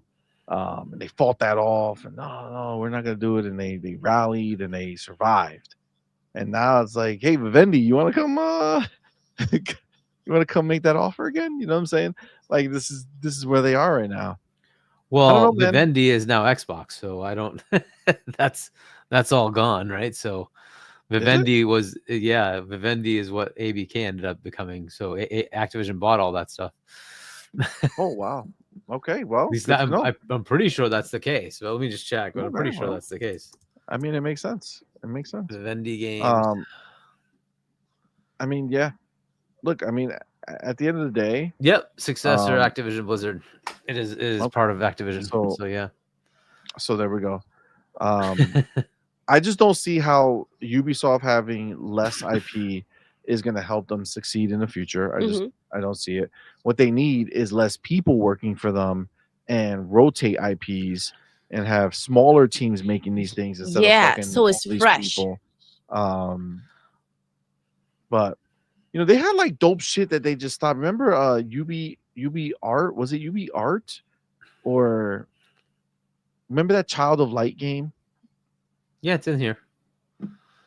Yeah, so but they had like a branch where they were making these kind of smaller titles like Child of Light and Valiant Hearts or some shit like that. That were mildly successful. You know what I'm saying? Like they weren't crazy big things, but they that's also the thing. were the not PlayStation expensive. mentality. You know what I'm saying? Well, what became the thing is that they started driving all their attention to things that made them a lot of money, just like Activision did, right? To be fair, right? Activision did the same shit. They became the Call of Duty house, right? I think the problem with Tom Clancy games, as much as it's a great IP because there's so many, IPs underneath that label, right? With Ghost Recon and Rainbow Six and Division and Splinter Cell, right? These are all Tom Clancy joints. But those games are not like crushing it. Obviously, Rainbow Six Siege is, but that's because they found it was like a random luck. You know what I'm saying? That this game of just went from a single player franchise that had co-op elements and some multiplayer elements, obviously, to a multiplayer focused game was just wild, right? And it looks so cool, and they just nailed it, right? But like they've been doing that same shit now for how long?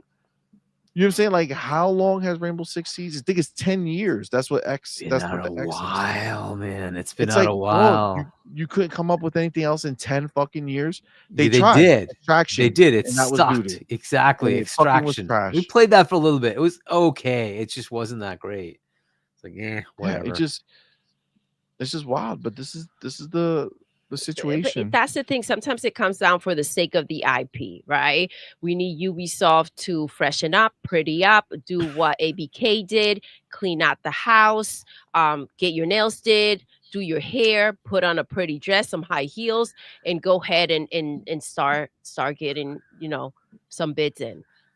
Just saying, like, you need to go ahead and just best version of yourself and see who is willing to ride with you, So I did see the Rock. He brought up a good point. Did remember that Tencent, Ubisoft wants Tencent to buy them, but Tencent won't buy them unless they have 100% control. And Ubi is trying to structure these deals where they get purchased, but they're still Ubisoft, right? Yep. Like a Bungie deal. And we saw how that fucking deal turned out. You know what I'm saying? So, well, I mean, if they want to do that, it would be similar to that, right? They would say, okay, you have 4 quarters to turn this around, or 6 quarters to turn this around. If not, it's ours, and we take over and we do what we need to do, right? So they could do something similar, right? And just put a deadline on it. But yeah, it is like, and they would have to find a way to turn it around. How the hell are they going to do it? Like, one of the things they need to think about is, instead of having every one of their games be these massive things, make them smaller, right? Spend less money, try to get something out there, get enough value out of it that you don't have to, sell 10 million copies. If you sell 2 million, you still make a profit. You got to get into that mindset, and that would kind of change things around. The problem with that mindset, Hargeet, is that they have too many people. So that's why those small that's the problem. Cut number of teams. You have to cut it. You have to fire everybody.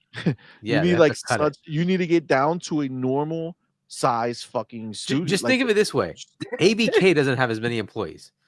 ABK that's wild. About $10 billion. They made 900 million. Just put that in perspective. ABK does not have the number of employees these people have. They make $10 billion, and these guys made 900 million. Just put that. That's how ridiculous it is. How do you have 20,000 employees? It's just crazy. Ludicrous. You just gotta let them go, bro. Just let them go. It's ludicrous. Cut them all and be done with it. Smitty Smith for the building. Their size, they just can't. They can't be here. Yeah, that's the problem. They can't go back and make these smaller games. They can't do any of this shit because if they spend 20 million and make 40 million, great on paper, does jack shit for them. You know what I'm saying? Like, it just doesn't solve their problem. So it's like, what's the point, right? Like, what's the point of doing it, right? And that's the issue. That's why Xbox would benefit from getting an IP that's maybe not so huge that they can spend a little bit of money on, make some money. That's why I say to get Just Dance. It's a useful thing, but if they want to give it up, right? And it has a customer base. It has its customer base. Just get it. Throw it in Game Pass. It's very cheap. It's like $100 million or something. Buy it, pay another, I don't know, 30, 40, whatever for the studio. 150 million. Walk away. You have something that's valuable. I don't know much about this, but I'm just using his words because I see it. But The Rock said, which is The Rock. That's dope. What's up, Rock? You can't just fire people in France. It's a socialist system. Oh, don't you love that? Good old socialism. Is that the reality? I'm not. Yeah, I'm just saying I don't know shit We've about had it. the conversation before. So they can't get rid of the people.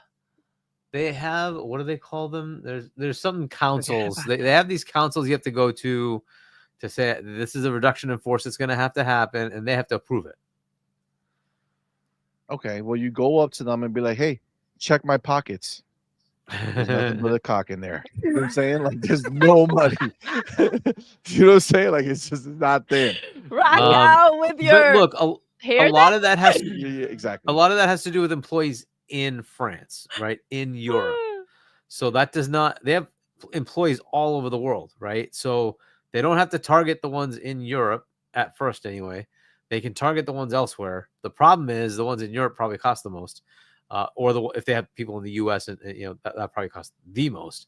But they have people in Asia. They could probably cut some of that without going through those consoles. But and they're probably the cheaper employees, though. That's the problem.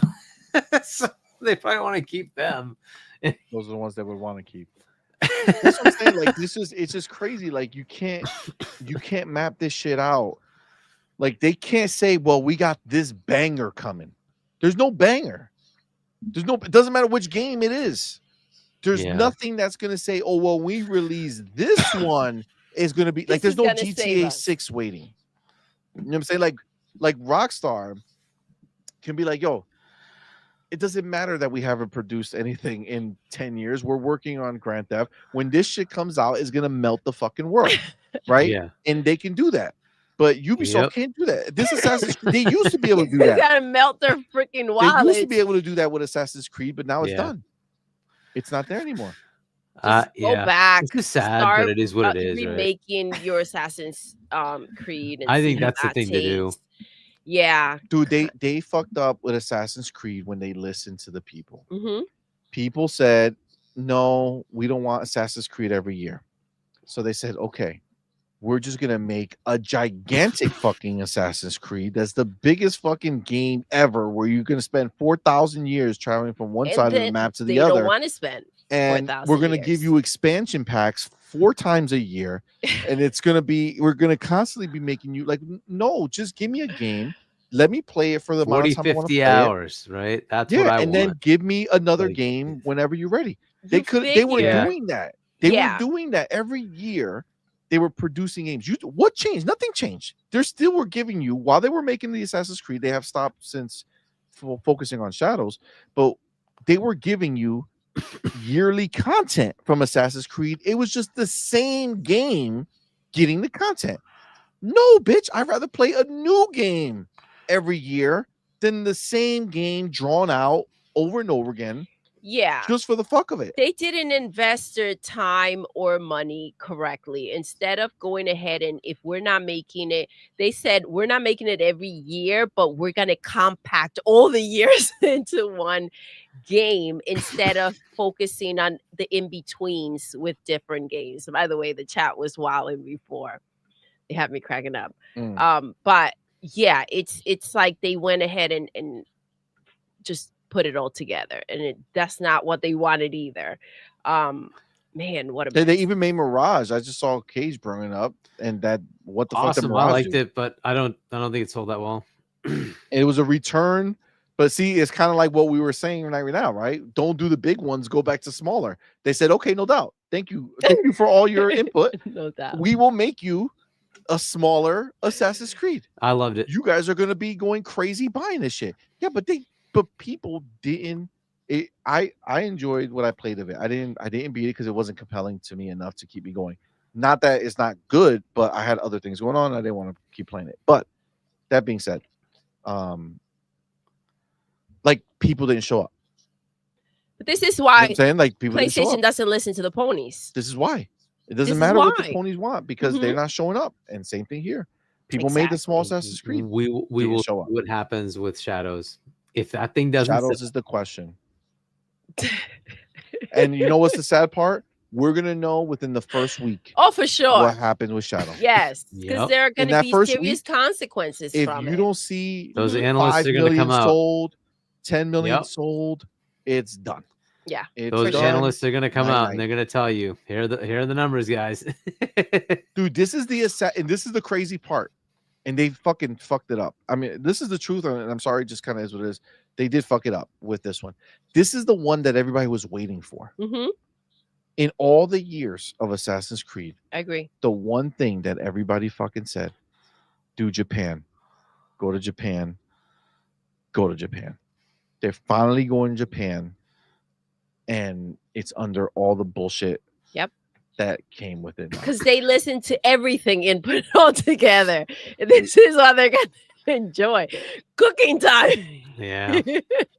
Like, I'm all What for a all this mess shit, up. man. But if it means that we're going to That's- start losing these franchises because they are succumbing to the pressures of the minority on Twitter, I think who that's sit the there problem. and bitch and moan Mhm. about all these things, and it's like you're fucked, man. Like, But we're dude, this literally losing games. Yeah. Like, we're losing franchises.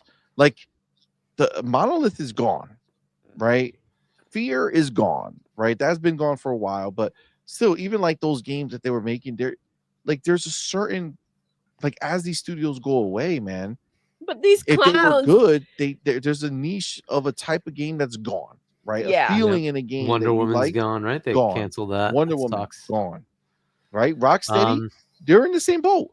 If they if they come out with Batman and that shit Oh my flops, Rocksteady's gone.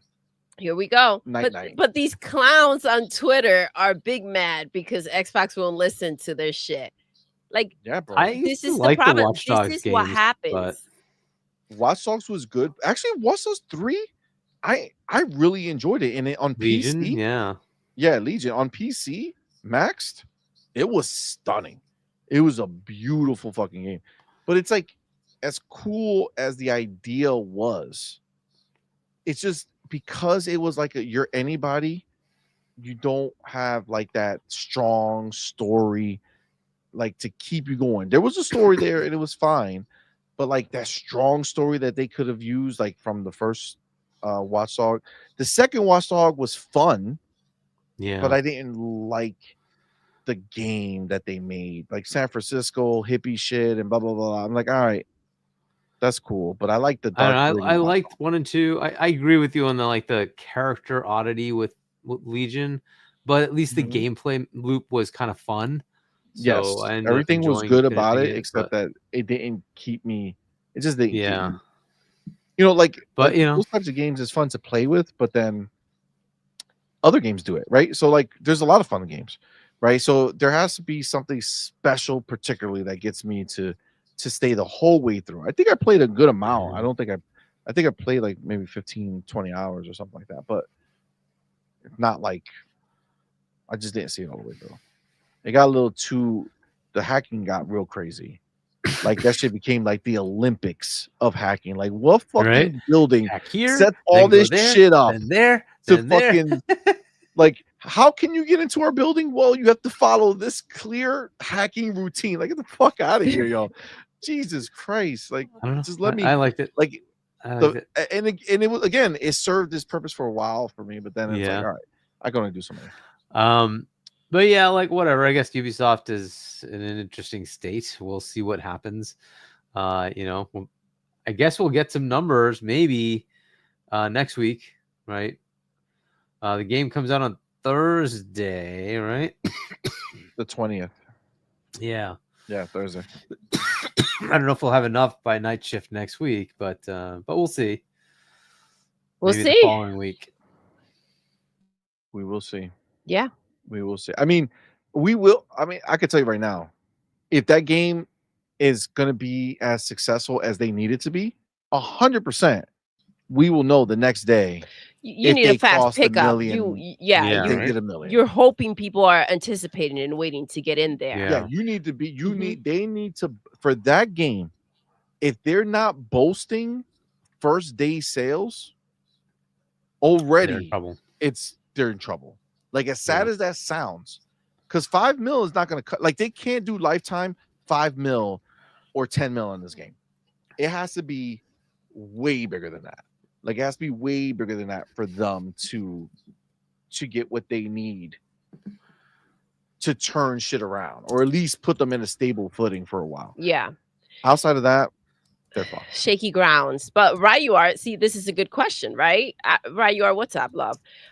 He says, even if we all buy it, will Ubisoft stay afloat? Right? This is just a band-aid. Listen, I already contribute to Ubisoft Fund.